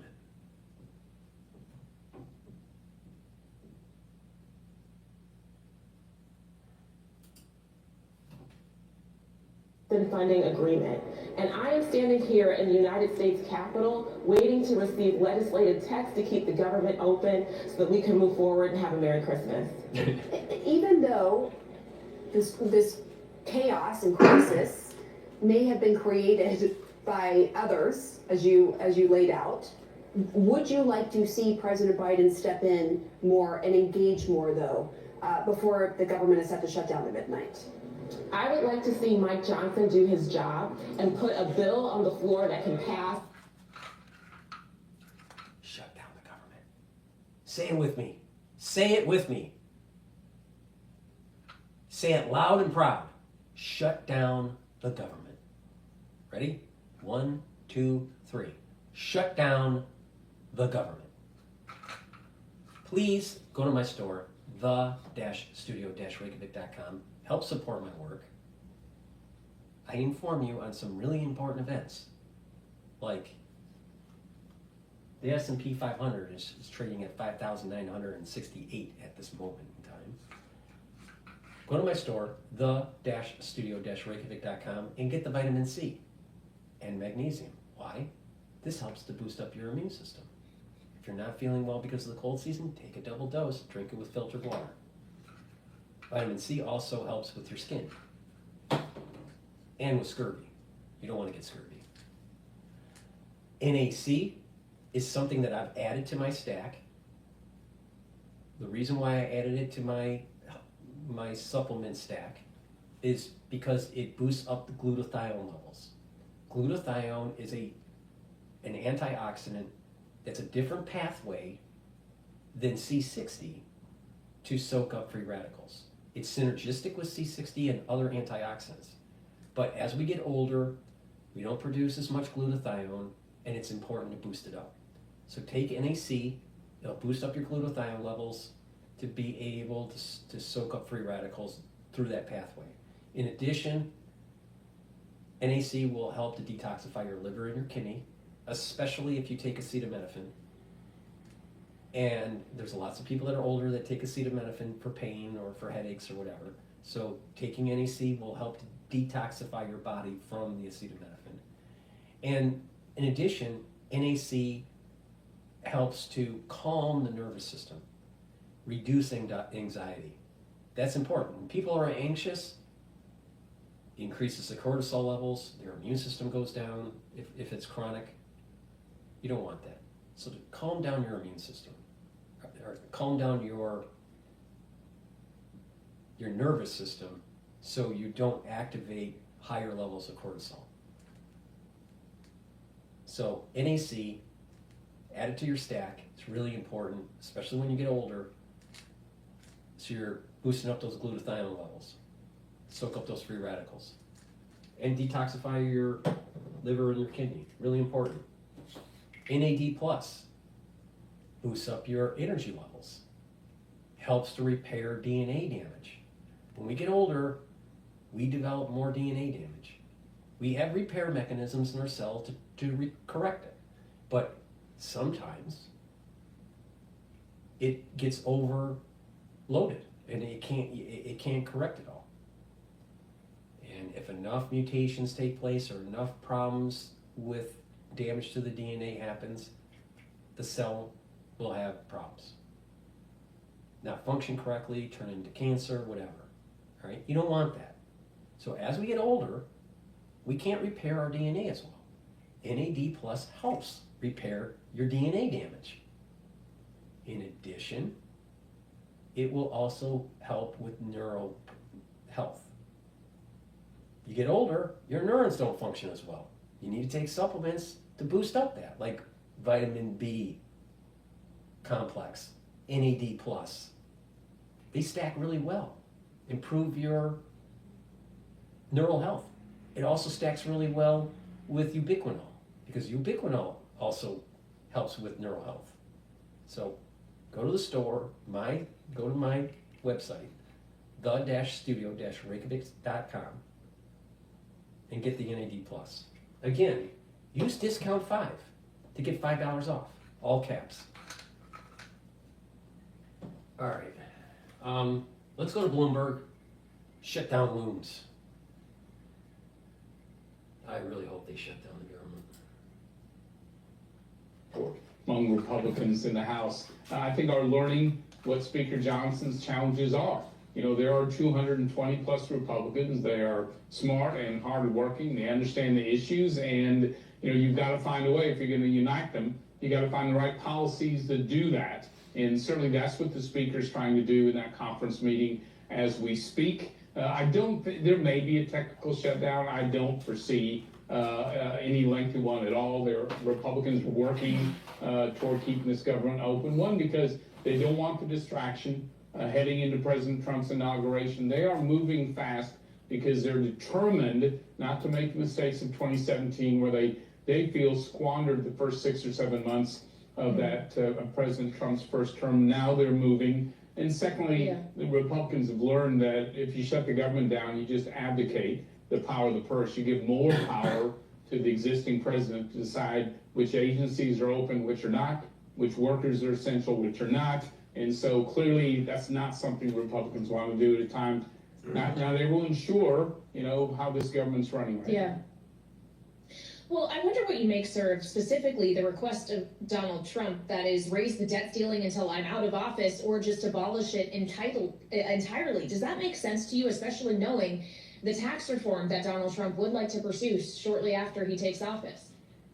Well, I think Republicans have long believed that the debt ceiling, as dramatic and theatrical as it sometimes is, which isn't always helpful, that's been where history shows the most progress has been made in creating some fiscal responsibility. And so Republicans have traditionally believed there should be some type of debt ceiling, some type of trigger that forces Congress, to pretty regularly look at the financial condition of the country and the government and try to find a path forward. So that was going to be a very, very tough lift in the best of circumstances. But there are many Republicans, House and Senate, who've never voted for a debt ceiling bill. If they have, it's been with significant spending cuts. That wasn't part of that proposal at all last night. And so I think this is a chance again for the president and Elon Musk on the saving side of this to really sit down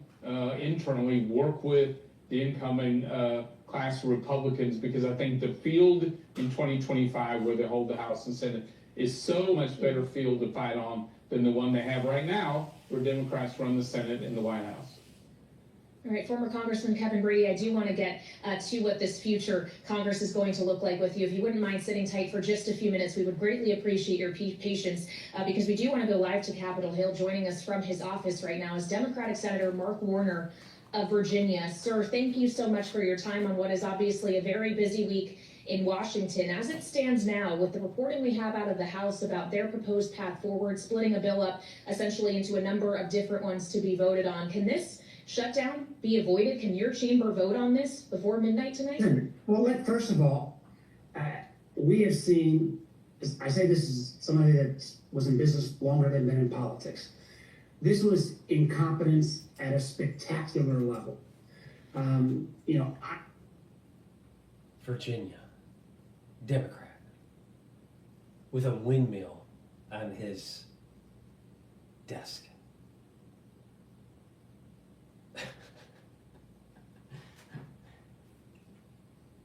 And he looks like a politician. Politicians, they look like they're on the take, and you're going to do a caricature of it. He looks like that. I mean, come on.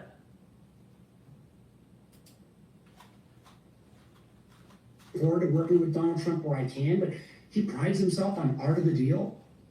There was days and days, and I believe my Senate Republican friends who are all ready for the deal, I think his team was told, but then to pull the rug out from under the feet of the speaker, I mean, is this a preview of what's going to happen over the next 4 years? And with all due respect to your former guest, when I was coming back on, the debt ceiling is, we've already rung up those bills, and it's basically saying, are you going to pay your credit card bill on things you've already expended? So I am concerned. I'm concerned about if we go through this shutdown, the signal it sends to our adversaries around the world. I'm concerned about if, a lot of Bloomberg viewers, I'm sure, going to climb on an airplane in the next few days to go visit family. You got a shutdown with TSA and air traffic controllers not getting paid. This is... Heaven forbid you don't use the plane.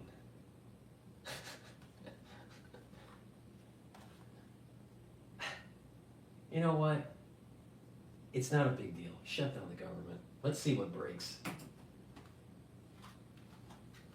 Crazy. And, chopping it up into 3 bits. And it again, as we all know, the idea that some of these extreme members on the House Republican side who are never going to vote for anything, whether it's debt ceiling or a continuing resolution, why they are dictating some of the terms, as a business guy, kind of makes me scratch our head. And the last point just is like, the Senate Republicans, the Senate Democrats, the House Democrats, we were all on the same page. This was a bipartisan agreement. And it does bode poorly for what's coming next.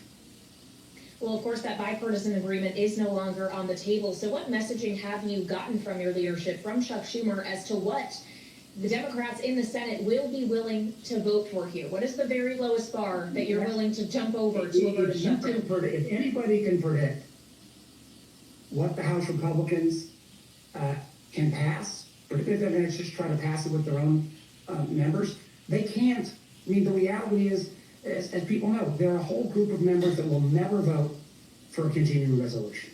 So the notion that you can do this without working with the Democrats is, the math doesn't add up. So remember the Pottery Barn expression? If you break it, you own it. Well, these guys broke it. So let's see what will come out of this afternoon. But to put in jeopardy all of these families right in the holidays who depend upon these paychecks, or the businesses that are adjacent around tourism events that will never get recouped, it is just plain cool. Sir, I'd like to ask you as well how you see this being foreboding, or what you think this might signal as to the battle still ahead, specifically in 2025, when there will be expirations of tax cuts that have actually led to more money in the pockets of some of these very same people you are referring to who could be hurt by a shutdown. Given how difficult this funding battle has proven to be, does that suggest to you that Democrats will have to step in to extend those 2017 tax cuts, so it's your votes that will ultimately be required for that to happen? Let's put it like this. There has, over the last year, I'm not sure there was a single bill that came out of the House that didn't have to have Democrats' help. And listen, I'm part of every bipartisan gang that's taken place. Anything that's happened over the last couple of years in terms of infrastructure, or the CHIPS bill, or the Count Act, there are a bipartisan group of us that put that together. I think, frankly, that ends up with better legislation, and both parties have to own the good and the bad. And I think, again, with the margin, one or two the first couple of months in the House, and some people who will find an excuse to vote against anything, I think if they try to do this in a bipartisan way, I want America to stay competitive. I want us to have the best business climate in the world. But the signal this sends, if we go into this shutdown, it's I thought we've all seen this movie many times before, and there may be that final chapter where there's a way out. But this is not a way to govern the greatest country, the most powerful country in the world. And it does make me worried about next year. And again, I say this with somebody, I disagree with President-elect Trump on a number of things, but I'm more than happy to work with him. I probably voted for more of his cabinet nominees last time, and I will vote for many of them this time. So I'm not here to kind of just throw stones at the other side. But gosh, how do you negotiate in good faith with somebody going forward, particularly when I believe that at least the Trump team was aware of what the speaker was doing, if after a handshake... It's not about the government shutdown. Of course, I think it's a better option. But what the deep state's really worried about, what the lobbying group is really worried about, is they're not getting their freebies. So they'll demonize Elon and Trump, saying they're going to cause all this disruption and hurt Granny and hurt people in North Carolina and hurt funding for cancer research. Like they're going to find the cure for cancer between December 20th and January 3rd. Well, let's get real. All right. And, they put all these emotional fallacies out there, and they won't say anything about how big pharma, big ag are scared that they're not going to get their freebie. Because that's what this is really about. Stop the wasteful spending. Stop supporting all these, big lobbying groups. Stop wasting people's taxpayer money. Be more efficient. Shrink government. Now people would say, well, that's going to hurt people. We need government to help people that are in need. guess what? If you have less government and less wasteful spending, you'll have more money for people that are really in need. You'll actually have more funds for them. You have less funds for the people really in need because of the wasteful spending to Cargill, the wasteful spending for Pfizer, the wasteful spending for a bloated government that we don't really need that large. Do we really need to grow the CIA? I don't think so.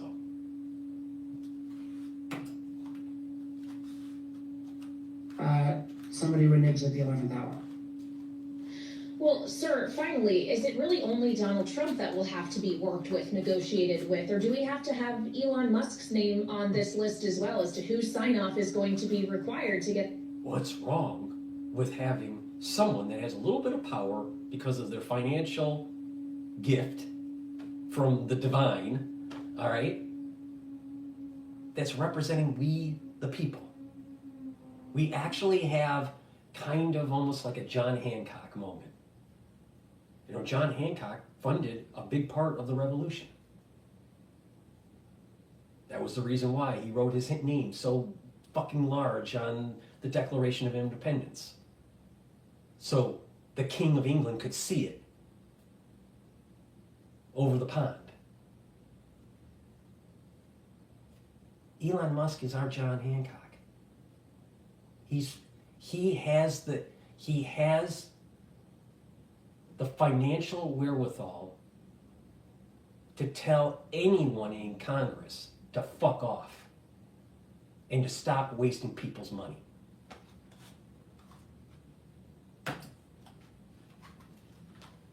Real legislating done. I have huge respect for Elon Musk's business acumen, but the idea that he is now, outside of his lanes, and I've worked with Elon Musk, and I want to work with him going forward. I think there's a lot of efficiency that we can bring to the government. But the idea that he's some... Why do we need to strengthen the national security state? Why do we need provisions in that bill that erode your constitutional freedoms? Why do we need to give safe harbor to Liz Cheney? Why? Why? Another big why is why does he have a windmill on his desk? Windmills kill birds, like bald eagles. And they're really important. They represent freedom.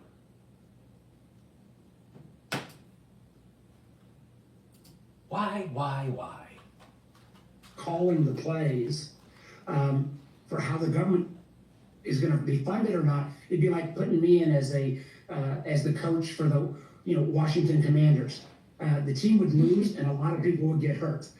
So I think we all need to acknowledge we all bring different skill sets to the table, and inefficiency. Again, I was a big supporter of Elon Musk a decade ago as he was getting SpaceX up and operating, breaking up the monopolies that controlled that arena. But I do hope that he understands the power he has. He's got more followers on Twitter than Donald Trump. And candidly, and don't take my word, talk to any Republican, what he was tweeting on whatever day it was when the deal came out, half of the tweets were just factually not true.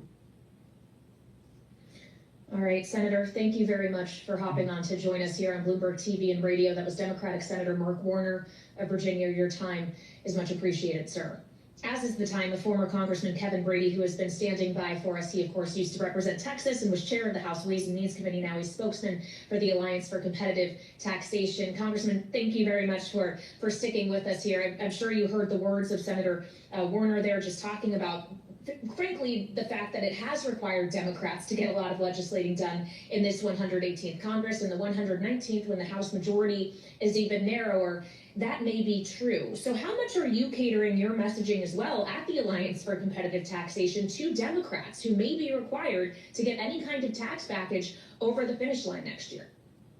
Yes, well, our messaging, more important, sort of the solutions we're advancing to keep America competitive to make sure our companies can compete when anywhere around the world, economic growth with a low corporate tax rate, and continuing to incentivize innovation in the U.S. Those are really bipartisan messages and bipartisan provisions, I think, within the tax code as Congress looks at it next year, in addition to keeping this growth and being able to counter China's super aggressiveness around the world. Certainly the middle class tax cuts the Republicans put in place, the new small business tax deduction, so important to Main Street, the child tax credit, and some of those business provisions like research and development they've already voted on in a bipartisan way. There is plenty of common ground for Congress if Democrats are willing to work with President Trump. They haven't on tax matters in the past. We'll see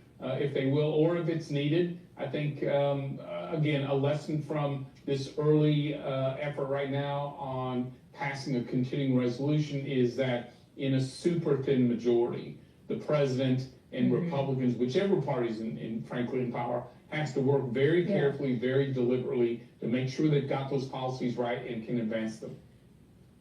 Well, and it's also a matter of sequencing here, sir. The man who now has the gavel that you once held in Ways and Means, Jason Smith, has been pretty adamant that he thinks if tax reform is going to pass, it needs to be included in one big budget reconciliation package, inclusive of other measures around the border, immigration, and energy as well. That's really the only way that this thing is going to get through the House. I wonder your thought on that, knowing that Donald Trump and the incoming Senate Majority Leader John Thune seem to still be advocating for trying to do two hard things at two separate times.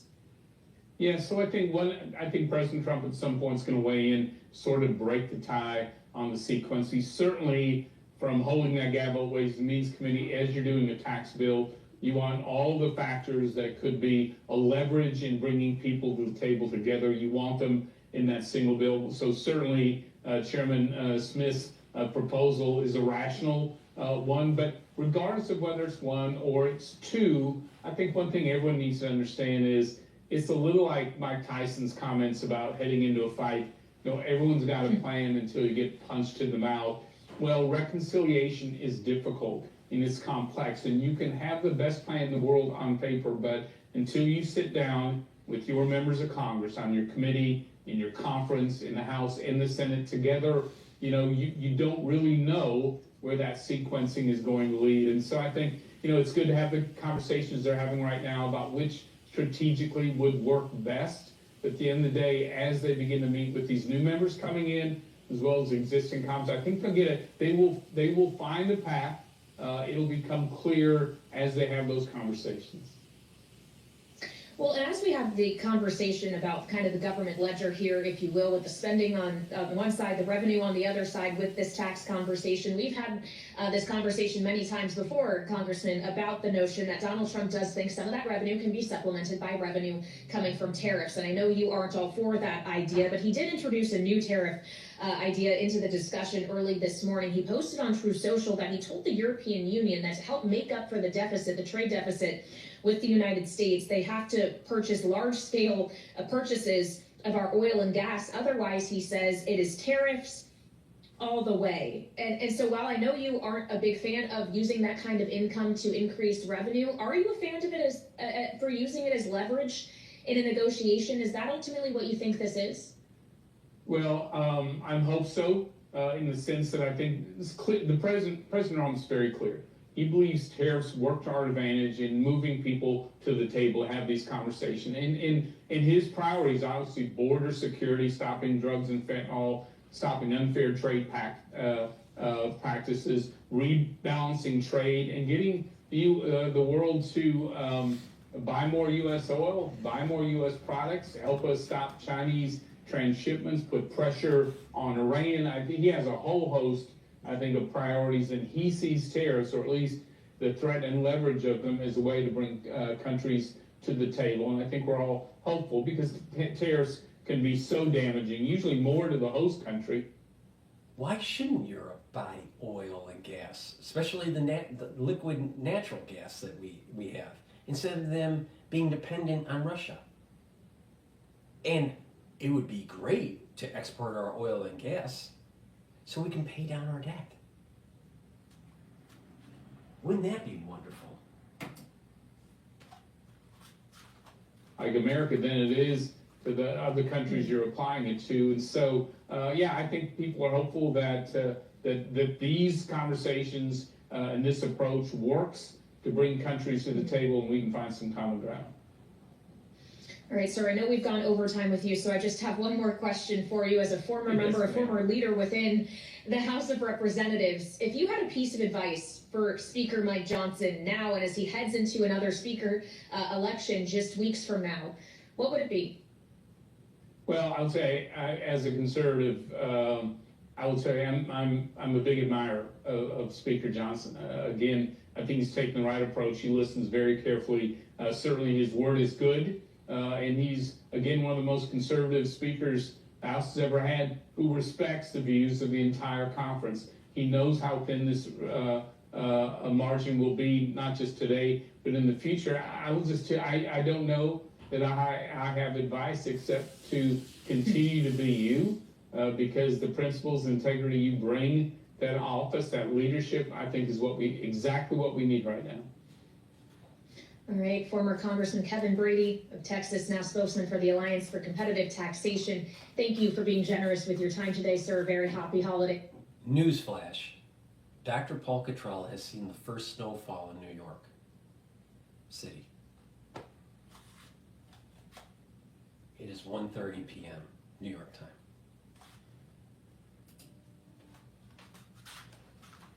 To you and yours, and we'll look forward to touching base with you again in 2025. But first, we want to touch base with Charlie Pellet and get a check on these markets on this Friday. How's it look from New York, Charlie? Right now we are off our session highs, Kelly line. Still a lot of green on the screen here as we wrap up the last full trading week of 2024. Right now we got the S&P up 85, 59.52.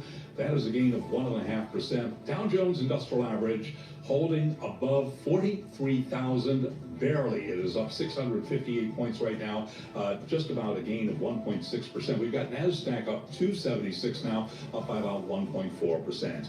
Keeping an eye on the 10-year at 4.50%, with the 2-year right now 4.30%. Spot gold up $32 the ounce, up 1.2%, 26.26 the ounce. West Texas Intermediate crude up 0.5%, 69.70 a barrel. And Bitcoin right now lower by 0.6%, 96,770 on Bitcoin. If you still have a landline, AT&T is hoping to persuade people across the country to break up with their landlines by the end of 2029. And to do so, it is deploying a new weapon, sort of like an old device, and that is, it is offering up wireless home phones. Again, we've got stocks higher. S&P right now up 83. That is a gain of 1.4%. For on-demand news, 24 hours a day, subscribe to Bloomberg News Now, wherever you get your podcasts. Balance of Power continues. Back we go to Washington. Once again, your host, here she is, Kaylee Lyons. All right, Charlie Pellet with the very latest in the Friday trade. Thank you so much. And we've been bringing you the latest from the trading and bartering and negotiating that has been happening on Capitol Hill over the course of the last several days and is ongoing today as Republican lawmakers search for a Plan C, which they are hoping could be successful in averting a government shutdown when the clock strikes midnight tonight. What this Plan C will include kind of looks like what Plan B was, though Plan B failed in spectacular fashion on the House floor yesterday because it was a bill that put a lot of these things together. Didn't go so well because it included a 2-year extension of the debt limit. Instead, they want to split it up. Our understanding, at least at this hour, things could always change, as we've learned over the course of the last few days, is to divvy things up into 3 packages. One being a continuing resolution, a stopgap measure that will keep the government funded until mid-March. That's what needs to happen to avert a shutdown this weekend. Second part, aid for natural disasters. A lot of that targeted at the American Southeast, which is still recovering from multiple hurricanes that were devastating this year. Again, pretty popular measure. Then there's a 1-year extension of the Farm Bill, so aid for farmers and the agricultural kill sector. the Farm Bill. The question is going to be, kill the Farm Bill. Kill the Farm Bill. Now, a lot of people are going to say, Dr. Paul Cottrell, why? That helps the farmer out. It's about big ag. It helps big ag. Kill the Farm Bill. You hear Farm Bill, boom, kill it. Because guess what? A big part of the reason why you're unhealthy is because of big ag. The reason why your food prices are higher? Because of big ag.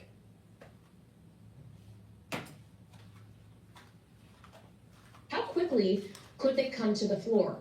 And under a rule or under suspension of it? Because that's what will dictate how many members need to vote for it to pass and get sent to the Senate. So here with me now is our political panel today. Brittany Martinez is a Republican strategist and founder of Espina and Company. She's also a veteran of the House of Representatives, alongside Jeannie Shanzano, Democratic strategist and senior democracy fellow for the Center of the Study of the Presidency and Congress. So Brittany, we have an understanding of Plan C, at least at this hour. What we don't yet know is how exactly lawmakers are receiving it inside the conference room at this time. But a lot of lawmakers obviously have expressed upset with how Mike Johnson has handled it thus far. Can he put Humpty Dumpty, which is the Republican conference, back together again with this plan?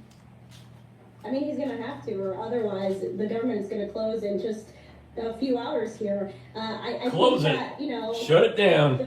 This is what sort of I'm hearing pushback from. Some folks are saying he should have just put up that first bill and bucked Trump. The problem with that, though, is that despite the Democrats being supportive of it and not whipping against it, it would have frustrated Trump and, you know, the Republican Party. And though it would have passed and we wouldn't be in the situation right now, Trump's bill that he wanted yesterday also didn't pass. So though I think it's good to have individual bills. That's always what Republicans tout and want to do. In reality, when we're getting down to the 11th hour, and I don't think we literally have even 11 hours left before the government shuts down, that's not the best policy. But at this point, what choice do we have? I think that it might be successful, but you're probably going to have folks like members of the Freedom Caucus who still aren't satisfied. And I think we will probably hit a government shutdown, even if it only lasts for a day or two.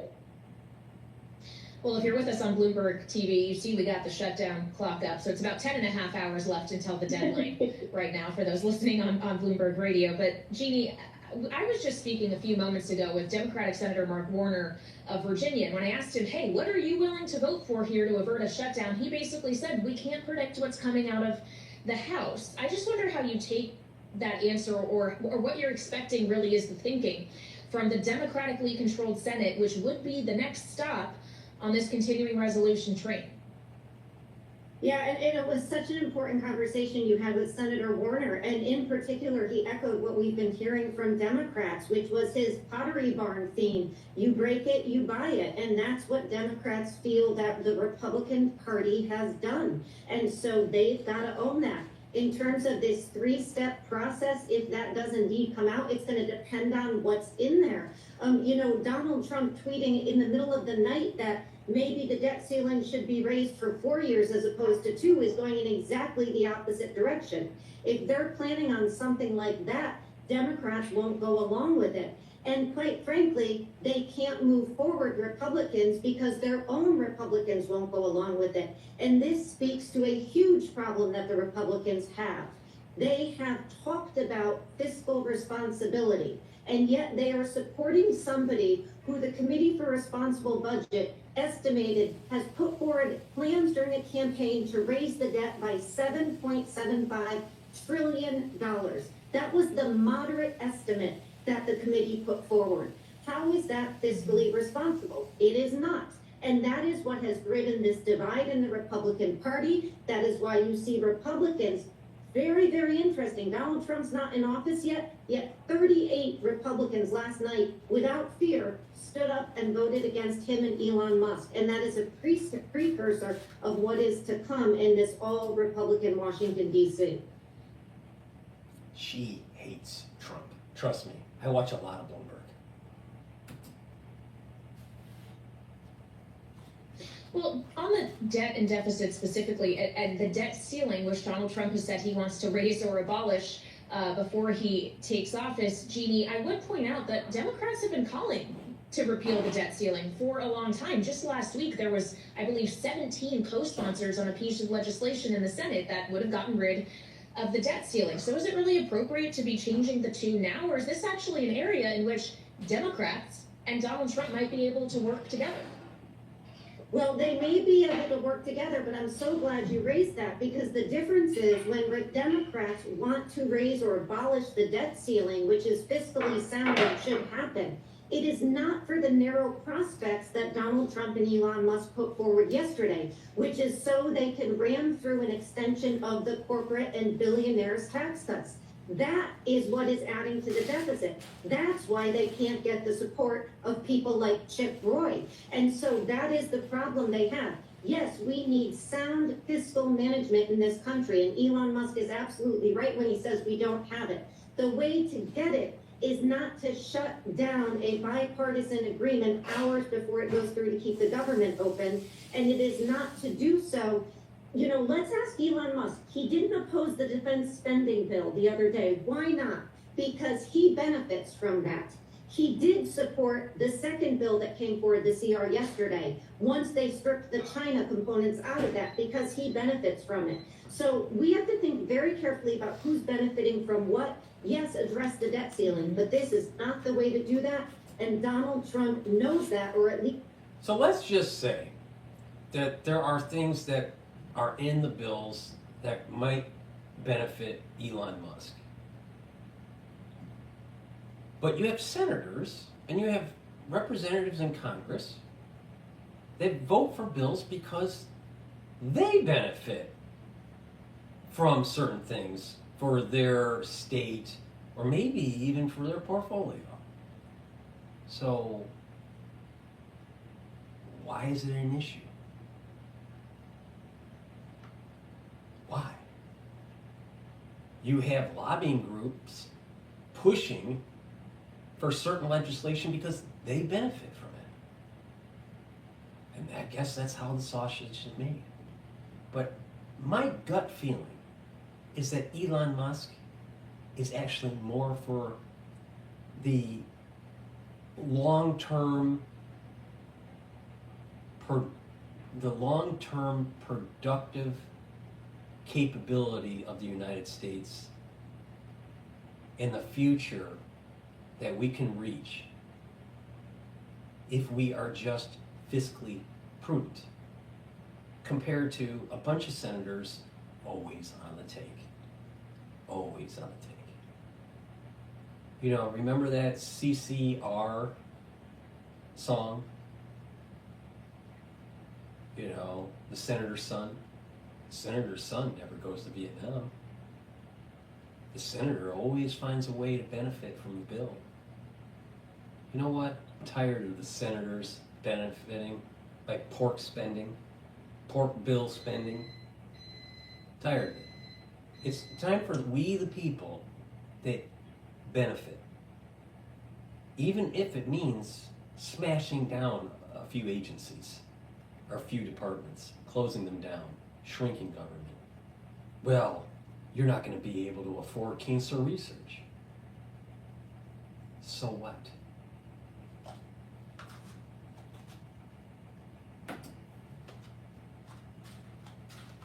more, fiscally responsible members of his party do, and they have said they won't go along with this plan.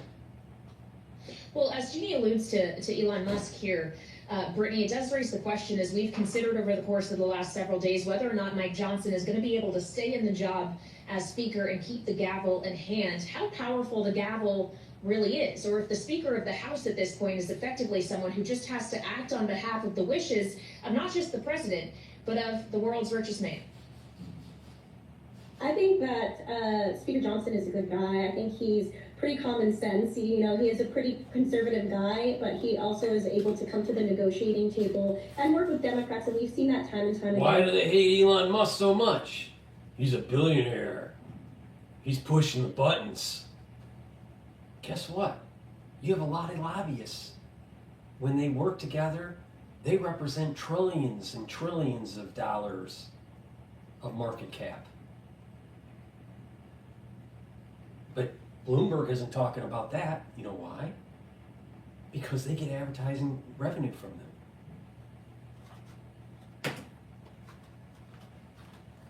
Congress, it's going to be tough if Trump every time is trying to stop what he's doing. We saw that earlier this year, specifically with that immigration bill in the Senate, with Langford, how that was bipartisan, and then that got tanked because Trump said no. So I think that Trump is going to continue doing that sort of thing throughout his presidency, and it's going to make it really tough not only for Senator Thune, but also especially for Mike Johnson because he's got a slimmer majority. Yeah, I think he's not exactly the envy of a lot of people in Washington right now. It's a pretty tough job that he's dealing with. It does raise the question why he even still wants to keep it, but we don't know anyone else who could get the vote. So I guess that's where we are at this moment. Brittany Martinez, founder at Espina & Company, Republican strategist, veteran of the Kevin McCarthy team in the House. Thank you so much for joining me. One half of our political panel, of course, the other being Jeannie Shanzano, Democratic strategist and senior democracy fellow at the Center for the Study of the Presidency and Congress. Thank you very much to you both for joining on this shutdown day. There is still technically time to avert it. We've got just under 10.5 hours to go, and the House is actively working on a plan. And we'll bring you the latest on what that plan is from someone well in the know. Sarah Chamberlain, who leads the Republican Main Street Partnership, is on her way into the studio here in Washington. So we'll get the details from her next on Balance of Power on Bloomberg TV and radio.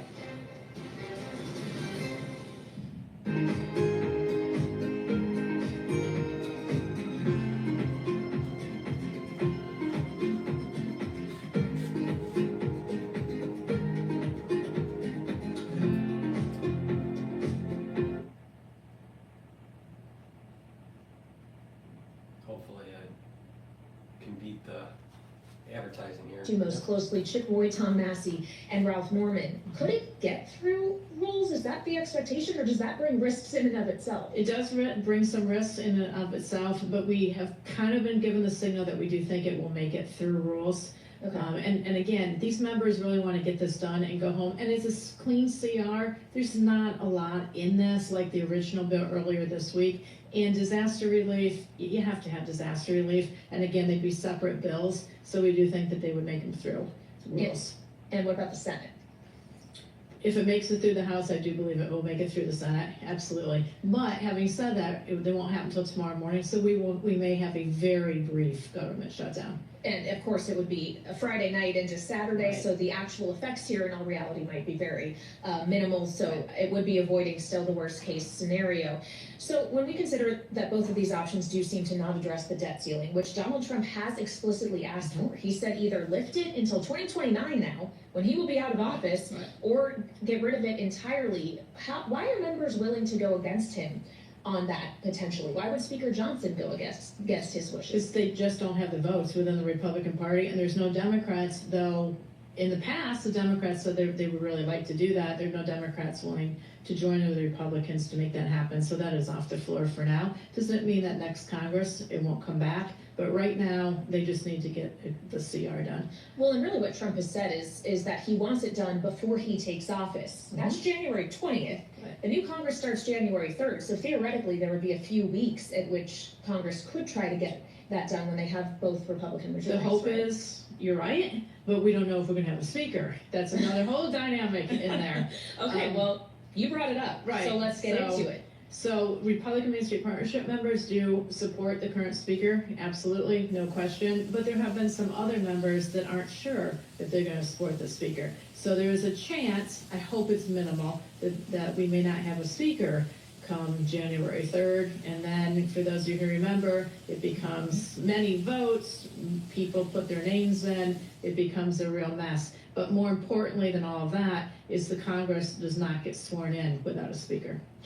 So the new members can't even theoretically take their seats in this scenario. Though they would be able, they will vote on the speaker, but they won't actually be members of Congress yet until they're sworn in. It's incredible to consider the actual logistics of all of this. So when we consider that prospect and Mike Johnson's future, is it ultimately going to come down pretty much exclusively to whatever Donald Trump directs Republican members of Congress to say, this is still the guy I'm backing, therefore you need to back him too? We would hope so, certainly. I think the speaker's done a good job. I don't see why he'd be replaced, but you never know. There are 3 or 4 or 5 members that don't always listen to President Trump and don't always follow. Sometimes they like to be controversial. We know who they are. President Trump has already mentioned them this week, so we'll see. Again, we've got very tight margins in the House, so there's really no room for error here. I spoke about this whole notion of Johnson's future earlier on Balance of Power in our first hour with Republican Congressman Bill Huizenga of Michigan, and this is what he had to share with me, Sarah, and then I'll have you respond. I'm hoping we learned a lesson 2 years ago with Kevin McCarthy that this is not just simply an exercise in debate about who should lead. This really does paralyze us. We have got to make sure that we have a leader who is strong and has the backing of the conference. I think the president's voice will be an important one in this. So far, he has lent his support to Speaker Johnson, and I presume. Breaking news: Party City is going bankrupt.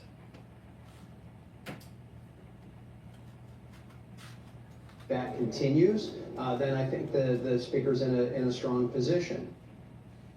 Something else he suggested to me, Sarah, was those who tried to be speaker when Kevin McCarthy was first ousted, Jim Jordan, Tom Emmer, Steve Scalise, probably wouldn't stand that much of a better chance this time around if Johnson weren't able to get the gavel. And I wonder if that actually is the most critical part of all of this, is that someone needs to be able to get to 218 votes, and there is no clear alternative to Mike Johnson. That is absolutely true. As we saw last time we went through this mess, and Bill is a very active member of Main Street. I know he supports the speaker. We're hoping that this can go smoothly next year. If not, we could be weeks without a speaker. I mean, the margins are so close, and you're right, that some of the other leadership has tried in the past, and they went down, so it would probably be another one that no one is talking about that would kind of come out of nowhere, just as the current speaker did, and get the votes and move on. Eventually, we'll get to a speaker, because the members will get so tired, they'll be like, okay, but let's just vote this person in, and they did very well. Speaker Johnson kind of came out of nowhere. The members were tired. He's done a very good job. He's grown into this job. So just quickly, because there's been a lot of, I don't even know if we can fully count it as joking, but ideas being thrown around that someone who's not a member of Congress could ultimately be speaker. Vivek Ramaswamy and Elon Musk, who are about to co-lead the Department of Government Efficiency, have been floated. Is there any world in which that happens? So it's legally they can. I mean, but the one thing that the members aren't sure about is can Elon Musk do it, because he's not born in the United States, and there's a direct tie. Obviously, that person's second line to the presidency. That would have to be a constitutional change. Vivek, though, was born in the United States, so he certainly could become the Speaker of the House. It's never happened. Yeah. I don't see that happening, to be honest. I mean, the members of Congress all like being members. They all want one of their own. So I actually don't think that that's going to be viable. Well, so whether or not that is actually a viable option, or we find ourselves in a difficult place in early January, it does contend with, or bring us to contend with the other reality that there is still other legislating that these members want to get done, that Donald Trump wants to see done. He wants to see a big legislative agenda taken care of very early in his first term, including the border and immigration, energy, tax reform as well. Has this entire episode to members of the Main Street Partnership helped evolve the thinking as to how exactly that should be tackled, given the difficulty of getting the votes for any kind of package? Can there really only be one? They are beginning to strategize on that, but to be honest, they're going to strategize more on that in January. They did not see, as I said when I've been on the program in the past, they did not see the CR being this big a problem. They thought that they would vote on it and move on. So this has created something where, oh my, we have a huge issue. If the speaker doesn't survive, that's an issue. They have to tackle that, and then they start thinking about how to get President Trump's top priorities done in the first 100 days. They're very much with President Trump. They want to get this done, but right now we have to get through the exercise in the House. Well, and to your point, this took a lot of people by surprise. We knew that it might get very close to the deadline, but literally everyone in Washington was like, no, there's no way we're going to shut down right before the holidays. It's just not going to happen, and here we are. Who ultimately, in the minds of members, is shouldering the blame for this? Is this the fault of Speaker Johnson for not reading the room right? Is it Donald Trump? Is it Elon Musk? I mean, where is the ire being directed? Actually, to be honest with you, it's interesting to have a conversation. It's not a person. It's the system.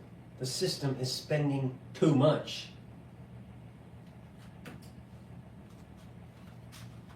Where is President Joe Biden? I mean, the White House can release things, but he's not made any comments. You know, he got off the helicopter yesterday. He was asked. He stayed quiet. What leadership role is he playing in this? And doesn't appear to be any. I know he said, the White House says he's talking. But is he really talking, and is he out there? And he's certainly not addressing the American people. He's not having a press conference. But to he's talk not about also this. out there saying, no, I don't like this bill, tank it. He's not, but he's also not out there trying to get some of the Democrats to work with the Republicans to get something through. So there's not a chance of, a government shutdown the last 30 days of his presidency. No one's talking about the fact we have a president, and it is President Joe Biden. Yep, for, I believe, 30 more days. It is December 20th. We are 1 month out from inauguration on the 20th of January. Finally, Sarah, as you talk about this notion of where the Democrats are, how do you see this episode potentially altering the working relationship of Hakeem Jeffries and Mike Johnson, who have been, for the most part, when it actually comes down to brass tacks, been able to work together to get must-pass legislation over the finish line? Is that going to be able to continue next year after Johnson reneged on this deal? We're certainly hoping, but we're not sure, because if you remember, when they tried to recall the speaker, the Democrats stood up and helped the speaker maintain his speakership. I don't know if the trust is broken there. That will be something that the members will have to figure out. And frankly, if the speaker does stay, which we hope he does, the two of them will have to try to work that out behind closed doors. But you're not counting on any Democrat not voting for Hakeem Jeffries to be speaker in favor of getting Mike Johnson across the finish line, at least initially? At least initially, no, absolutely not.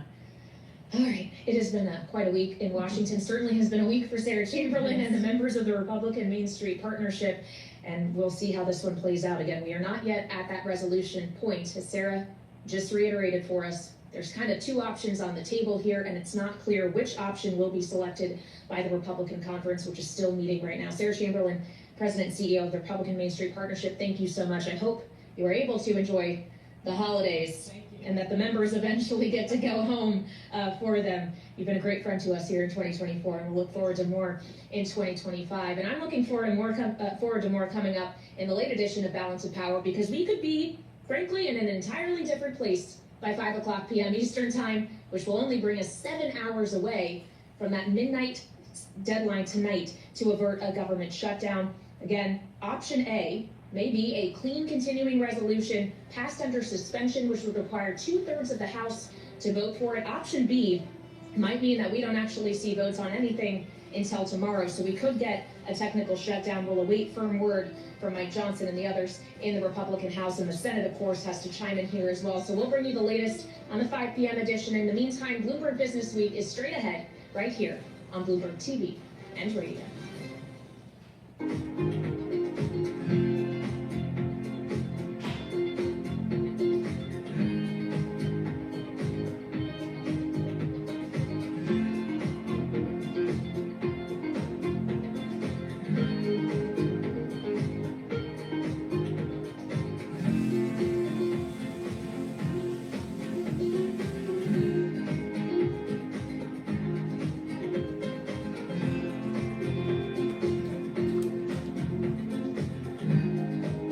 While they're on a commercial break, let me do my commercial break. Please go to my store, the-studio-reykjavik.com, and get the resveratrol. The resveratrol is an antioxidant. It also helps with mitochondrial health and get rid of cells that need to go into senescence. That's really important to rejuvenate tissues. It's part of my anti-aging protocol. I've been taking resveratrol for decades. All right. I look better than Alex Jones, and I'm older.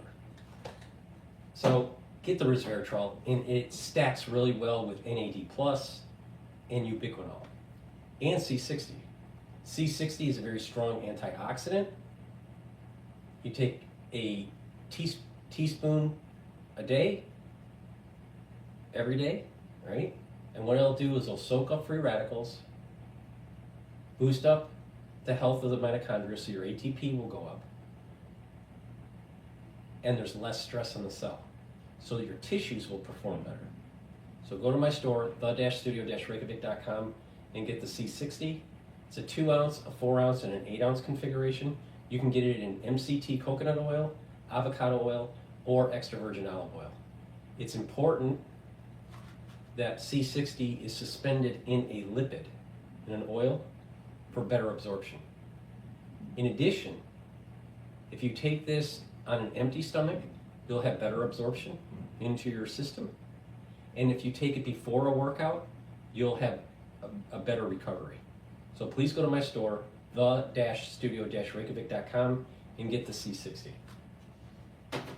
Zeolite, really important to detoxify your body.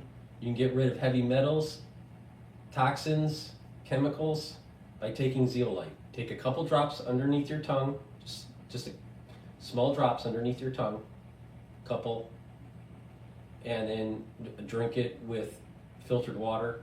Do that every day, all year round, as a maintenance. Some people prefer to do a detox once or twice a year instead of year round. To do that, take a few drops, 4 or 5, underneath your tongue, just a few drops, drink the filtered water, and do that each day until the bottle is done, and then do that once or twice a year. It's up to you, but it is better if you detoxify your body year round. This is very high quality. Go to my store, the-studio-reykjavik.com, and get the zeolite. It's really important, to follow my advice, all right? So we're in the cold season. Cases are suspected to be going up during the cold season. The data will be released, in the near term, for December numbers, but also in January, it's suspected that cases will go up. So it's important that you stock your house with the drops, lozenges, the structural nanosilver products, like structural nanosilver gels. But structural nanosilver gel is also a dual-purpose product, and I have it in 2 different varieties. I have it in the dispenser that you can carry in your bag or backpack, or in a tube form. But get this for your household just in case you need it. Put it on your hands, around your mouth, around your eyes, around your nose, around your ears. Lightly coat your nostrils. It'll neutralize pathogens. Stays active for 5.5 hours. Way better than Perel. Way better than Perel. In addition, it also helps to heal your skin. So you can use it as a skincare. So please go to my store, the-studio-reykjavik.com, and get the structural nanosilver gel. Inning check. Our own Michael McKee on his chat with San Francisco Fed President Mary Daly, and of course that inflation print that Carol mentioned. The Fed-palooza kind of starts again. Hey, they say it's it's the holidays, it's Festivus, it's Fed-palooza. Right. Fed meeting's over, everybody can talk. Hey, here we go again, though, another potential U.S. government shutdown. So we're going to get to the latest on that. We are ticking down to a possible government shutdown at midnight tonight, but we'll see whether or not that happens. And another thing that's big time on our radar today. Yeah, Novo Nordisk shares just plunging. Certainly one of my decliners, ADRs of those, that is. We got the news that's making it happen. Also, that's sending shares of Eli Lilly higher in today's trade. Happens to be one of my gainers. And then Carnival CEO Josh Weinstein is going to be with us. They reported earnings today, stocks rallying, so we'll get into that. And then we're going to get into a story that is among our most read about corporate America hiring more black workers. Good thing. And then it stopped. So we're going to get into the data. We crunch the numbers. So lots to come in the next 60 minutes right here on Business Week. All that and more coming up. First up, though, checking the day's trade and top business stories. Here he is, Charlie Powell. Thank you very much. And here's what's going on. We are looking at an update, yes, for the S&P 500 index up 1.4%, but we're looking at a losing week right now, down 1.7% right now, just under 2 hours to go until the closing bell clangs on Wall Street. The Dow right now up 615, up by 1.5%. NASDAQ up 269 for the NASDAQ Composite Index, up 1.4%. The 10-year right now 4.51% with a 2-year 4.30%. Gold up 1.2%, 26.20. All right, so I'm gonna have my market recap here. Is the S&P 500 is 5,947. 5,944. And VIX is running at about 19.6. The Euro USD is at 1.04. The oil market is at 69.51 cents. The BITO ETF for Bitcoin long is 24.89, and the USD Japanese yen trade is 156.04. So equities have mean reverted since the Fed announcement. So, not completely, but it's moving in that direction. I suspect that it will completely mean revert probably by Tuesday of next week. So it's at 5,946 right now.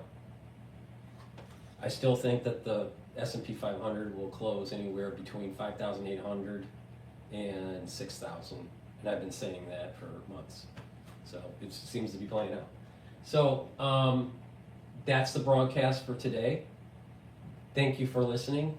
Please go to my store, the-studio-reykjavik.com. Take my advice. Get the supplements that I take. Take them regularly. Do some resistance training. Do a little bit of cardio. Do some balancing exercises. Do stretching.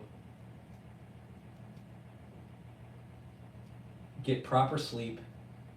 Take the good night formula for the proper sleep. Challenge your mind by reading and writing and talking to people, learning new things.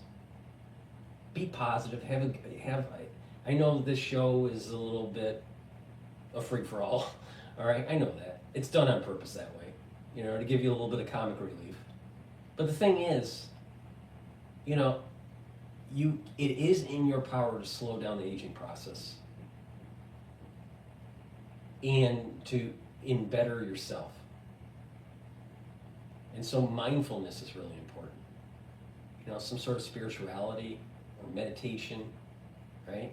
That's up to you, where you want to be in that space. But mindfulness, good sleep, regular good sleep, a little bit of exercise, train your mind, have a positive outlook, and you really can improve your health. It's a holistic approach. It's not just supplements. It's not just take vitamin D3. It's a holistic approach. It's not just mindfulness. If anyone says just this, that ain't gonna help. Just this, no. To really improve your body, slow down the aging process, heal your tissues, improve your endocrine system, improve your immune system, improve your mental health, it's all connected. But you talk to code experts, and they'll be siloed thinking. Some people have depression. It's maybe as simple as just changing what you eat and improving your gut health. So take my advice. Go down that path. I think you're going to find that you're going to see a lot of positive benefits from it. Go to my store, the-studio-reykjavik.com. Get the supplements and follow this holistic approach. It's not a cure. It's not a silver bullet for all ailments and all. But the thing is most diseases, most of the chronic diseases that are happening in the United States is self-induced. It's because of lifestyle. So please, go to my store, follow the protocol, and get healthy. And you'll have a better life. All right? And take my advice on what's going on in the market and follow the dashboard feed. I'm actually telling you how to make money. Not only that, I'm telling you how to make money and also how to get healthy. Please go to my store, the-studio-reykjavik.com. Thank you for listening and have a nice day.